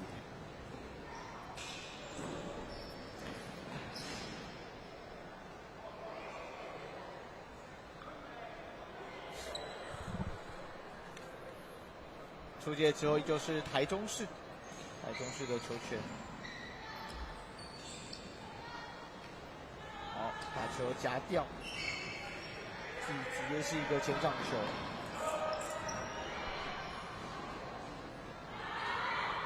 这几波鲁拉拉在传球之后的停球都没有办法停得漂亮。可以看到球员就是满场跟着球在跑。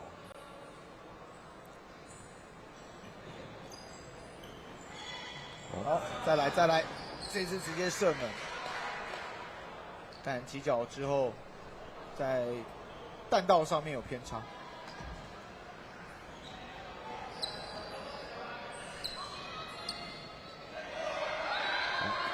换台中市3打1，3打1哦，回防来了，停好，哎呦，想要再补这个球，一直往前滚，再停一次，这次是有射正。但守门员已经准备好了。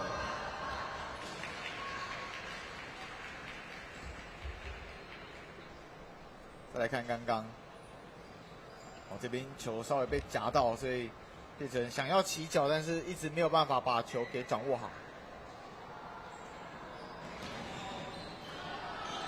所以又回到袁曼荣。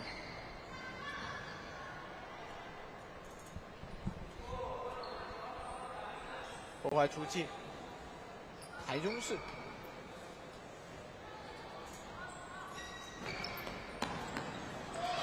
想要直接往前给，袁曼荣已经跑出来了。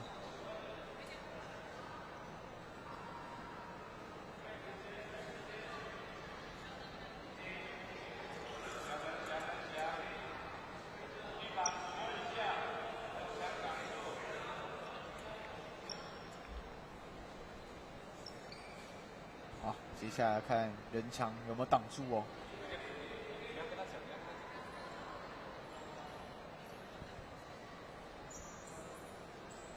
这个距离上的话是蛮近。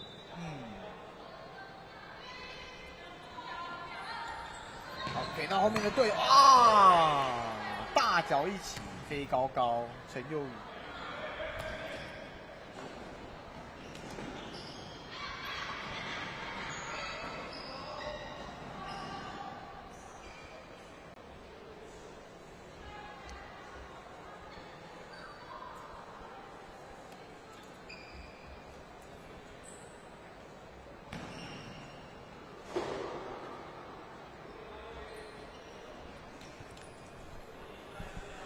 这几次的射门都还是没有办法去造成威胁古拉拉上半场比较可惜的就在这一点，机会有出来，对，但起脚之后，其实基本上偏差都是很直接的。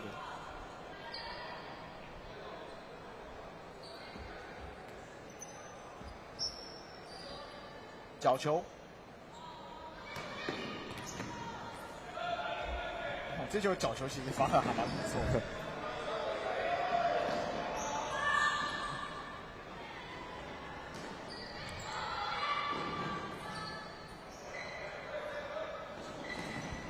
需要有人上来做接应。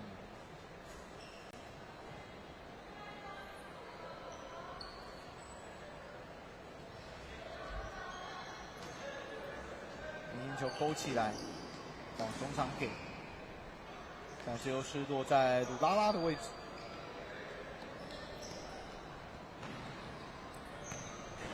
哦呦，直接要这样给，有点大胆哦。哦，又来了，又是跟守门员1对1的机会，守门员扑出来，化解了这一个10分危机。前面给那样子有点给太大胆了，在你眼前全部都是防守球员哎，结果直接这样给就变成是台中市快攻的机会了。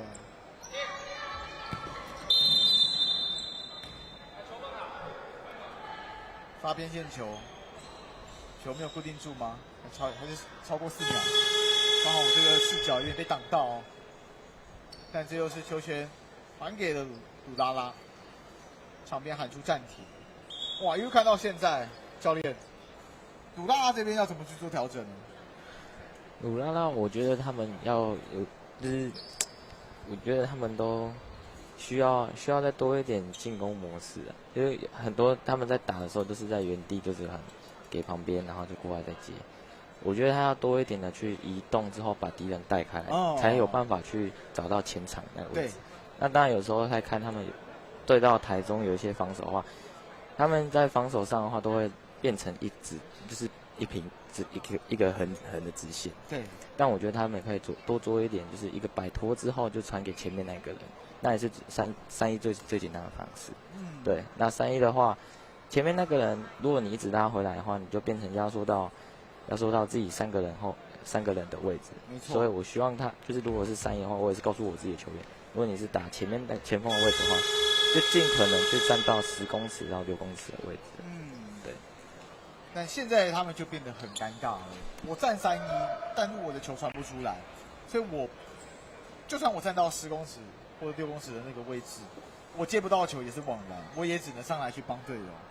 但如果是照3-1要这样打一整场的话，那变成花莲的这个光复这边会有点辛苦哦，因为如果他们在中场的球处理不好，那他们要到前场去，基本上机会是不大。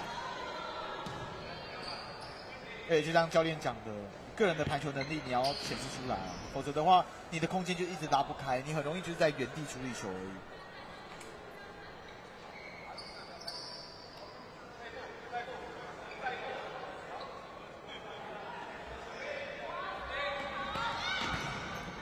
又回到台中市，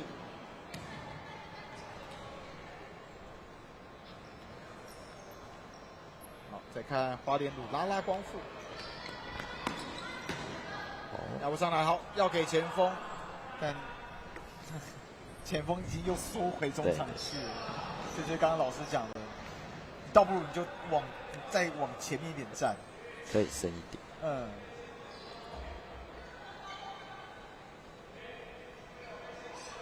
然后这个我觉得也是小朋友之间可以去沟通跟思考的地方，因为如果我今天一被压迫，我要往前送的时候，其实我就没有办法去控制，那我干脆我就直接深深的送到前场去。所以你如果能够像老师讲的，我站到6公尺、10公尺的这个位置，至少你可能比较有机会去处理到球，对，不会像刚刚就是球直接从你旁边穿越过去，你也来不及去接。哦哟，这个穿裆。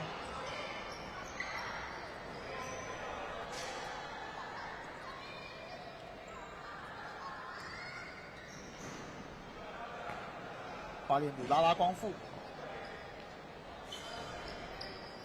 把球勾起来啊哈！打压迫上来，他没有一起压啦，就是变成说你上来之后，他传过去之后，就会很容易的就是再传出来，所以在压迫上的话，还是要尽可能沟通好。哦哟，这一次的起脚挡下来，往前快传，但是最后球是出界。牵球就挡得漂亮了，不过这个也是花莲鲁拉拉光复现在要思考的地方。当你在中场，你出现了这么多的问题，你就是给自己的守门员很大的压力，因为永远都是台中市直接在中场反快攻，那可能就是简单的1传2传，其实基本上就是跟守门员1对1的机会，像现在2打1。好，守门员现在要来踩粉，可惜这个方向有猜到，但这已经是第2次哦，你的守门员赤裸裸的面对前锋哦。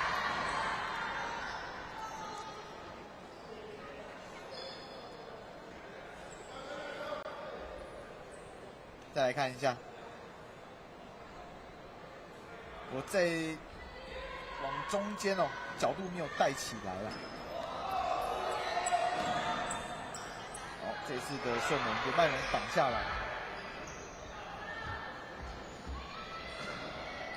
继往边带，再往前勾，但是队友还没有起跑。其实我跟袁曼荣搭配的话，我觉得队友可以再更大胆的往前面跑，因为他是有这种自己带边之后再往前去分球的能力。但像刚刚如果队友是直接起跑的话，他们是有机会处理得起来。我觉得那颗球是接得到，他往那边推的时候，前面那个人就是往前走，对，让他有一个一对一的空间。那他如果不跟的话，就像刚刚这样子勾过去的话，因为他不跟，应该是他会担心袁曼荣自己球掉，他要过去救。但就是这个犹豫，袁曼荣，我们刚刚光是他助攻给周恩璇的那颗就可以看得出来，他其实在带边的能力是有的。这个有的时候也是教练可能要去提醒他的队友，就是你们要相信，如果当袁曼荣今天拿到球的时候，你们前锋义无反顾就向前冲，只要注意他随时要传球就好。对。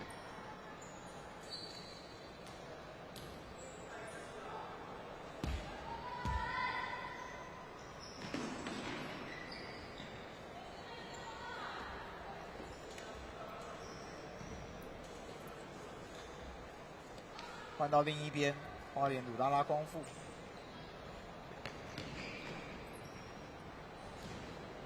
接球的位置还是比较靠近中场一点。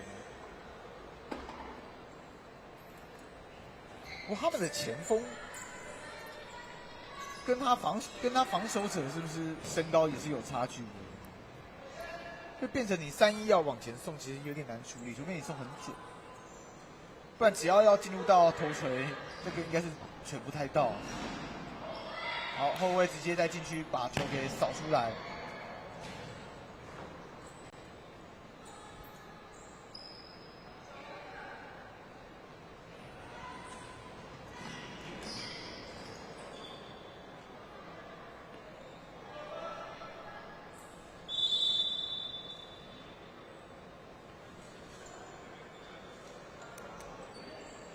这时候是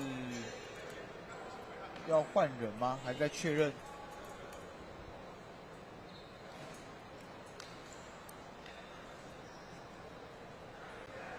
花莲鲁拉拉光复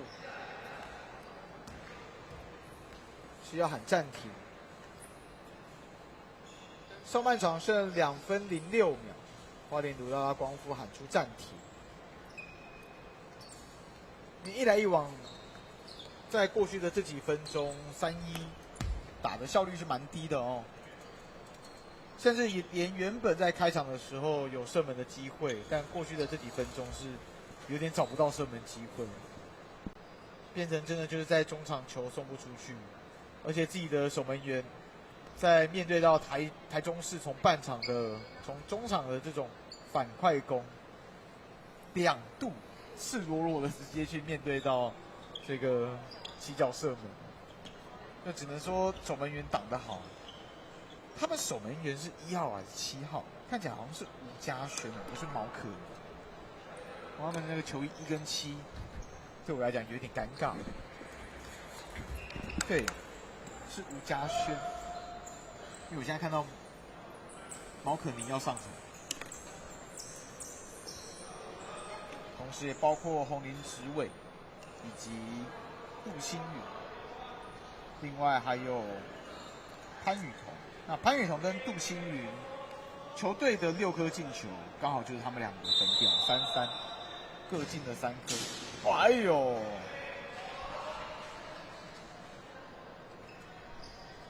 杜新宇，威胁性十足哦。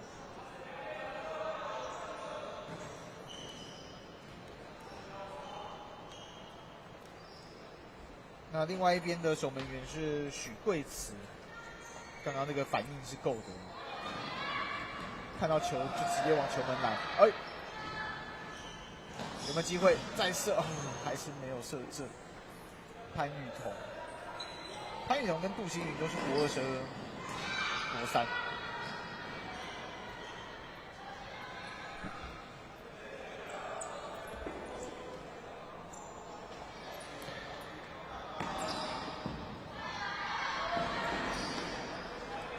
球往回带，再等一拍，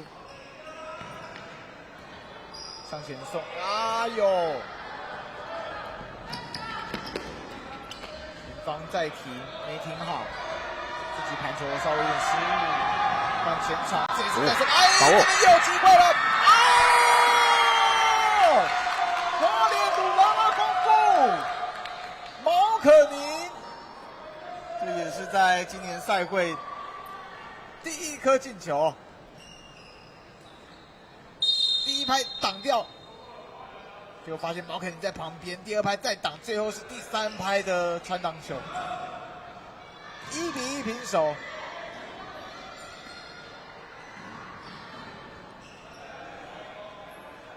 上半场剩下最后的35秒，我们直接往前送。另外一边的话也是要直接往前丢。球没给好，又给到了花莲鲁拉拉光复，传中，但队友没跟上。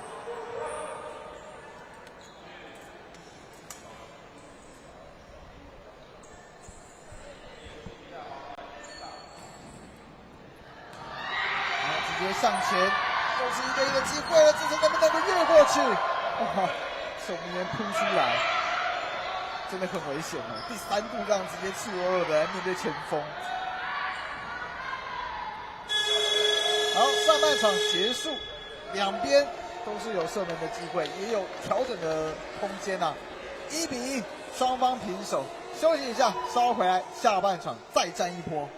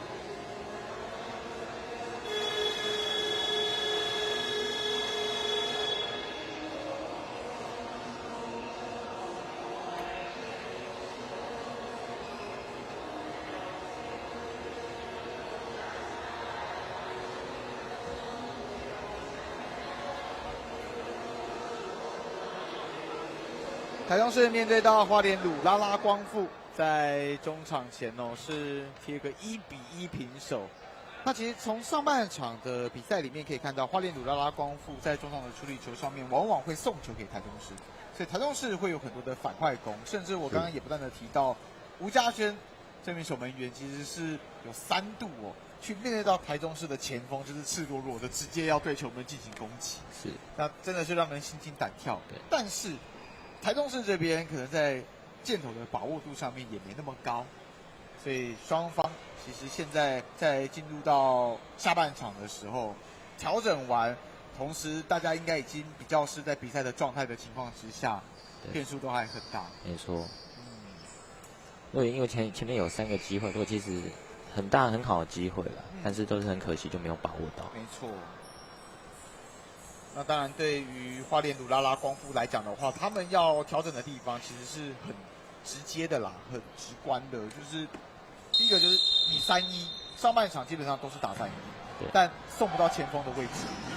那送不到前锋的位置，你等于就是你3-1，其实就只在中场弹球，然后送球给对方。那怎么样去解决送不到3-1前面的前锋位置？这个就是花莲鲁拉拉光复要想办法的地方。那其实，在前面在暂停的时候，也有特别问到老师，那老师又给一个建议，就是至少你自己球员在处理球的时候，你要能够自己去做盘带。对。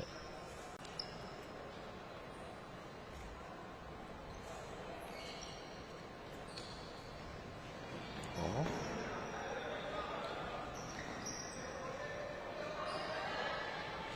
现在开始在打4-0了。好，但是这边直接断球，袁曼荣自己起脚。袁曼荣他其实能力真的很好，因为刚刚这个起脚其实也算是射得准。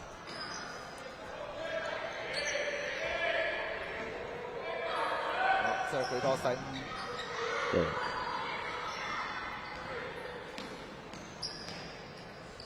中间的穿越。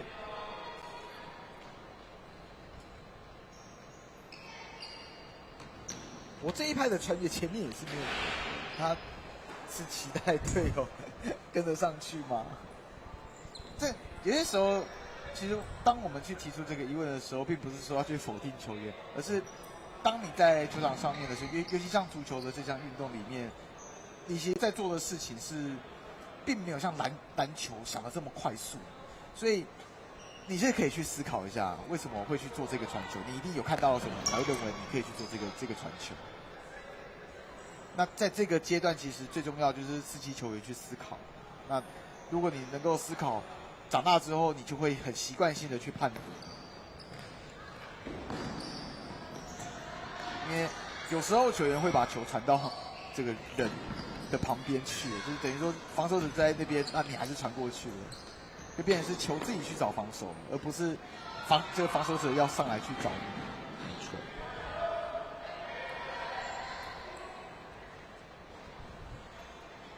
袁曼荣的这个点目前是在防守端上面算顾得不错的，就至少没有再让他在带边的这个盘带能力显现出来。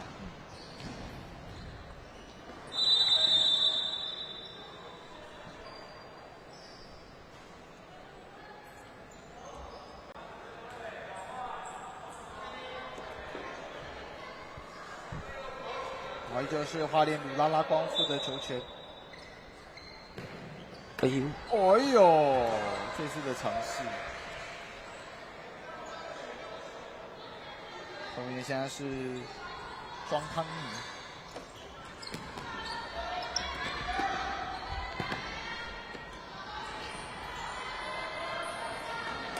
有势有机会啊，所以刚刚真的是一个不错的尝试。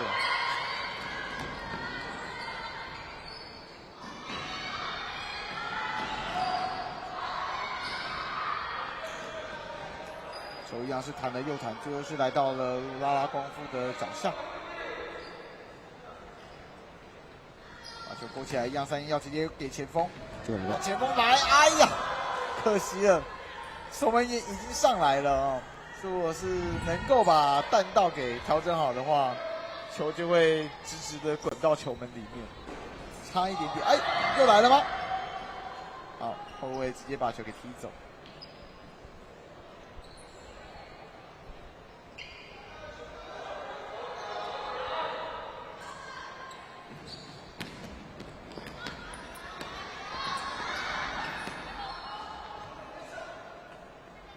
就是鲁拉拉。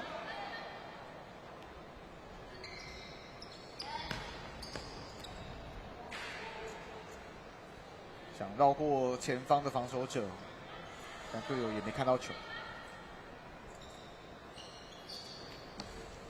压迫上来，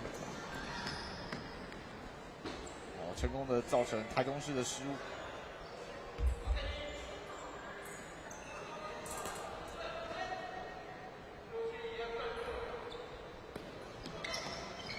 勾，哇，想要做头锤，但没有跳得起来。守门员往前甩，球又被断掉了。对方在传中，啊，真正的起脚，够高了。好，再来哦，又有哦，先把球护好就好。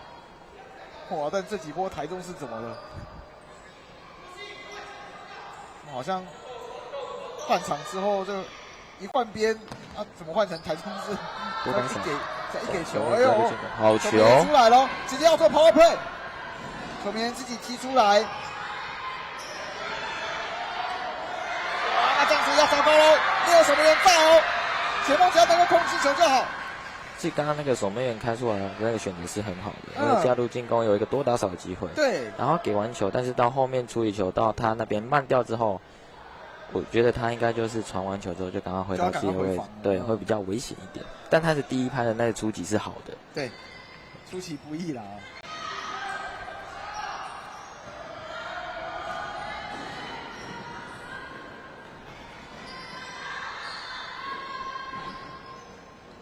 直接在大家自己的前场。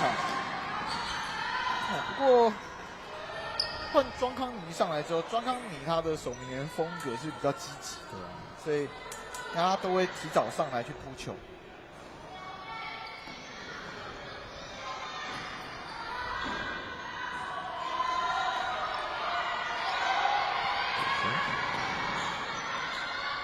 中间还是有。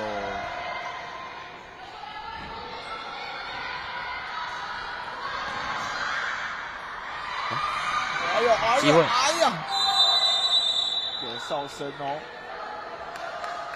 机会有制造出来。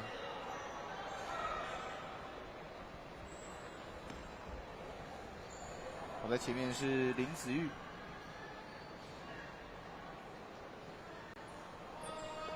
直接有滑铲的动作。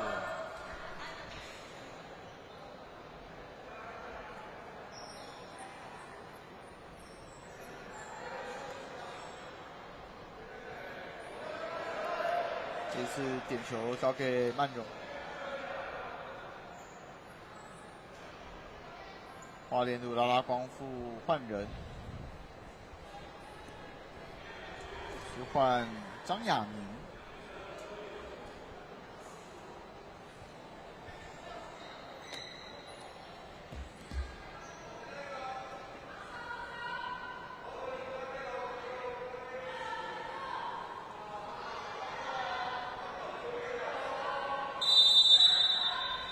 曼荣来操刀，直接OK， 哇，还有反应过来，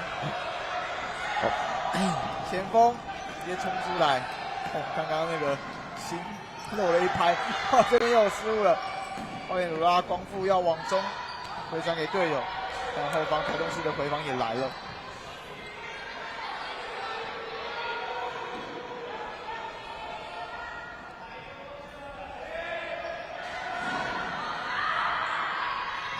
还有自己的这个盘带能力，队友在旁边假动作，回最后的这一脚是陈志涵。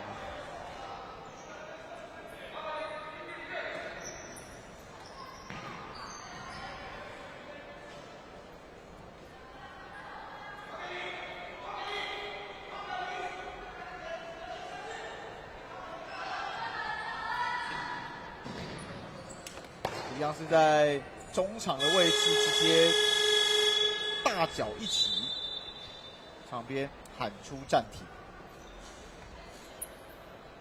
一样是在这1分钟，两队要去寻找另外的进攻机会，尤其是台中市、花莲鲁拉拉、光复进入到下半场之后，反而进攻的机会有增多，速度有开始快起来。对啊。那台中市的话，往往就是这个球门球一传出来，球直接传到鲁拉拉光复的球员身上。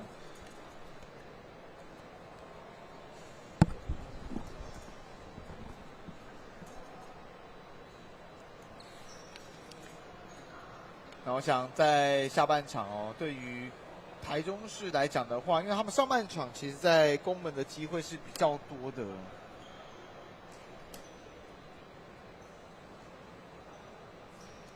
所以在下半场突然间有点峰回路转的情况之下，对于花莲鲁拉拉光复来讲，对于台中市来讲是会比较尴尬一点的哦。台中人10号的个人技术其实相当不错的，就是袁曼荣。刚刚就是他带边，然后自己打到了一个比较深的位置之后，往中间传去找到周恩璇，上半场的进球。那其实前面的时候我们也一直有在提到，就是袁曼荣的这一个点，因为他的盘带能力是真的不错，所以他的这个点，如果说可以让他去做这个中场位置的盘带，让他自己去深入当这个箭头的话，那他两边的队友其实就义无反顾，就直接帮他把空间创造出来，让他可以需要的时候就是往前面去传。对，那其实这件事情台中市，我觉得好像这几分钟看下来，一直没有办法很完整的把这件事情给做出来。那接下来袁曼荣一定陆陆续续开始在带球上面会偶尔会有一些失误出来，因为体力下滑。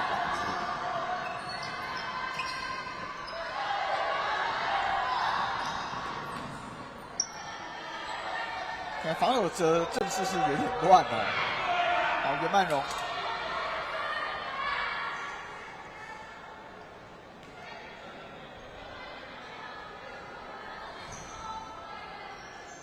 分边，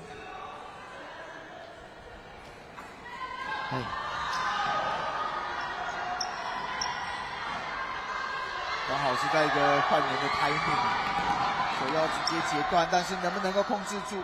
没有。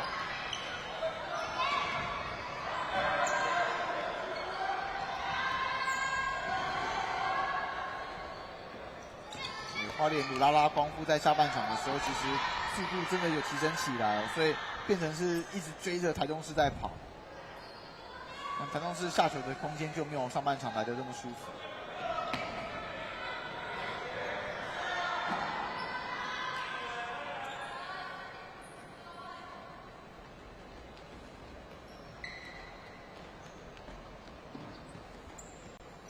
也是直接做一波的换人，连守门员都换。守门员换上来的是康妮。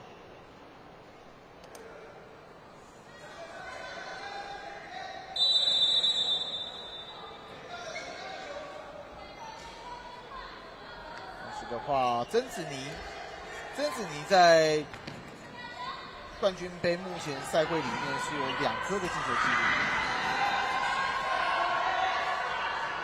我的守门员也一起出来了，又要来做一次 power play。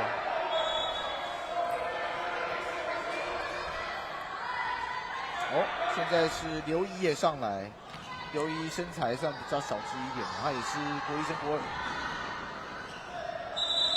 台中市现在试图在变阵，你发现你的速度起来了，我用这个比较新鲜的双腿去追着你跑。那也同时让袁曼荣先下场休息，或许等等最后的10分钟还是需要他上来。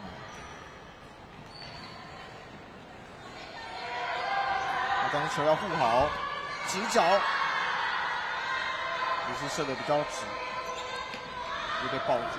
哎呦，这边也没传好，再来一次吗？哎，这里1对1的机会，一样低拍球没有办法停下来，卓恩轩。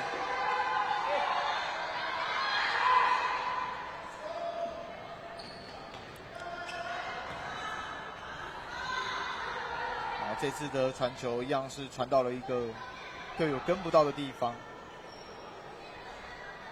赵以晴赵以晴也是准备要升高一。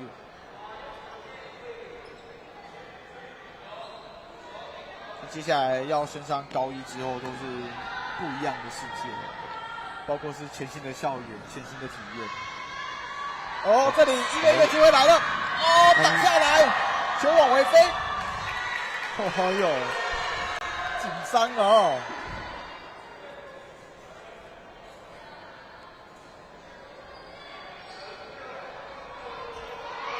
这扑出来扑得漂亮，这是张雅宁。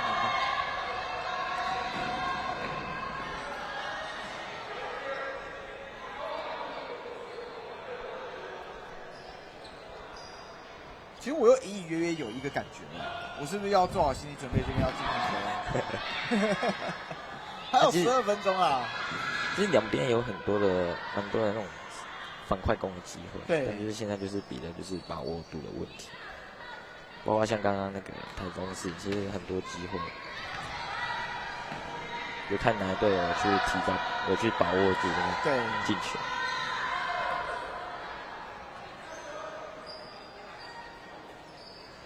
我这2颗的进球，除了袁曼荣助攻给周恩选的那一颗的话，感觉比较多就是在禁区的乱战，然后突然间把球点进去，在战术上面其实都不算是有成功。那另外袁曼荣这边的话，就是完全靠个人的技术在打。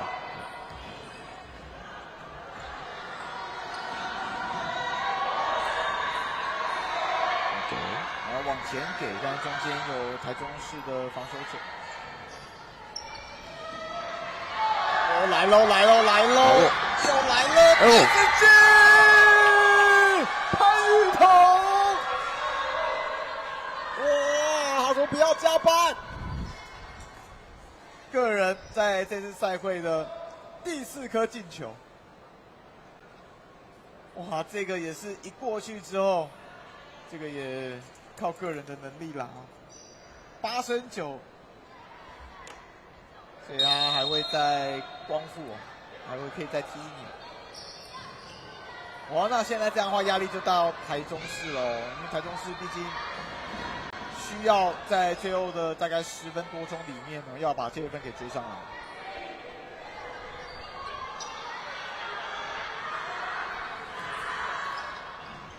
对，这也是后卫群要去注意的。你退防，你要尽可能的去跟啊，因为你让你的守门员是这么直接性的去面对到对方的攻击，其实这都是有风险的。他可以守得了前面的1、2球都是很漂亮，可是就是你难免会有1颗球会被穿过去。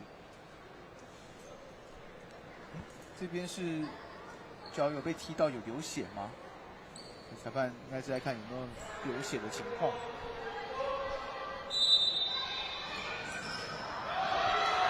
又再来，又再来，又再来，然后这边直接破坏掉。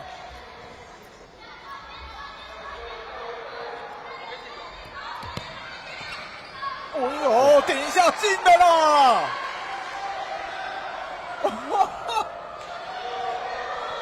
潘雨桐直接助攻给毛可宁，毛可宁今天梅开2度，再看到边线趁着大家都还没有回过神来的时候，直接发进来。球员蛮聪明。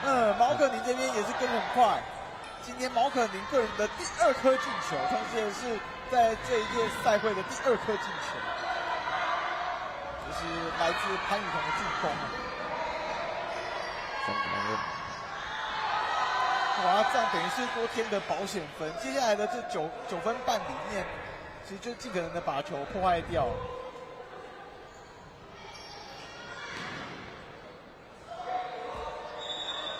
台中市进入到下半场之后，感觉就是换了个样子。那花莲鲁拉拉光复的话，则是把上半场可能是比较平攻的一个状态，先靠着把速度提升起来，在防守端上面给到台中市压力。蛮好。而且3-1现在也送得到了，又传出来，但是没有送中的机会。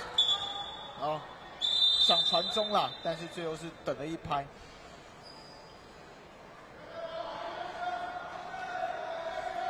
膝盖有流血吗？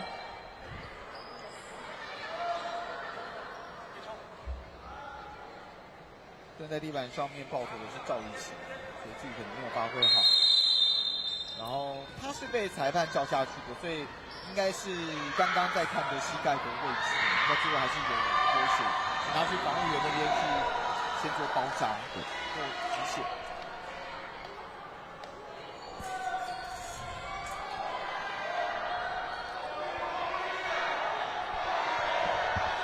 角球，刘怡，也是后卫直接破坏掉，各位上来了，再回，哇，这个回的力道还是大的啊，回的概念是好的啦，对，这个是好的这个回球，但就是位置还是没有控制好。场面的暂停，3-1，花莲鲁拉拉光复2分领先了。这样比赛其实剩的时间也不到10分钟了。对。那以台中市上半场的这1分呢，得分的效率上来讲的话，10分钟要追2分，还是老话那句，不是不可能，但是有难度。对。其实刚刚那个第3颗球的话，就是一个。在攻转手转攻的时候，也是我也是在场提醒我的队友，还有我的学生啊，学生们，在攻转手转攻的时候，你在一刹那里没有马上的站好位置，对，那你就很容易的就是被像这样子快发，然后就整个，刚刚真的是被打了一个时间差，大家还在晃神，还在看我要守谁，我的人在哪里，就对方直接发进来，这也是潘宇彤这边反应也很快，对，然后毛可宁。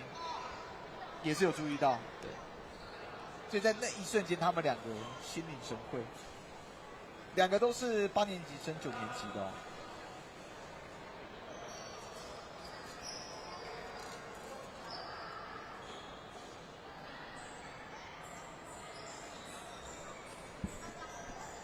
卓恩轩，然后潘宇彤跟毛可宁上来。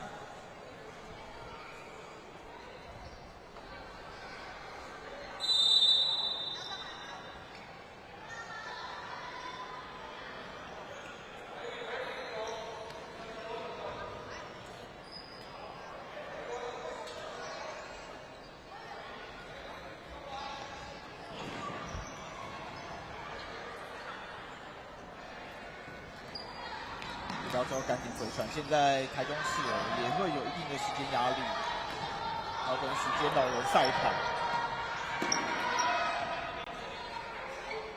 可以慢慢盘球的是光复。你这是不停表的比赛，所以你看现在时间还是会继续走。哦，有球在动，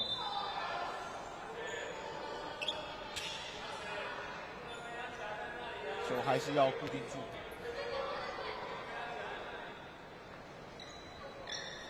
我卓恩轩他很喜欢出这种，就是一发进来然后直接起脚射。刚刚在上半场的时候，好像有一次这种直接就是在发球位置就直接要往球门来进攻。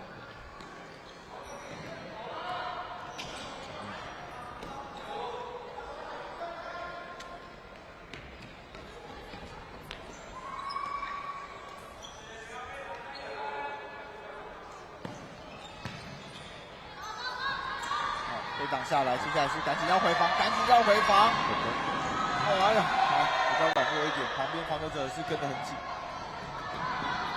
再传出来，还是在台中市的脚下。等一拍，现在是袁曼农也在场上哦。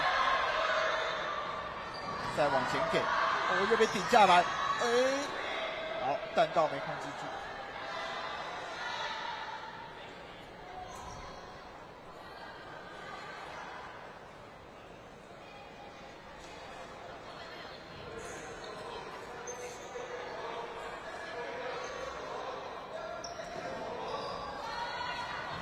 压迫上来了，球最后是出界。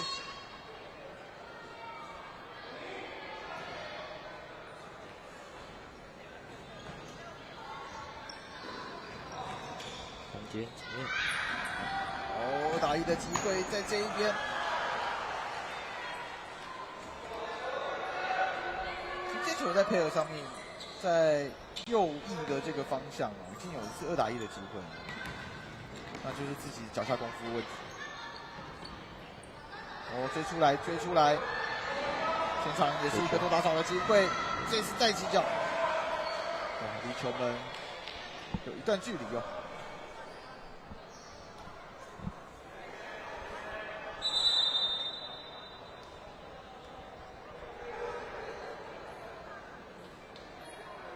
台中市现在对于出界球处理要快哦。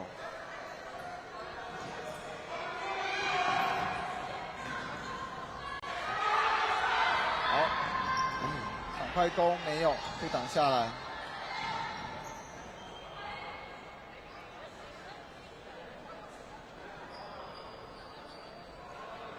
花莲鲁拉拉光复做换人，这时候做换人也是一个把时间耗掉的方式了。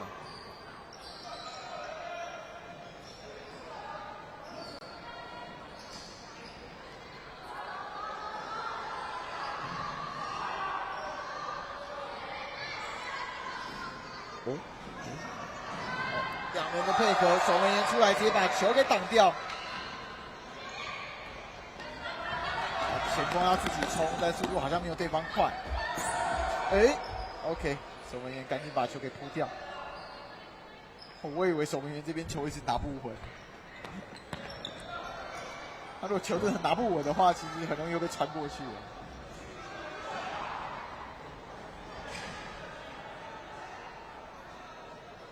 因为要跟时间赛跑，所以台中市现在不太能够有打这种慢慢做轮转的这种3-1或者是4-0的战术，他就是尽可能的赶快往自己的前场去带。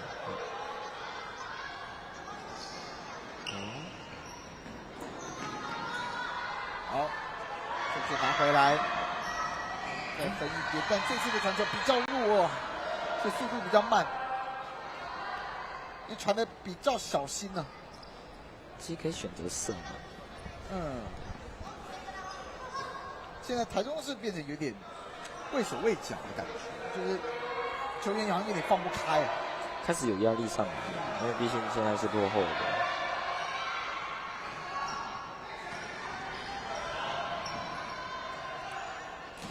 后卫看到球进到禁区里面，就直接破坏掉。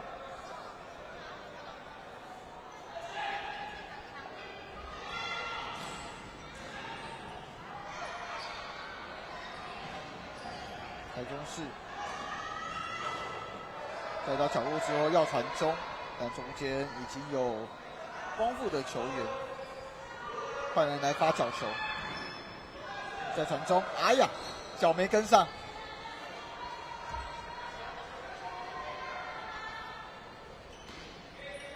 看一来一往的混乱完之后，其实已经过4分钟了。但这种节奏是拉光复可以接受的。就你要这样子乱战，那就大家来乱战，因为领先是我 power play， 守门员也出来了，被挡到，接下来只要往前甩就好，球只要能够比人快，好还好，台中市至少后卫是有回来，前面，好守门员也挡出来。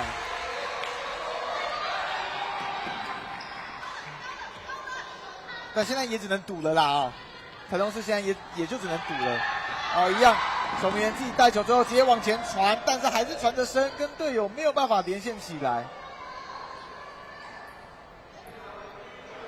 但接下来的这几波应该都会尽可能的去尝试 power play。机会。被挡下来。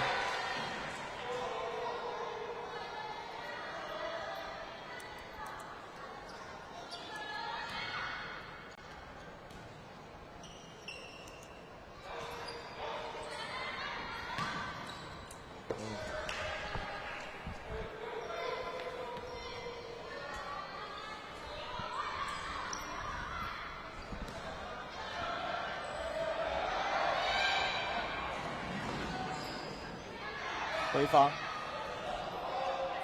然后一样再把球给破坏掉，最后的50秒喽。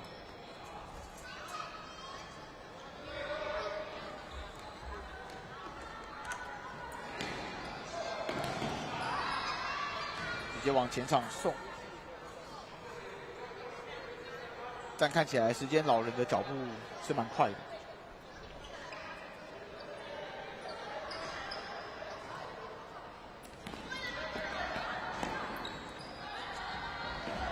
守门员拿到球一样自己要带了。哇哟，这边直接被起脚，哎呦，差一点点。这就是 power play 的风险，你守门员一拉出来，球门放空。没错。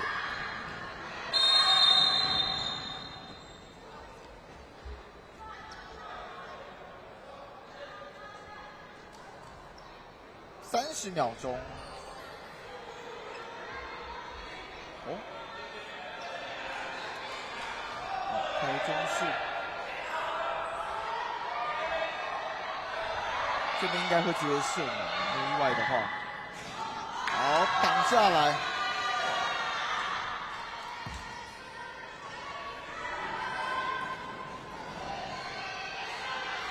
球被断掉，没有。